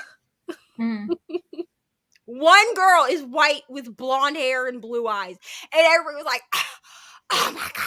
And I'm like, oh, can colored people not have anything? Like, can we not like Yeah. people with melanin in their skin? Can we? I mean, everyone has melanin in their skin, but you know what I mean. Can we not have anything nice? No. Yeah. And also, yeah, it's not like suddenly all these shows are coming out. It's like this one show, like this one movie. It's like, are you really gonna freak out when you have a sea of like all these other whitewash shows? Right. Yeah, that is like ridiculous. And also, And then Cheetah Girls is really good. I know that you do not think that a white person was going to choreograph these four girls. Like, I know you did not think that. Also, like, 3LW was still a thing when Cheetah Girls came out. Yeah. And 2 of the Cheetah Girls are from 3LW. Yeah. Adrian and Keely, they were both from 3LW, but also apparently had a feud. So, but the chemistry of, like, I still listen to 3LW to this day. Okay. I make the kids at work listen to it and they're like, what is this? Like, cause they'll be like, can we listen to music from the 1990s? So the other day I turned on TLC and they were like, what is this? And I was like, this is music from the 1990s. I hate it when people say it like that. Like, just call it the 90s. Like, there's this girl on YouTube, 90s, I forget what her name is, but she'll be like, yeah, I was reading historical fiction and it takes place in like the 1990s. That's so disrespectful. Don't do that. First of all, that is not historical fiction. Fiction. First of all, I mean, I'll be historical, I guess, but like that's. But okay, this is like the other. So my music, when I play music at work, I just put it on shuffle. So like there is stuff on there that like not appropriate for work. So the other day, it was like a week or so ago, but the other day, "Guilty Conscience" by Eminem started playing, and I was like, oh my god, we can't listen to this. And my boss was like, it's fine, like the doors are locked, like it's just us in the store. So I was like, all right, fine. So I was like, he's like, I've never heard this song. And I was like, have you really never heard this song? So I looked up when this song came out. It came out in like 1997. Like, how old was your boss? My boss is 23 years old. Oh, like my GM is 23 because like he calls it. me grandma, like because it's a joke. So funny. Like he'll make. Oh my gosh! So 23 means like 2000. Yeah. Oh, he's the same. He's like the same age as my brother. What's up? Yeah, that would make sense as to why they don't know the song. Yeah, well, because I was trying to do the math. I'm like, what? They were still born in the 90s, and I was like, no, barely. Yeah, maybe. Yeah. You can watch one more movie. Something on Disney Channel, please. Something on Disney. Is that what she's watching? I bet I still have the Vampire Diaries like all on DVD. Like, you know, when you could buy the entire season, I totally still have those, all of them. That's the best show ever. Listen, we had House on DVD. We had Gilmore Girls on DVD. We had Grimm on DVD. Does anybody remember that show? Oh my gosh. So it's on Amazon Prime and I watched it. It's on Amazon Prime. Yeah. I've never heard of it. So it's like, okay, you know, was that like on the CW as well, or what was that on? That can't have been on the CW. The Brothers Grimm. You know the Brothers Grimm TV series? No, do you know what do you know who the Brothers Grimm is? Nope. Okay. So they wrote like from Grimm's Fairy Tales. Yeah, Grimm's Fairy Tales. Like they wrote like the dark version of like the Snow White and stuff. Yeah, okay. so they wrote the original. So like there's like the original like the Little Mermaid, where you know like her when she walks after she gets her legs, it feels like glass cutting her feet. Like that's a thing. Okay. So they took that and they made it into a show. Huh. So it's all like it's like supernatural fairy tale, like interesting werewolves and vampires. But basically like the main character is a human, but he can see all of the creatures. So he is like basically in charge of like keeping them under control. Such a great show. And I think he's like, they call him like, he's called a Grimm, and that means he's like descended from the original Grimms. Oh. Yeah, like the Grimm like line. The Grimms, like he's a descendant of the Brothers Grimm. Original Grimm brothers, yeah. Yeah. So like if you've ever seen, have you ever seen the movie Ever After with Drew Barrymore? I know what you're talking about, but I've never seen it. Because in the beginning, when like Drew Barrymore's character, she's like supposed to be old, because for some reason, like, this was a thing that they did like after Titanic for like years. I don't know why they did this, but like in Titanic, you know how like Rose is like old and she tells her story, so they did that with Ever After too. Like, I don't I don't understand why this was like a trend in the 90s and early 2000s. Like, I don't know why this was a trend, but it was. But in the beginning, it's Drew Barrymore's character, but she's old, like she's, you know, like on her deathbed or whatever, and she's like telling the Brothers Grimm the original Cinderella story. Huh. But she's like, this is my story, so you can like change it how you want. But that it's like hinted at in that, because, you know, like there's like Leonardo da Vinci in like Ever After also. Like, it's like very old timey. Like, they tried to make it like historical fiction-y. I don't know. I love that movie, but also I just love Drew Barrymore. So Yeah. there's also that, because I watched, there was like a movie that she did recently, like within the last year, where she played both characters, but she was an actress, and then she had like a stand-in, and she basically like got her stand-in to be her. Like, it was a very interesting movie. But then the stand-in like basically like tried to take over her life and like kill her or whatever. And like I got Mr. Reni when he went to watch it, and he was like, this is a terrible movie. And I was like, honestly, I love it just because it's Drew Barrymore. So that's fine.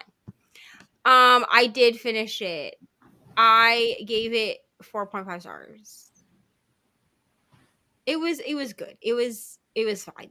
I just had, if I'd had to read it as an ebook, I would have DNF'd it. I'm not gonna lie, because like I was bored for like 5 chapters, and I was like, I can't do this. But then I had the audio, because I pre-ordered the audio like when it was a pre-order, and the audio was good. The audio is done by the same person that does the female voice for the Ice Planet Barbarians books. Oh my gosh.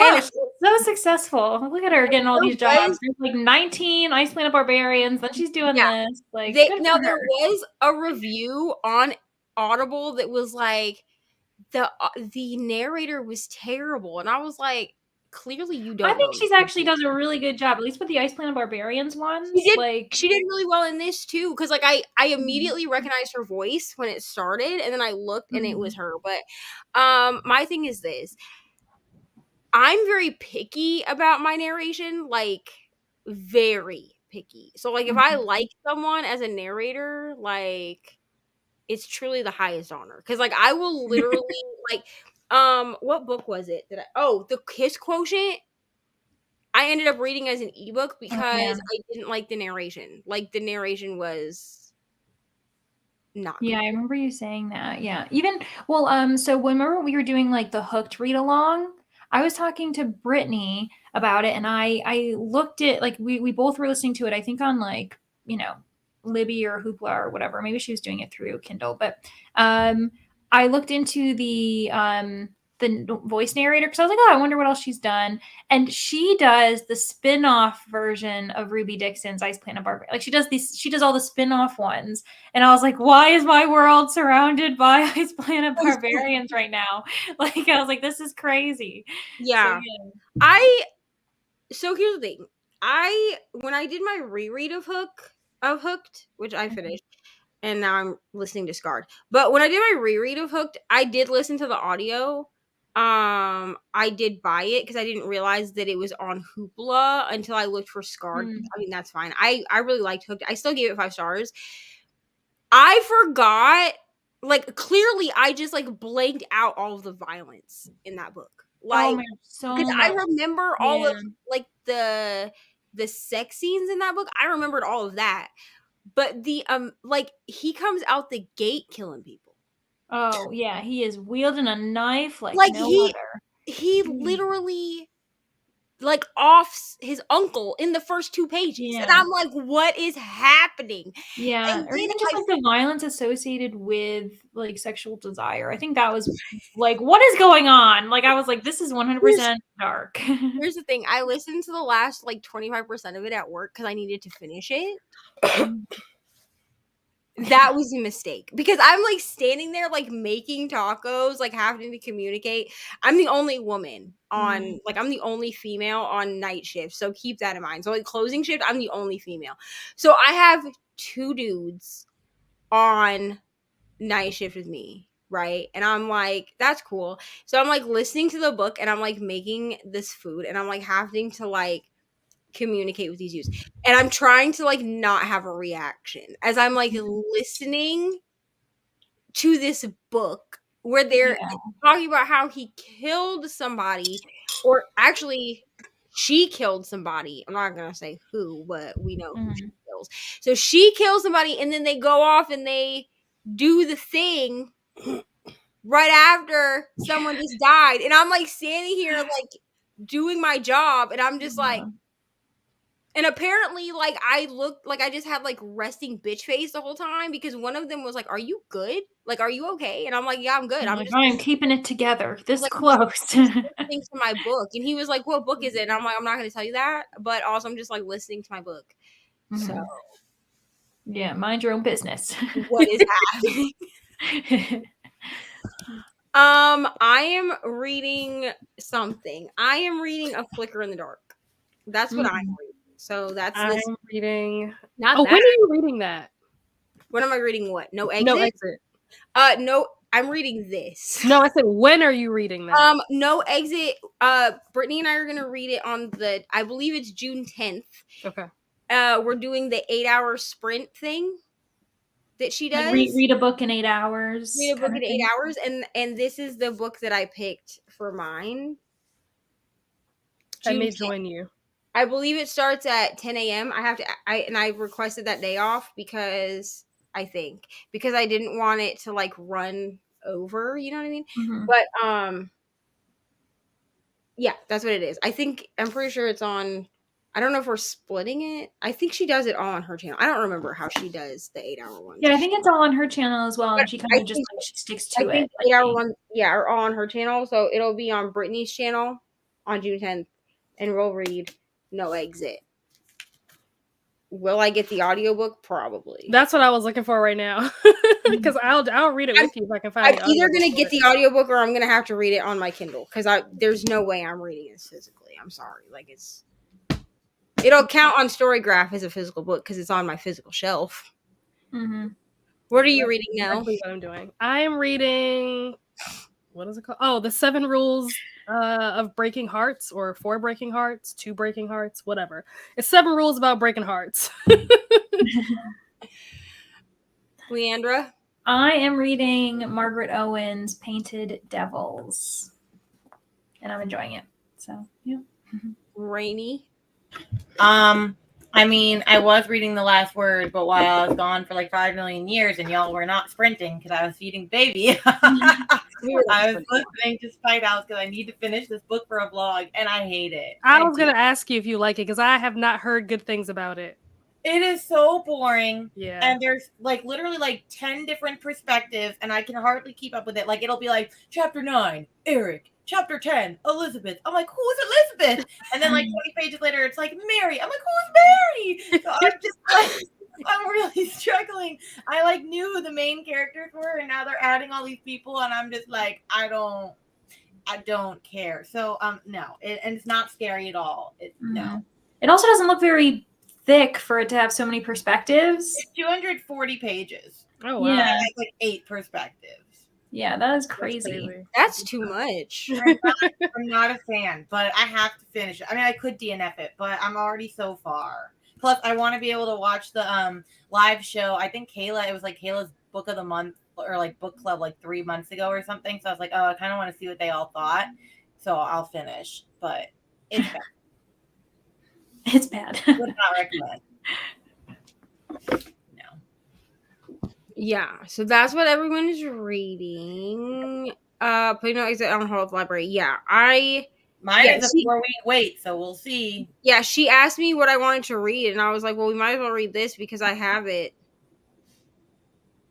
on my shelf. Like, I was trying to find a book that I already had on my shelf. Like, I didn't really want to have to buy a book. You know what I'm saying? So yeah, that's why we picked that one, because I got it from Book of the Month like months ago, and it's just been sitting there staring at me. I was like, I need to read this at some point. Plus, I'm pretty sure No Exit is on my self-destruct list. Have I been good with my self-destruct list? Absolutely not, because I was supposed to read Fairy Tale this month. It did not get read. Okay. Like, I'm actually probably gonna switch it out for a different book. Also, Prior of the Orange Tree, I was supposed to reread that this month. That's a big one. I didn't even crack. Well, listen, I got a prompt that was I needed a big book that was 600 plus pages. So I was like, okay, I'll just do my reread of Prior of the Orange Tree. Well, then I did the 24-hour challenge. I should have picked up Prior of the Orange Tree for the 24-hour challenge. I didn't do that. Instead, I binged the Jacksonville Rays series and the there's a novella and then a full-length novel and then another novella. And the full-length novel was 758 pages. And it's a polyamorous hockey romance. Like, there's no reason for it to be 758 pages. But that's going to replace Prior of the Orange Tree this month. Smart. Because I really dedicated my time. Also, I have 2 vlogs that are coming soon. First, the Florida vlog that never made it onto my channel. It's fine. It's still coming. And then I'm just like behind at this point. And then also, what was the other one? Oh, the 24-hour challenge. But also I had a collab video that went up like an hour ago. It's the second half to the Books That Made Me Cry one from last month. This month, the same group of people, we did Books That Made Us Laugh. Oh, that's really nice. Aww. Also, this time I did 5 books and it was still only an 11-minute video. So clearly I can talk fast if I want to. But all my videos are 30 minutes long because I ramble a lot. So you're welcome. I talked too fast already. I have not read this yet. I need to. It was good. I gave it 4 stars. It's I've heard on good things my about it. TBR. I liked it. Isn't this by like a BIPOC author or something? Yes. S.A. Cosby. That's what I thought. Yeah. Well, because here's the thing. I was going to read it and then there were such mixed reviews that I was like, do I want to read it? No, it was really good. I've heard good things about it. I haven't heard anybody say they didn't like it. I don't know if I would read it just because what it's about doesn't sound interesting. But people that I know that have read it really enjoyed it. But everyone was saying it was so good. And I still really liked it. But I was like, yeah, I never would have read this. Like, yeah. I have a few people that I know that said they didn't like it, which is what put me off. I was like, but now I'm just of the philosophy that like I'm gonna read books even if other people say they don't like them, because just because they didn't like them doesn't mean I won't like them. And obviously, I like books that other people don't like. It probably depends on what they didn't like about it. Yeah, such as We Sold Our Souls. No one liked that book but me. It's fine. The book is trash, hot trash. I loved it. I gave it 5. I gave it. I loved that book, honestly. Yeah, I've never heard anybody say they didn't like Razor Blade Tears. I've never heard anybody say they didn't like it. Yeah, I think I remember one person saying that they couldn't get into it. But like, I think it is probably just preference. If most people like it, I think that in itself should just tell you that those who didn't, it probably is just based on the person and yeah. Like, I don't think I would like it, but that's because just the concept of what it's about does not interest me. But if it's something that interests you, I think that you would like it. Everybody that I know that has read it really liked it. Yeah. Also, I would just like to say thank you to everyone that subscribed, because we got 5 more subscribers. So, yay! What was I gonna say? I was gonna say something. Oh, Brittany also just had a video that went up. She's not here. She's on Margaret's sprints right now, but she just had a video that went up. So if you want to go watch her read smutty fairy tale retellings, I can never catch up to her videos because she has a video. It's now struggling. Here's the thing. no offense to any of my friends, but I'm not gonna watch your backlog. So at this point, like I just start from where I start from. You know what I'm saying? So like first video, a lot of times what happens is like somebody like Leandra, for instance, one of her videos, like I don't even know where I started in her like repertoire because I like followed her and then I got like a video that was suggested to me, so I watched it and then I went to her channel and I just like scrolled down to that video and then started from that video and went up. That's basically what happens. I'm probably not going to watch your whole backlist. And I truthfully, please don't watch my whole backlist because that book tag I need to redo like before I hit 500 subscribers, but like I need to redo it because the original one that I did, clearly I had no idea what I was doing because like first of all the angle is terrible. Okay, I clearly didn't know to like prop the little mini tripod that I had at the time up on books, so like you are looking at me this way like it it's hot trash. Okay, I also don't know how to make any kind of eye contact with the camera. Like I just kept like looking around the room. That's me now. Watch my first video. It's terrible. The cat pooped outside the litter box. No. Wonderful. I mean, I'm glad that you're better though. Now. Okay, we are going to do a sprint though. We got sidetracked, Reni, while you were gone. We started talking about Grey's Anatomy. That's what happened. Oh, I love that show. See? But that's what happened. We started talking about I actually need to contact my friend. We watch it every week together, and we have not since the baby's been born. But see, yeah, that's the thing. We got because I started talking about how like I don't watch TV, and then somehow we started talking about Grey's Anatomy. Who knows at this point? Like the chaos. We only have an hour and a half left, and I'm just like the chaos has ensued, and I have to sleep for 2 hours and then get up to be on a Breeze thing, which like I volunteer. Should I watch Breeze thing, or is it not live? I think it's a Patreon thing. Ah, phooey. I think because it's for like a project that she's doing, but I think But for Patreon. Well, I think she's doing it for everyone. Oh, but Patreon first. Right. Yeah. That's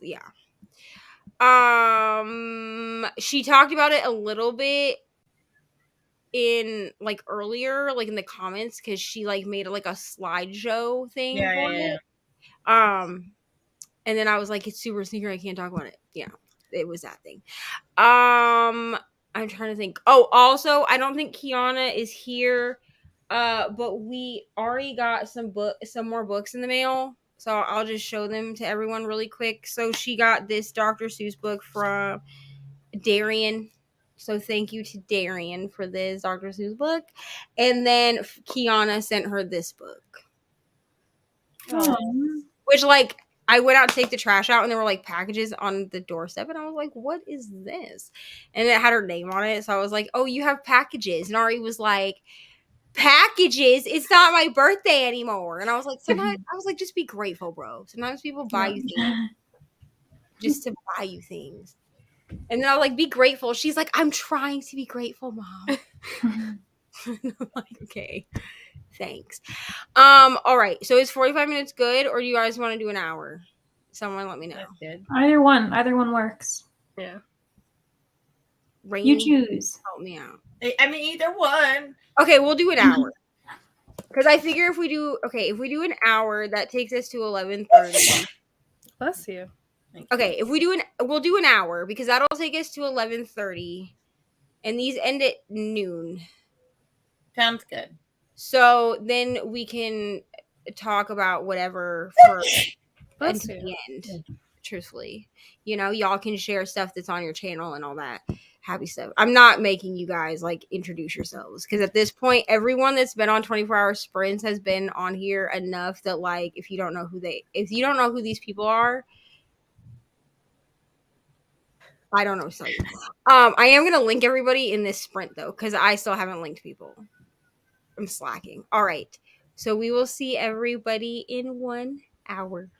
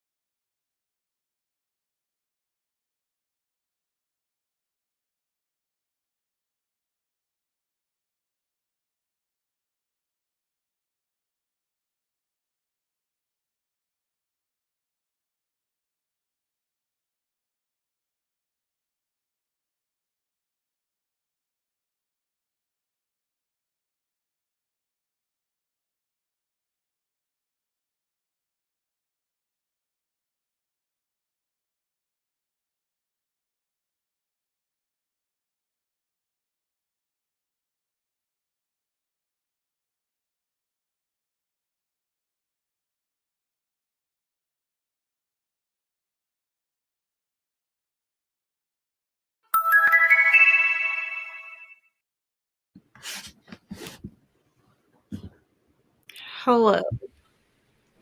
Hello. Hello. How did we do? I got through 10%. Nice. Oh. Are you still enjoying it? Yeah, at first I wasn't really feeling it. It was kind of like, this book is trying to be funny and it's not funny. But like after I got to like chapter 10, then it was actually funny. So I am enjoying it now. Yeah, nice. I got through another few chapters and I'm still really liking it. Like I really love the characters and everything. But I think sometimes this is something that a lot of authors do where in the first book when they like two characters get together, the next book it has to constantly be this issue between the couple. Like they can't just be like, I don't know, supporting each other and have outside conflict. There always has to be internal conflict. And so I'm worried that it's just going to keep happening where like suddenly things get resolved and then there's another issue between them. And I'm like, can't they just be a happy couple and then just fight evil or something? Like, why does there have to be stuff inside their relationship? But yeah. Yeah. Reni had to go because her friend is coming or something. Coming over. I got to chapter 13. Okay, it's really picking up. So I'm like over 100 pages in. Like I'm at like page 104. Nice. Girls are going missing at this point. So Oh my gosh, multiple? Yeah. I don't know anything about this book. So there's 2 so far. Do you think you know who it is yet? No. Okay.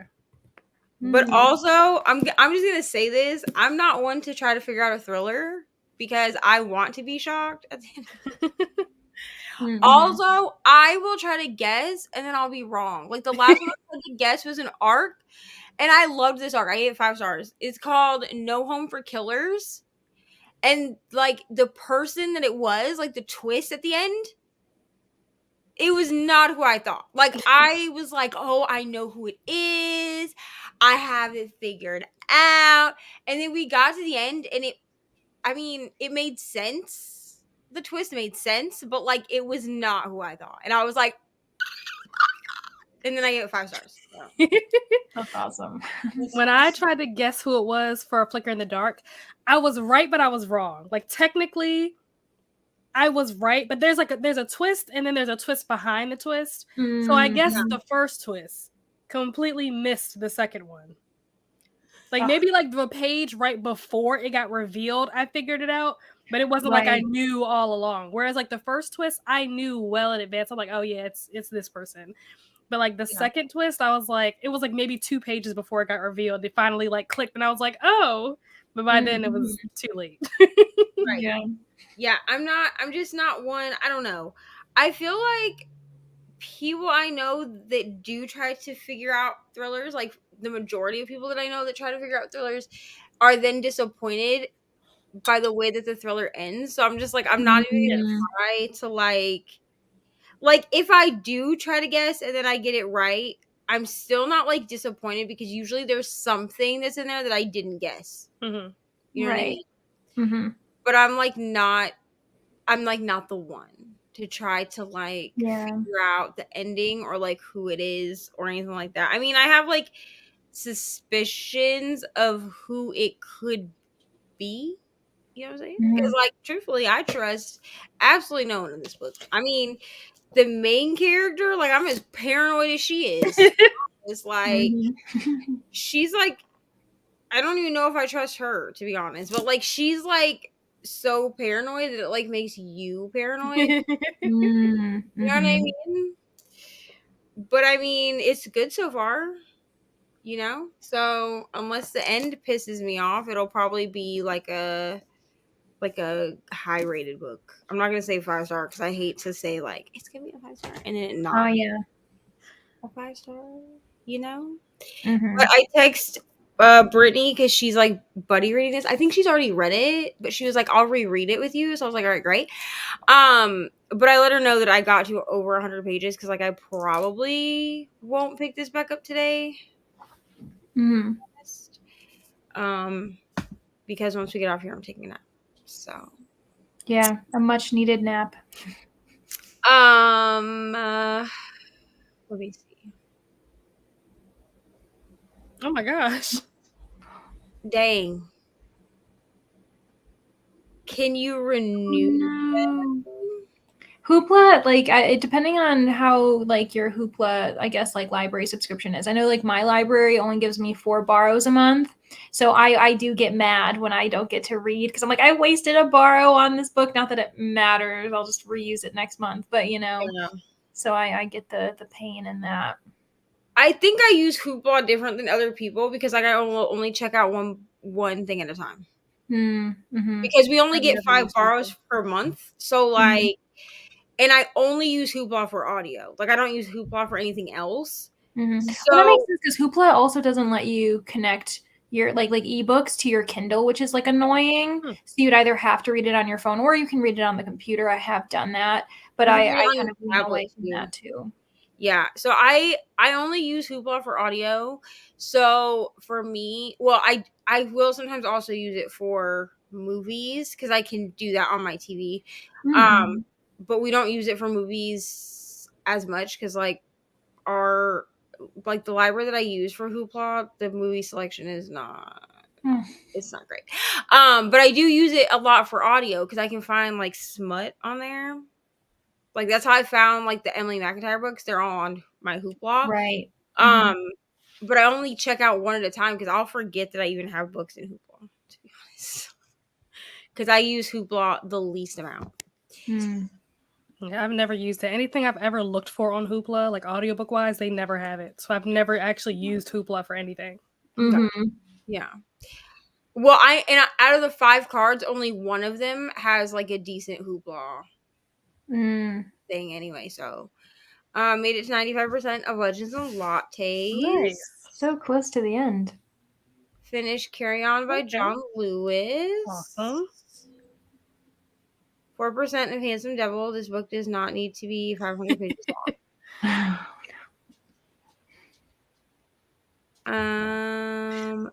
Yeah, Jigra almost made it overnight, but she said earlier, like up there, that she took like an hour and a half nap, which like that's totally fine.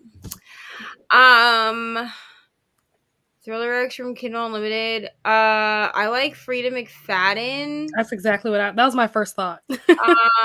Kirsten Mock. I've only read one book by Frida McFadden, but I liked it. It's the one that has like the door on the front. Oh, The Housemaid. Not The Housemaid. That has the eye on the front, like with the door. Oh. It's like a red door. I just can't think of what the damn book. Hold on. Let me go look. Because I'll know like once I see the book, you know what I mean? She is an author that I want to read like all of her stuff. I just keep hearing such good things about her books that I feel like I have to read her work. Have you liked it? Like, have you read anything by her before? And No, not yet. I want to read The Housemaid. I want to read whatever the part 2 is to that. One of them is red and one of them is blue. I want to read.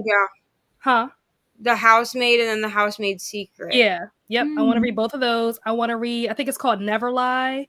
I want to read The Inmate. I want to read something about the locked door. That's the one that I read. That's what I was going to say. So I read The Locked Door.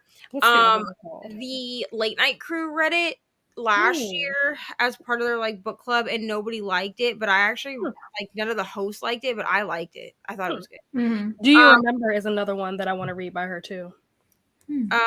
But Frida McFadden is one. Let me think who else. Kirsten Magdalene is pretty popular. I personally don't love Kirsten Magdalene, and I'm going to tell you why. Because so here's the thing.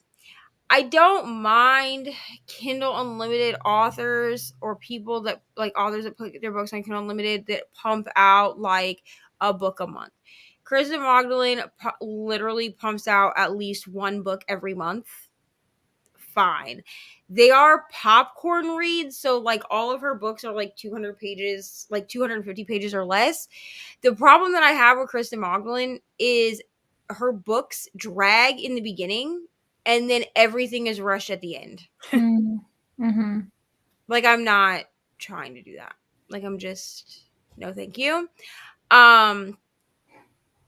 I I just don't like it. Like, I just don't like, because that's not satisfying to me.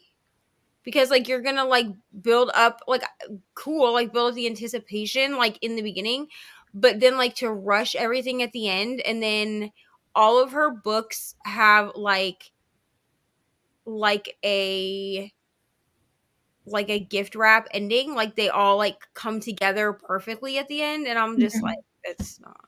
So you could try Kristen Magdalene, because I know people that do like her. I'm just not a fan.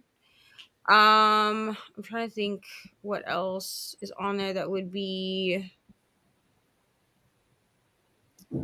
thrillery. I don't know. My brain's not really working at this point. Lisa Jewell, I think might be on Oh yeah. Kindle Unlimited.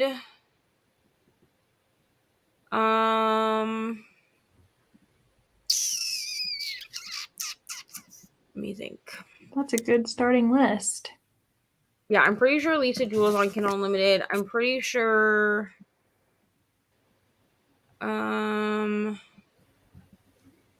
lied. Lisa Jewell's. Well, is she not? I thought she was. Okay, none of Lisa Jewell's stuff is coming up as Kindle Unlimited, so she may have been taken off Kindle Unlimited. Like, she may have taken her stuff off Kindle Unlimited. The one that I was just talking about called No Home for Killers, that's by E.A. Amar. That's on Kindle Unlimited. I gave that one 5 stars. Like, it was really good. Like, it really, like, starts you. I don't know. Like, thrillers in general tend to just, like, start the story. Like, they don't, like, take time. You know what I mean? Mm-hmm. But that one really starts you, like, from the beginning. Nicole Trope is another person that I've read. She's on Kindle Unlimited. I don't remember what I read by her. A Flicker in the Dark is on Kindle Unlimited. If you Highly want, recommend. if you want the audio, or if you want the ebook, I honestly just went ahead and grabbed the audiobook from Audible, because I'll probably reread this at some point, to be honest. But if you want like the ebook of A Flicker in the Dark, it is on Kindle Unlimited. Yeah, So, I think Every library. Last Secret might be on KU. I don't remember. I didn't read it on KU, but I feel like I remember like Googling it at some point and it was on there. which And one? Every Last Secret by Okay. A.R. Tor or Tori. I don't know how you say the name. Mhm. But that was really good. I read that in March. Enjoyed that. That book was, those women were nuts. Oh, the one I read by Nicole Trope, I have The Foster Family downloaded on my Kindle right now, and I've started it, but it's on hold at the moment. But the one that I read as an ARC was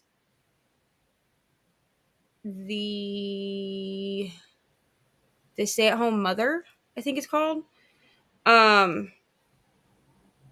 I will say a trigger warning for that is like kidnapping, like because there's like kidnapping thing in that, like a kidnap of a child, like not like abduction of an adult. Does that Yeah. make sense? Okay. Mm-hmm. No problem. Every month. I mean, I'm basically gonna do these until you guys say that you hate it. So until people stop showing up for 24-hour sprints, like I will do them. Oh, wow. I know that I saw that comment and I was like, that is amazing. Yeah. That is amazing. But it also depends on like how much money your library wants to put into Hoopla, because they have to pay for like every checkout or something. Like there's some kind of way that they have to pay for it. Mm-hmm. Spy X Family. Nice. Wonderful. I have you liking volume it? 1 of The Spy Family. I borrowed it from my library, and I have it. I have not read it. I've heard so many good things about it. So yeah. Mm-hmm. How are you liking Better Than the Movies? I read The Do-Over in February. Loved it. Was super cute. Was exactly what I was looking for. Checked all the boxes. But I have not read Better Than the Movies. I need to read this because the cover, I like the cover. So Just ordered lunch and training here, and I want a lazy pampering day. Wonderful. Love that for you. Mine are 10 bars a month. I just completely forgot. Libby kept coming for my neck, and I prioritized those reads. I'll get over it, but dang. Yeah, this is the thing is, like, I have so much stuff that's, like, on hold through Libby that unless I can find an audio or something on Libby, I don't think to check Hoopla for a thing. So, I think so. Yeah, I mean, her books, they're just, I mean, they're pretty, I don't want to say basic thrillers, but like they're your pretty like standard thriller book. Like I don't, like I've only read one book by her, but like there was, like in The Locked Door, there wasn't any like explicit sex scenes or anything that I remember. Right. And I feel like I would remember that if there were.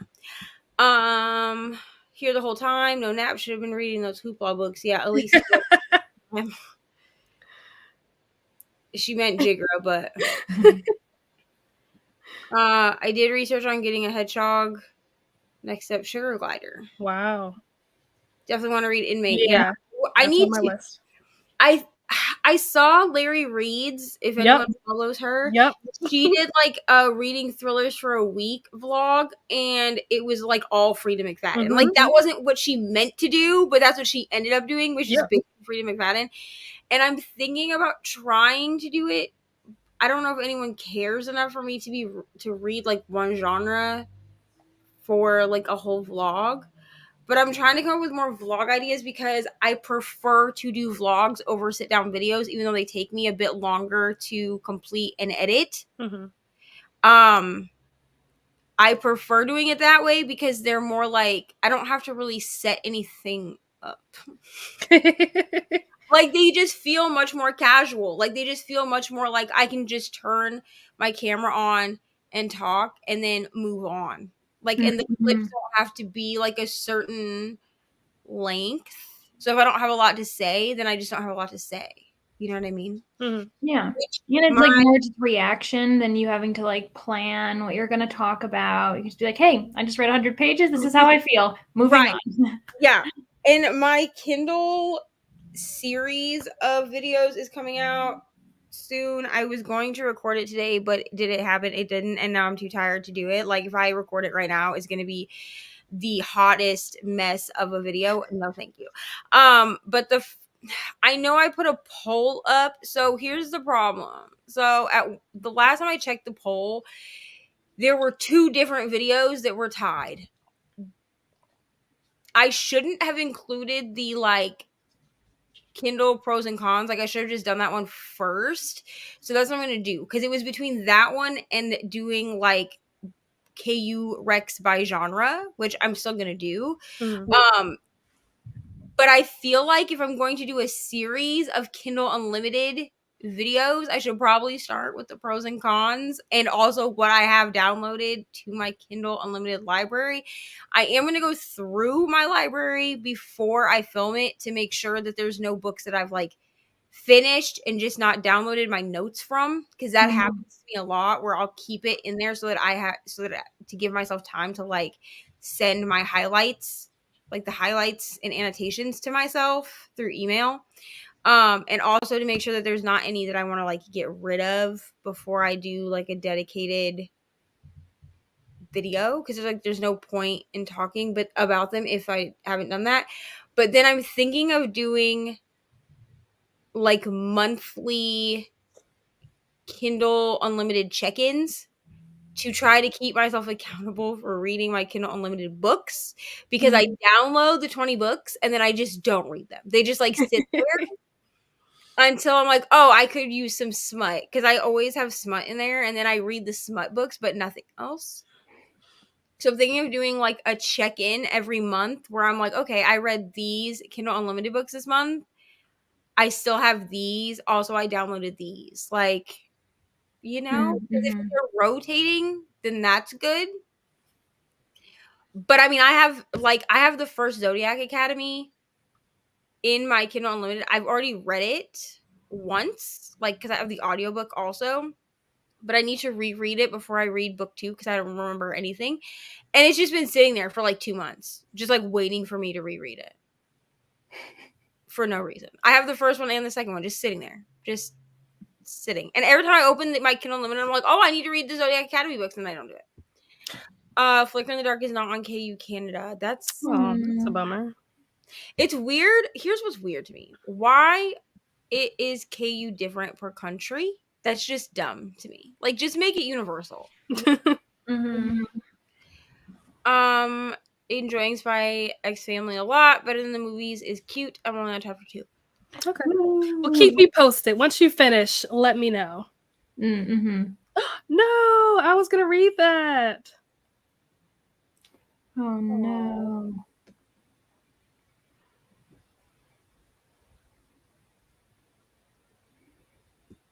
My comments jumped. Hold on. Sorry. Wanted to check in. Okay, bye, ML. Bye. Ollie and I went to pack just one thing real quick, which quickly became packing everything. Wonderful time as always. Thanks, ML. Be safe. I know she's like, they've got a road trip tomorrow and stuff, so. Blog Ideas lowest rated book on your Goodreads with check-ins, even if you DNF it. That's cool. I would so I could do this video, but I would probably have to use Storygraph because I'm not gonna lie to y'all, like my Goodreads, that thing is basically for the streets at this point. Yeah. Like, it is not updated. Yeah. I'm so bad at keeping up with Goodreads because I don't like it. Like it's clunky. Like I don't love the interface. It's not easy to log a DNF'd book. It really annoys me. Like that's why I tell people, like, I do have Goodreads and it's linked for those that like really want to be friends on there. But you're really like, if you need to know like up to date what I'm reading, like what I'm currently reading, what I've read, all of those things, like Storygraph is where I update everything. Yep. I completely agree. I probably abandoned my Goodreads, not even on purpose. I just forgot about it and stopped using it maybe like a month or two ago. And I have not updated anything since like March or February. I definitely stopped using Goodreads once because I got like the beta version of Storygraph. And when I started using that, even in beta, the interface was so much better for me than Goodreads that I just didn't use it. Yeah, I was trying to do both, but I've given up on Goodreads. It's annoying because, like you said, the UI is just not as good on Goodreads. But then also, you can't give it like half stars or like quarter stars. And I need that. I need that for me in my life. And Goodreads does not accommodate me. I also give half stars and quarter stars as well. Now, in my book journal, I will mark if it's a 6-star read. And I have decided that I'm going to go and I will just like where you write like your review. If it's a 6-star read, I'm just going to mark like actually 6-star read, just because then when you click on my review, you'll see that. I don't write full reviews on Storygraph. Yeah, I don't either. But I will give a star rating. Now for 2022, I did not give star ratings on Storygraph. I don't know why I didn't do that. Probably because I was too lazy to scroll to the bottom to give a star rating. So all my star ratings were done just only in my book journal. But I don't feel like anyone looks at the books that I read in 2022 anyway. Like if they did and they asked me what I gave the book, I could tell you because I could just look at my digital journal from last year. This year I've been really diligent about giving star ratings, but I do use the 0.75, 0.5, 0.25 rating system. So I mean, because there's just some book like Pucking Around for me was not a 5-star, but it also wasn't a 4-star. And I was like, okay, so what things bothered you? So then that bumped it up to a 4.75 for me because there was really only one big issue that I personally had with it. And it's just a kink that like I'm not into and I didn't really want to read. That was it. Like that was all. Which like that's nothing against like people that want to do that thing. I just personally don't love and I knew that it was in there because it's in the content warnings and I still chose to read the book. But I also knew that if it was like blatantly on page, which it is, that it would probably get marked down for that just because like that requires me to skip like 4 sentences. And you know what I mean? So yeah. I like the fact that on Storygraph you can like, because I don't write reviews. I never write reviews. I just don't have the time. Yeah. But I like that in Storygraph you can still like check off boxes. Like if you Yeah, thought like it was adventurous, mysterious. yeah, exactly. Mhm. I like that you can still, if it was medium pace, if whatever. Like I like that I can still check off those boxes without having to write a full review. Versus Goodreads does not give you that option. No, Goodreads, you either write a review or you don't. Like there's Right. no in between. So at least I can give you like a basic understanding of why Mhm. I marked a book the way that I did without having to write a dedicated review. I'm sorry. Like I want to be like a review girly. Okay, like I want to be that person. I even made a graphic for Pucking Around that is still just sitting in my camera roll. Like I took the time. It took me like 15 minutes to make this graphic, and it came out awesome. But like I also am just like, if I post this, then I have to write a review, and I don't want to. So I'm like thinking about just posting the graphic with the title of the book, my star rating, and just leaving it like that in the caption on Instagram. I don't know if that's gonna like annoy people, but like also I don't know if I care, to be honest. I personally have read the first Zodiac Academy book and I liked it. I gave it 4 stars. Yeah, I remember Brooklyn from Brooklyn Reads. Isn't she a huge fan of? I think she likes the series too. Yeah, and so does Jean. Mm. My thing is I